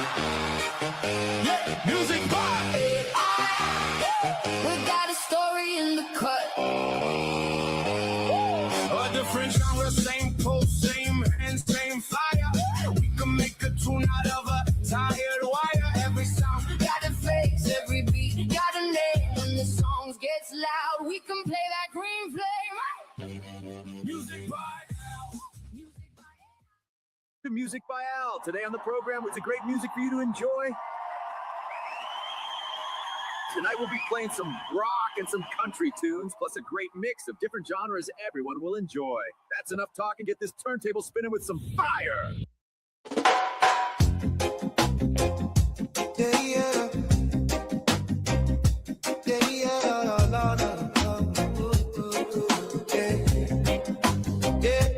Posters on the lamppost, jock signs on the ground. Friend rolling up from every side, filling up downtown. Drummers on the corner, tie-dye flags held high. Mamas with their strollers, sharing lighters, sharing time. We get high on the street, high on the street. Steps in rhythm, hearts on beat. From the vendors to the bands, we raise our leafy hands. We get high on the street, high on the street. Hey, at the marijuana march, we all agree we're not hiding anymore. We're the cloud outside door. We're the cloud outside your door. Glass pipes on a blanket, brownies in a pan. Clipboards, pens, petition, change starts hand to hand. Saxophone is wailing, kids dance on the curb. Cops watch from a distance as we chant each burning word. We get high on the street, high on the street. Steps in rhythm, hearts on beat. From the vendors to the bands, we raise our leafy hands. We get high on the street, high on the street. Oh, at the marijuana march, we all agree we're not hiding anymore. We're the cloud outside your door. We're the cloud outside your door. This is more than smoke and joking. This is laws that choke our folks. Grandma's pay herself for that. Tell me how you justify that. Side by side we blaze a path. Turn that stigma into laugh, into living, into rights, into days in open life. We get higher, high on the street. Steps in rhythm, hearts on the vendor to the bed. We raise our leafy hands, we get high on the street, high on the street. Oh, at the marijuana march, we all agree. Call it protest, call it peace. We're marching, laughing, flame, yeah. Till the law remembers our name. Oh, got trinkets and things. Musicians are jamming on electric guitar strings. Friends gather round now with stories to tell, breaking these old laws. Yeah, yeah, yeah, yeah, yeah. Oh, we get high, oh, we get high on the steps in rhythm, hearts on the windows on the band. We raise our leafy hands, we get high on the street, high on the street. Hey, at the marijuana march, we all agree. Call it protest, call it peace. We're marching, laughing, flame. Yeah, till the law remembers our name. Oh, no. Oh, no, no, no, no, no, no, no, no, no, no, no.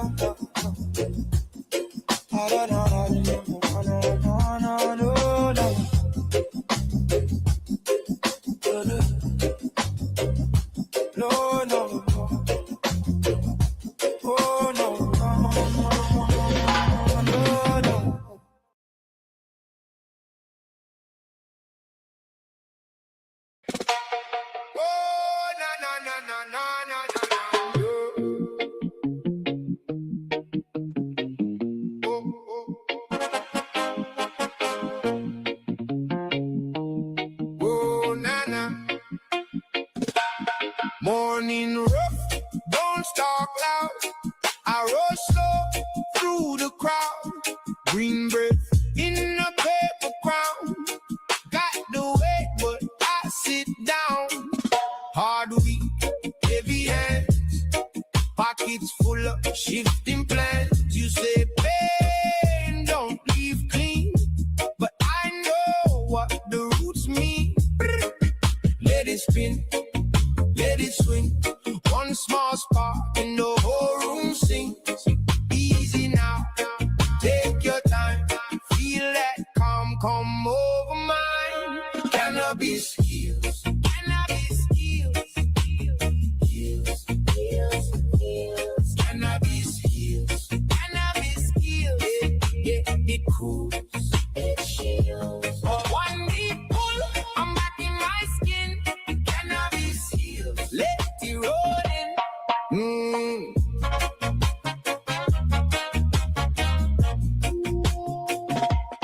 Mama said, boy, stay wise. Read that truth behind the eyes. Some folk talk, some folk lie. Still I keep my head held high. On the porch with the plate half full. Baseline warm and the night too cool. Friends lean close, the worries fade. One love glow in the shade. Let it spin, let it swing. One small spark and the whole room sings. Easy now, take your time. Feel that calm come over mine. Cannabis heals, cannabis heals. Heals, heals, heals, heals. Cannabis heals, cannabis heals. It cools, it shields. One deep pull, I'm back in my skin. Cannabis heals, let it roll in. No rush, no fight, just a slow moon ride tonight when the world gets wild in me. I find peace in the in between. Cannabis heals, cannabis heals. Heals, heals, heals. Cannabis heals, cannabis heals. It cools, it shields. One deep pull, I'm back in my skin. Cannabis heals, let it roll in. Cannabis heals, cannabis heals. Heals, heals, heals, heals.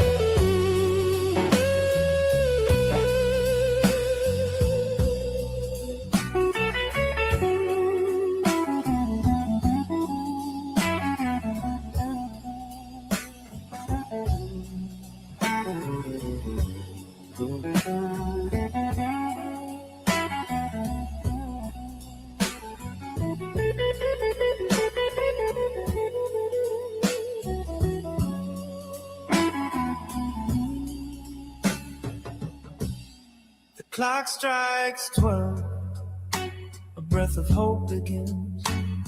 We leave behind the weight of yesteryear. With him beside us, peace flows from within.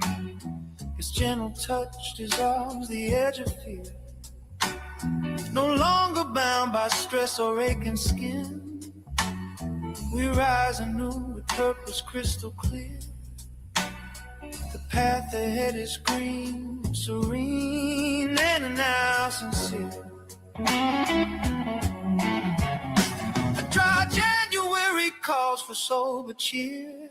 Yet cannabis brings joy without the haze. A calming balm, a friend who stays near to lift our hearts and brighten weary days. It soothes the mind and makes resolution dear. No need for wine to dance or feel a blaze. We toast with tinctures, with laughter in our gait. Let's walk the green fields of tomorrow, where healing grows and sheds our sorrow. With every puff we rise and mend, with every leaf our hearts transcend. Let's walk the green fields of tomorrow.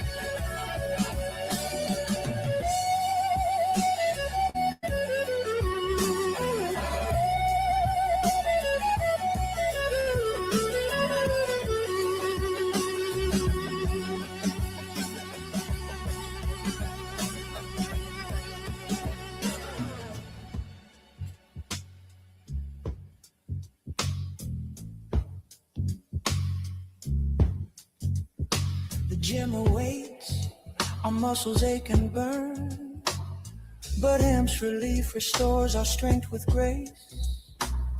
Recovery comes with every herbal turn. A balm for joints puts a smile upon the face.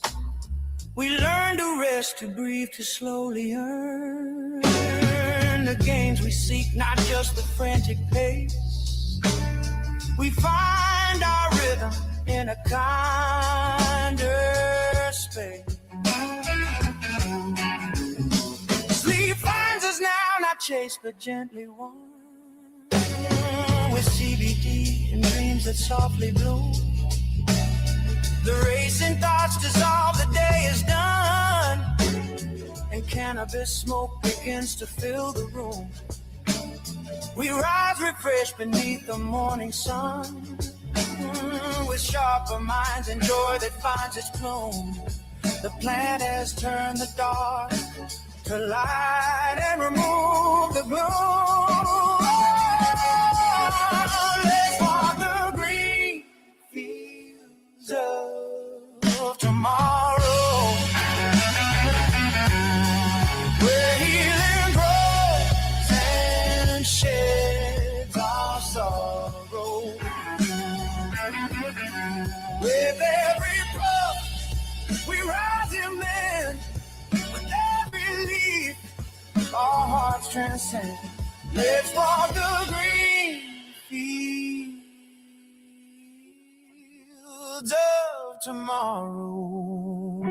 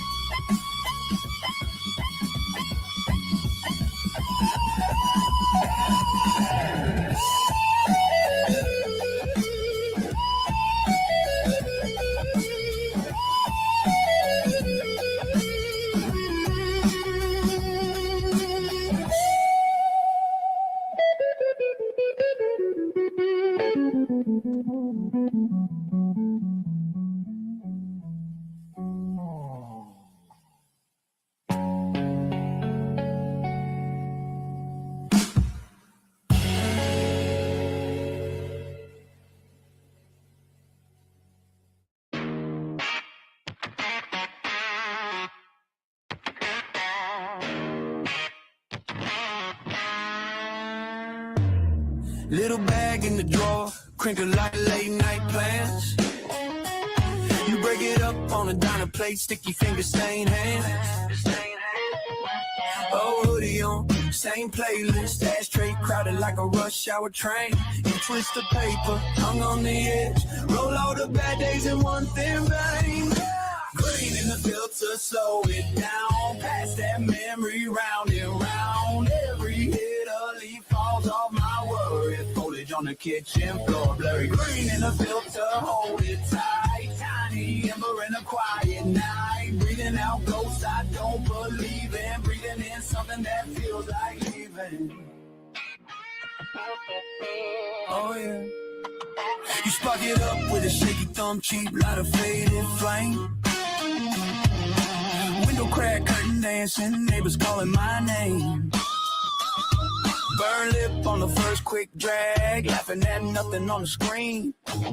Stuffed out stories in a coffee cup, little roaches lined up like a busted dream. Yeah, rain in the filter, slow it down. Pass that memory round and round. Every hit a leaf falls off my worry. Foliage on the kitchen floor, blurry. Green in the filter, hold it tight. Tiny ember in a quiet night. Breathing out ghosts I don't believe in. Breathing in something that feels like leaving.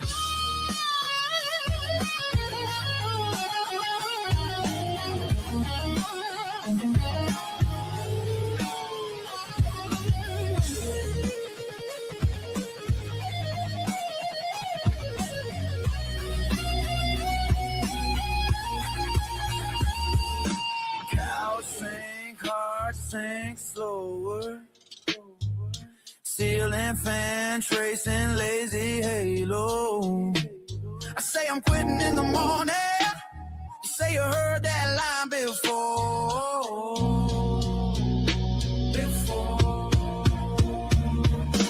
Green in the filter, slow it down. Pass that memory round and round. Every hit a leaf falls off my worry. Foliage on the kitchen floor, blurry. Green in the filter, hold it tight. Tiny ember in a quiet night. Breathing out ghosts I don't believe in. Breathing in something that feels like leaving.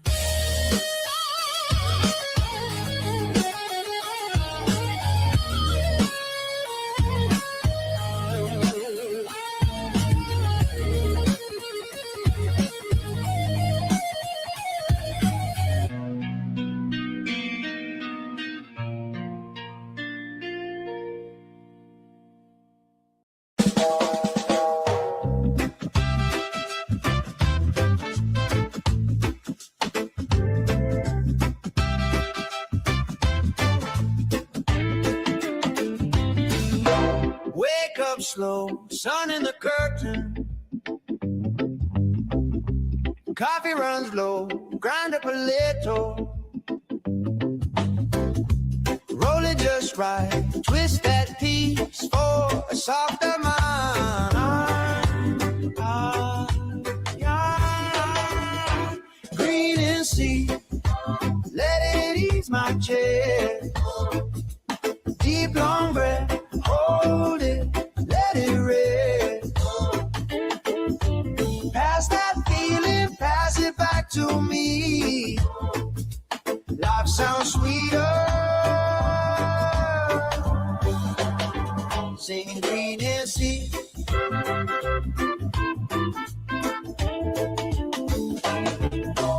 Ashtray ring like yesterday's plan.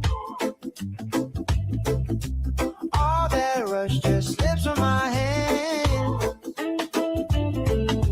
Laugh for nothing, talk till we're clear. One more spark, all the fear disappear. Green and sea, let it ease my chest.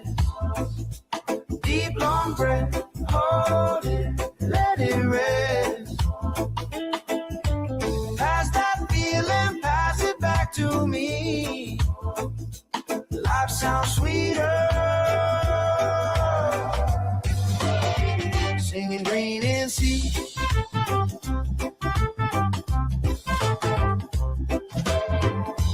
Call it medicine, call it escape.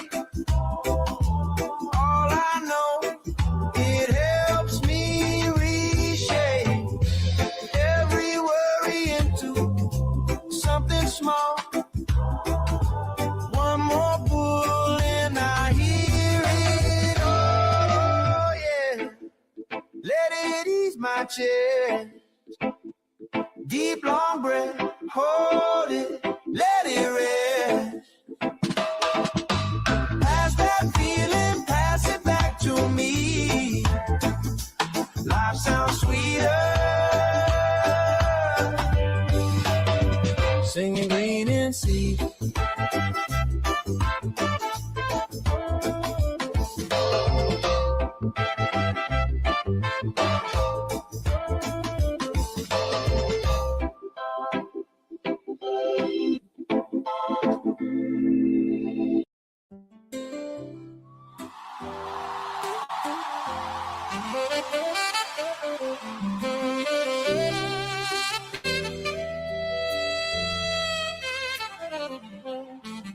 Old hooded backyard chair, sun sinking slow in the tree.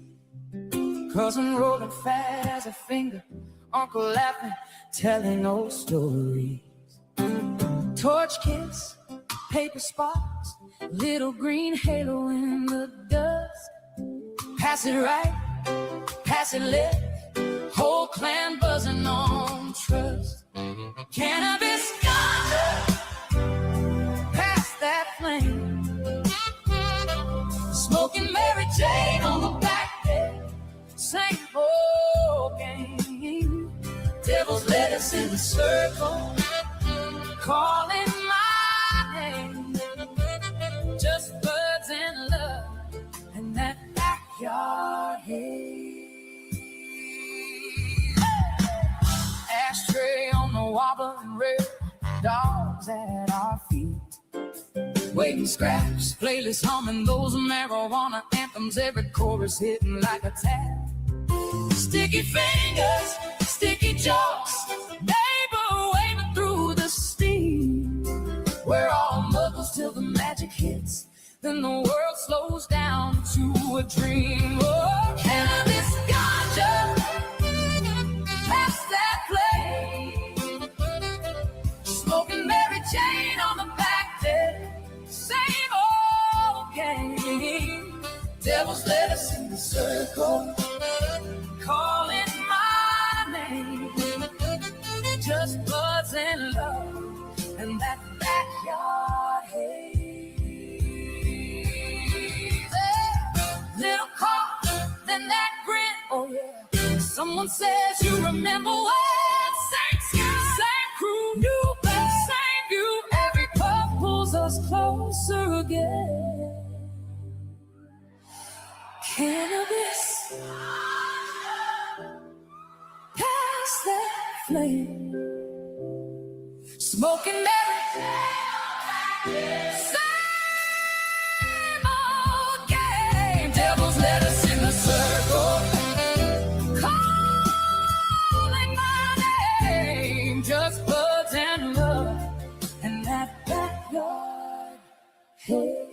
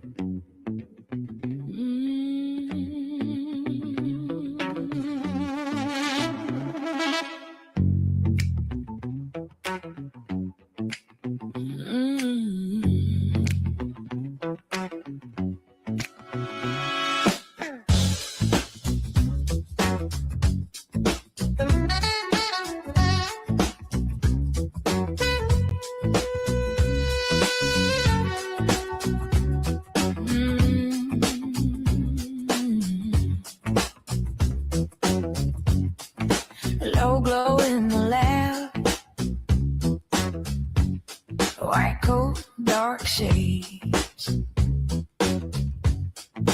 Beakers on the table, science on parade. I pull it from the plant, drop it in the vial, charting every change, every little smile. CB1, CB2, talking to your brain, slide into your system. You never feel the same. Cannabinoid groove, sliding through your veins, so smooth. From your head to your shoes, every little cell approves. Cannabinoid groove, body talking back in truth.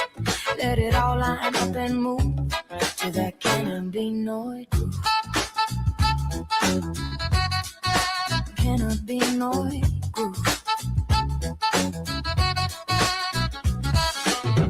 Got a map of your nerves laid out on the wall. Lock meets key, now the dominoes fall. Pain takes a seat, worry drifts aside. Tiny little molecules taking you for a ride. Cannabinoid groove, sliding through your vein, so smooth from your head to your shoes. Every little cell approves. Cannabinoid groove, body talking back in truth. Let it all line up and move to that cannabinoid groove. Cannabinoid groove. Up in smoke or under tongue, either way that signal spun. Tiny switch flips your mood, turn a static into attitude. Heart slows down, thoughts get wide. All your edges soften on the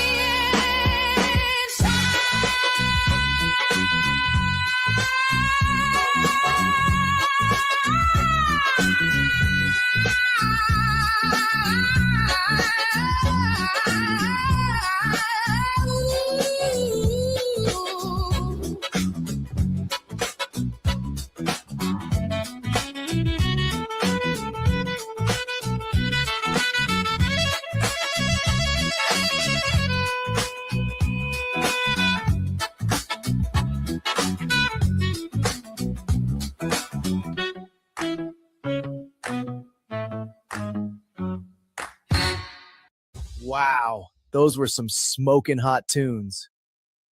Thank you for tuning in to Made by Al, your AI-assisted cannabis music show here at 420pace.ca. Who's ready for some more smoking cannabis tunes?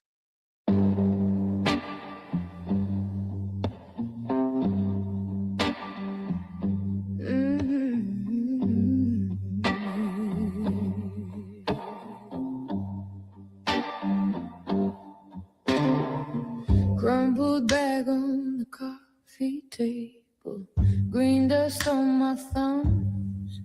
You laugh, say my eyes look ancient. We ain't even started to run. Pass the grinder, pass the time. Ashtray full of last week's plans.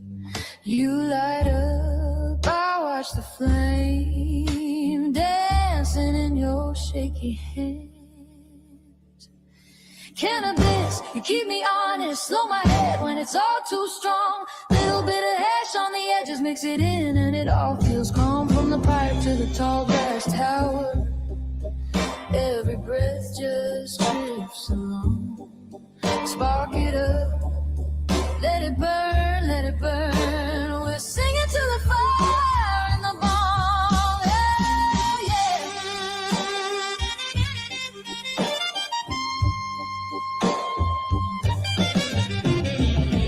Couch got dance with our names in it. Same groove, same old show.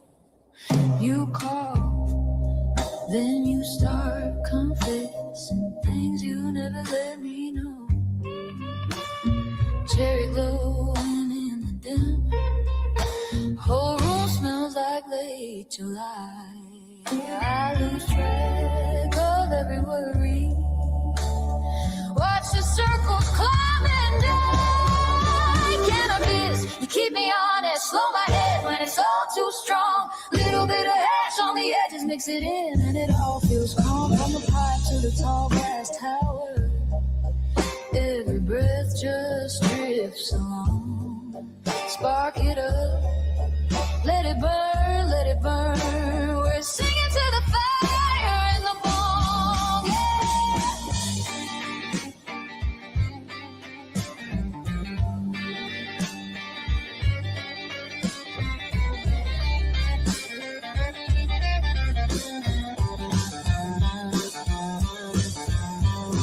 We've been running from the blaze all week.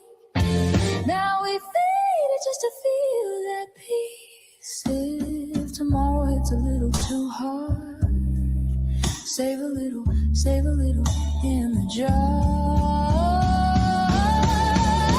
Cannabis, you keep me honest. Slow my head when it's all too strong. Little bit of hash on the edges, mix it in, and it all feels calm. From the pipe to the tall glass tower, every breath just drifts along. Spark it up, let it burn, let it burn. We're singing to the fire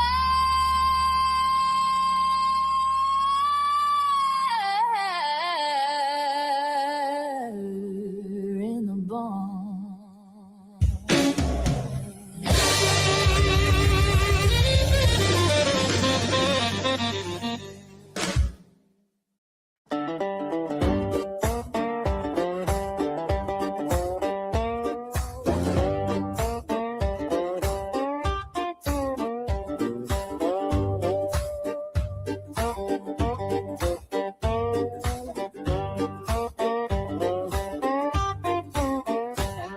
Got a rusted out truck and a borrowed piece of land. Coffee can, seeds, and dirt in my hands. Sun creeps up on a red clay road. I'm whistling soft, watching green things grow. I'm just getting high on my own hill, paying these dues, chasing that thrill. From a mason jar dream to a backwoods bill, I'm just getting high on my own hill, oh my own hill. Sheriff drives by with his mirrored shades on. Tips his hat, says you're working hard, son. He smells that breeze, but he don't say a word. Guess the Lord loves farmers growing what they earn. I'm just getting high on my own hill, paying these dues, chasing that thrill. From a mason jar dream to a backwoods bill, I'm just getting high on my own hill. In my own hill.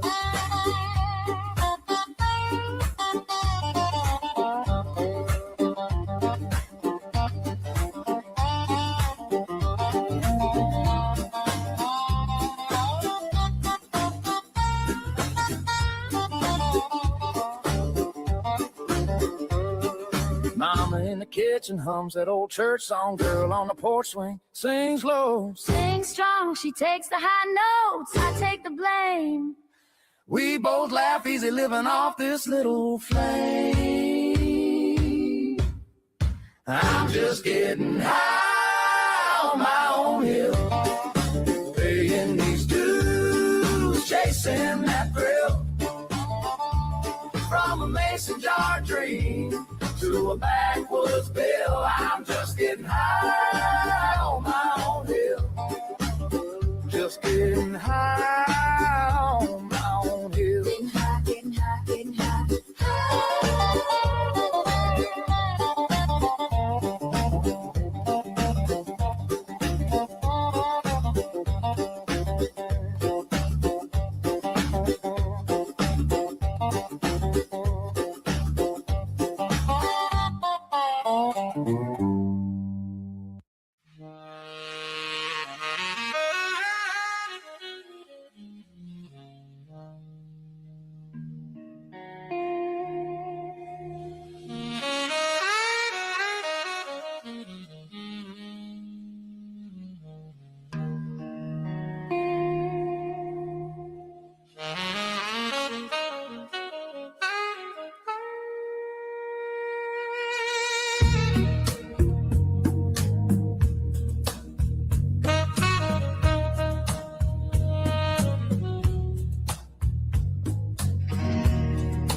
Hash on the table, soft in my palm. Gumball in the glass jar, calm in the storm. Fingertips sticky, scissor blades brown. Pass it in a circle, kept it low, kept it sound. Hash gooey like Play-Doh, press it, fold it, take it slow. Original concentrate, that's gold. All love, harm reduction, consumption. Hash gooey like Play-Doh, soft little sun in a snow glow. Just story in the smoke. All love, harm reduction, consumption. Yeah.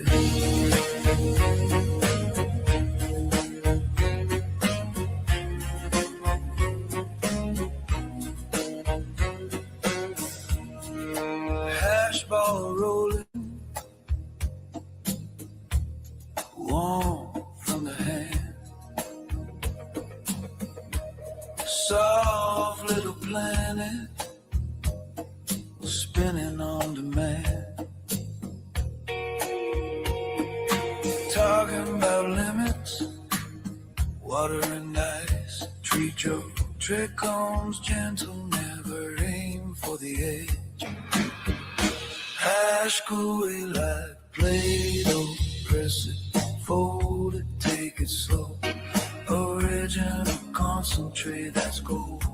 All love, harm reduction, consumption. Hash gooey like Play-Doh, soft little sun in a snow globe. No, just story in the smoke. All love, harm reduction, consumption. Roll it like a worm, break it up, smoke in a joint. Smoke it in a joint, it's a go. Blender in the ice, broken track, chrome head. Hash bags with micro screens, a solvent less. Concentrate like Play-Doh, press it, fold it, take it slow. Original concentrate, let's go. All love, harm reduction, consumption. Hash gooey like Play-Doh, soft little sun in a snow globe. No leaf, just story in the smoke. All love, harm reduction, consumption.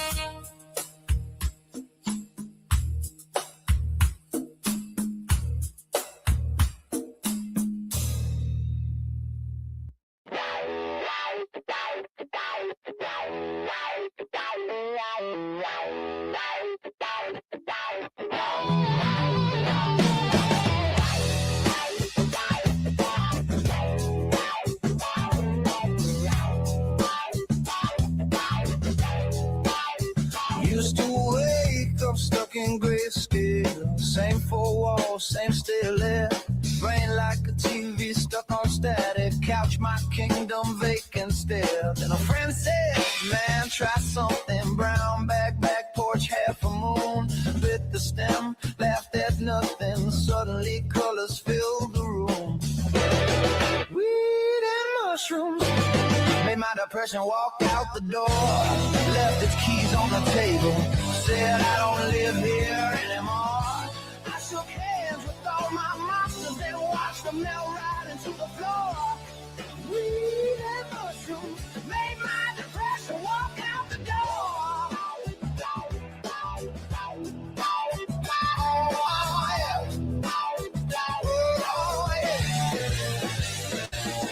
Heartbeat drumming in my ribcage, floorboards breathing with my feet. Every shadow started dancing to a rhythm under the street. Saw my scars turn into rivers flowing out beyond the blame. Took a toe, took off the armor, heard my own voice say my name. Weed and mushrooms made my depression walk out the door. Left his keys on the table, said I don't live here anymore. I shook hands with all my monsters, then watched them melt right into the floor. Weed and mushrooms made my depression walk out the door.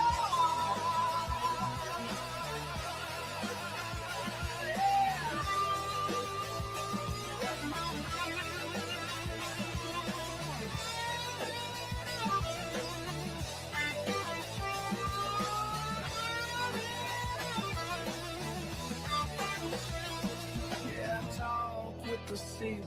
Said I've been down here too long. Then the lamp turned to a lighthouse, flashing out a four-note song. Oh, yeah. I was barefoot in the backyard, every heartbeat on the one.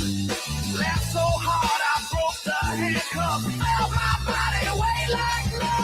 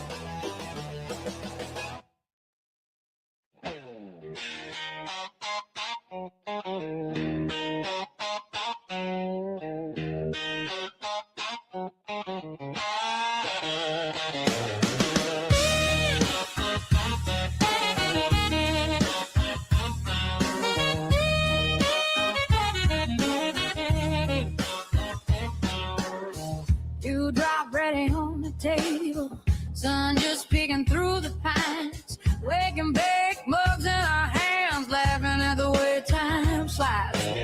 My old lake fog on the shoreline, your hoodie smells like last night's smoke. We pass around that little green halo, let the whole day sit there broke.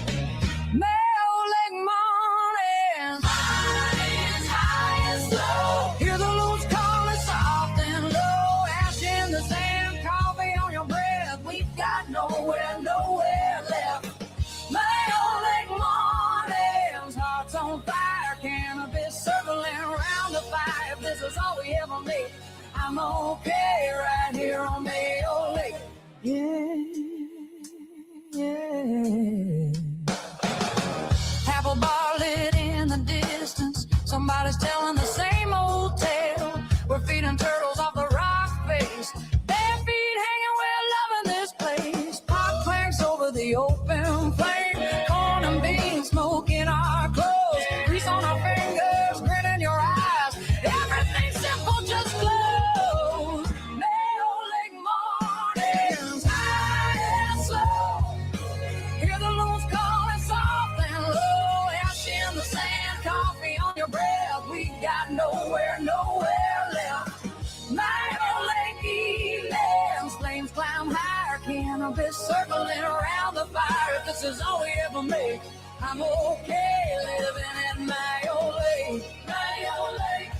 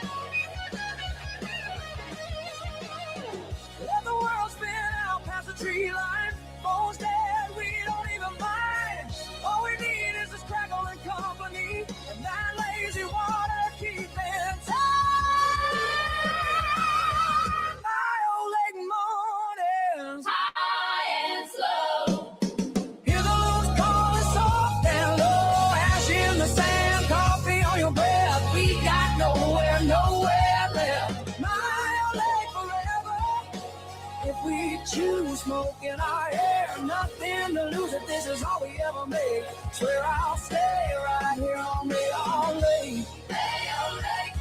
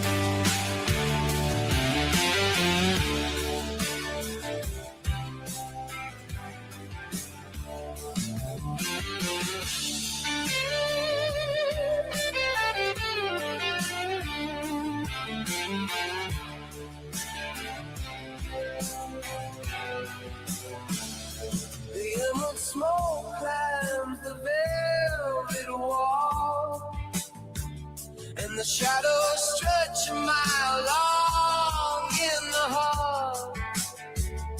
A glass eye stares from the mantelpiece, while the silver paper brings a sweet release. We're leaning back on the edge of the sky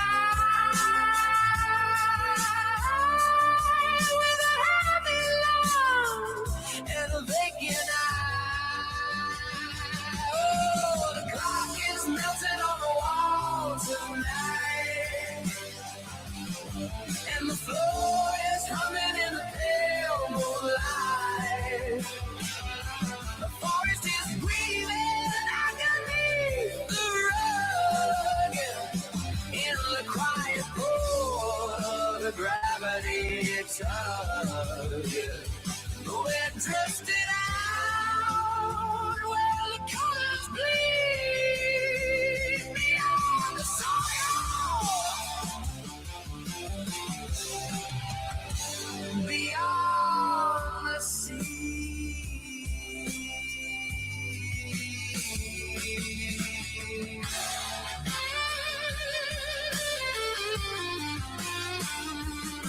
The silver mountains whispering names in a language born of the solar flames. The ceiling tiles start to liquefy into a kaleidoscope of a Tuesday sky. Time is a circle or a broken plate, and we've locked the keys outside the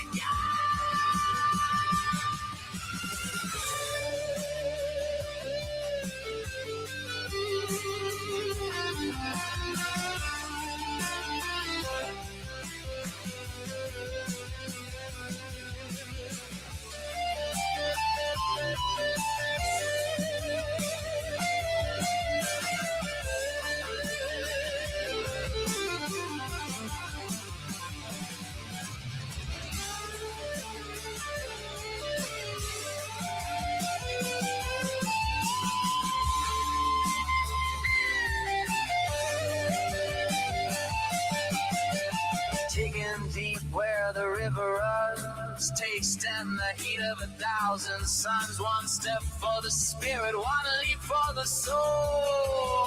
Now the tea is black in the crystal bowl.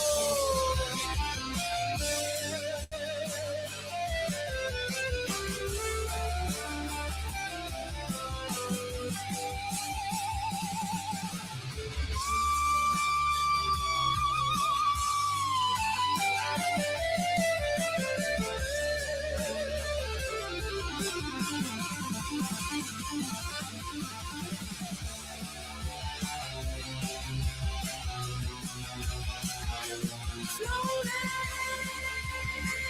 in the green and the gray. Don't let the daylight wash it all away.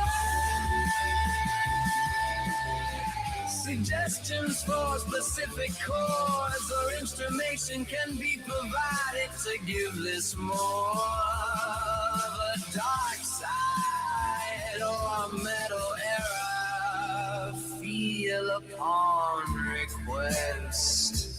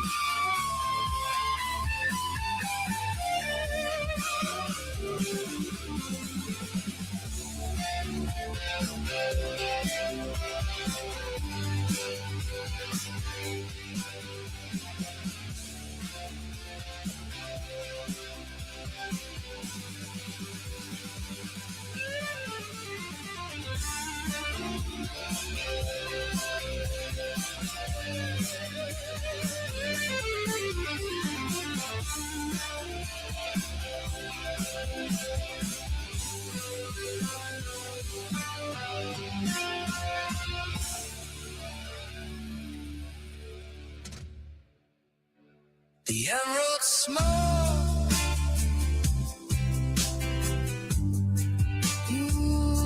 the emerald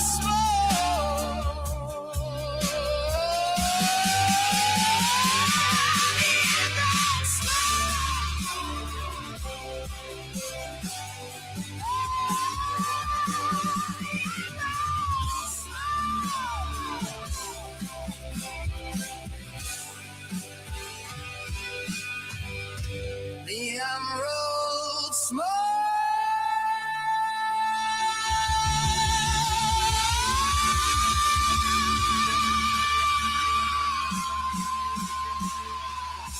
The emerald smoke cleanses the velvet wall. The emerald smoke comes the velvet wall. The emerald smoke.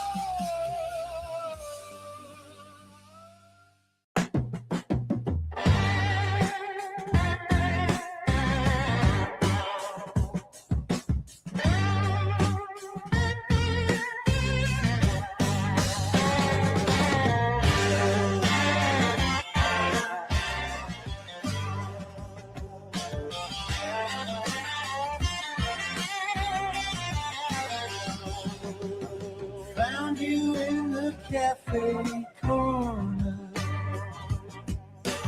Bampton blue still dripping rain. Name of some old bank in silver, phone number fading like a stain. Leftover umbrella, who did you wait for? Stood by the door like a loyal little girl. Leftover umbrella, lost in a crowd.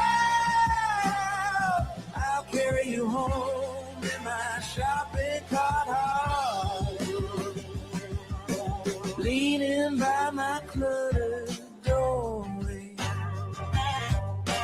next to boots I never wear. You smell faintly like wet pavement, and someone who used to care. Leftover umbrella, who did you wait for? Stood by the door like a loyal little dog. Leftover umbrella, lost in a crowd. I'll carry you home in my shopping cart.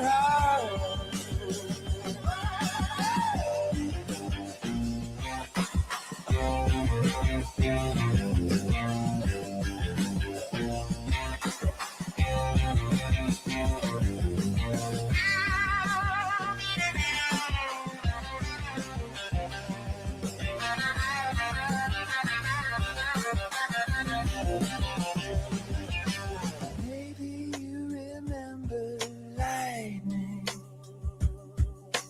Maybe you remember hands.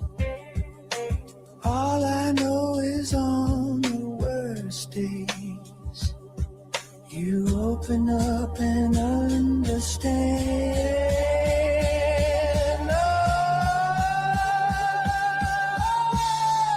Oh, leftover umbrella, who did you wait for? Stood by the door like a loyal little dog.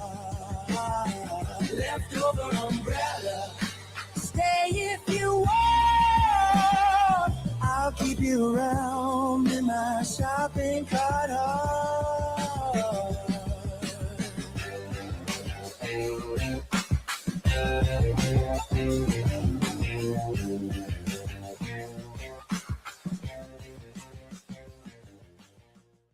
Sadly, we have come to the end of this Made by Al release. Thank you for tuning in to Made by Al and 420pace.ca. Remember, always respect your cannabis. Rerolled Saturdays. Check it out. Nothing but non-stop cannabis and psychedelic programming. Find it at 420pace.ca.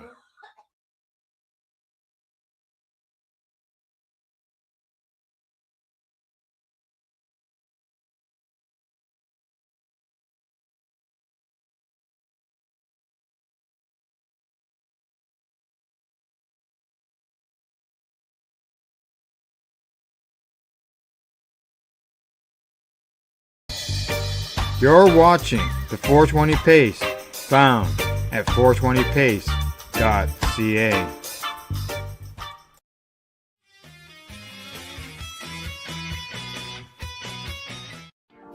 You've been watching Rerolled Saturdays. Thank you to our guests, our hosts, and our viewers. Up next, Rerolled Saturday Nighttime Edition. It gets started at 4 p.m. See you then.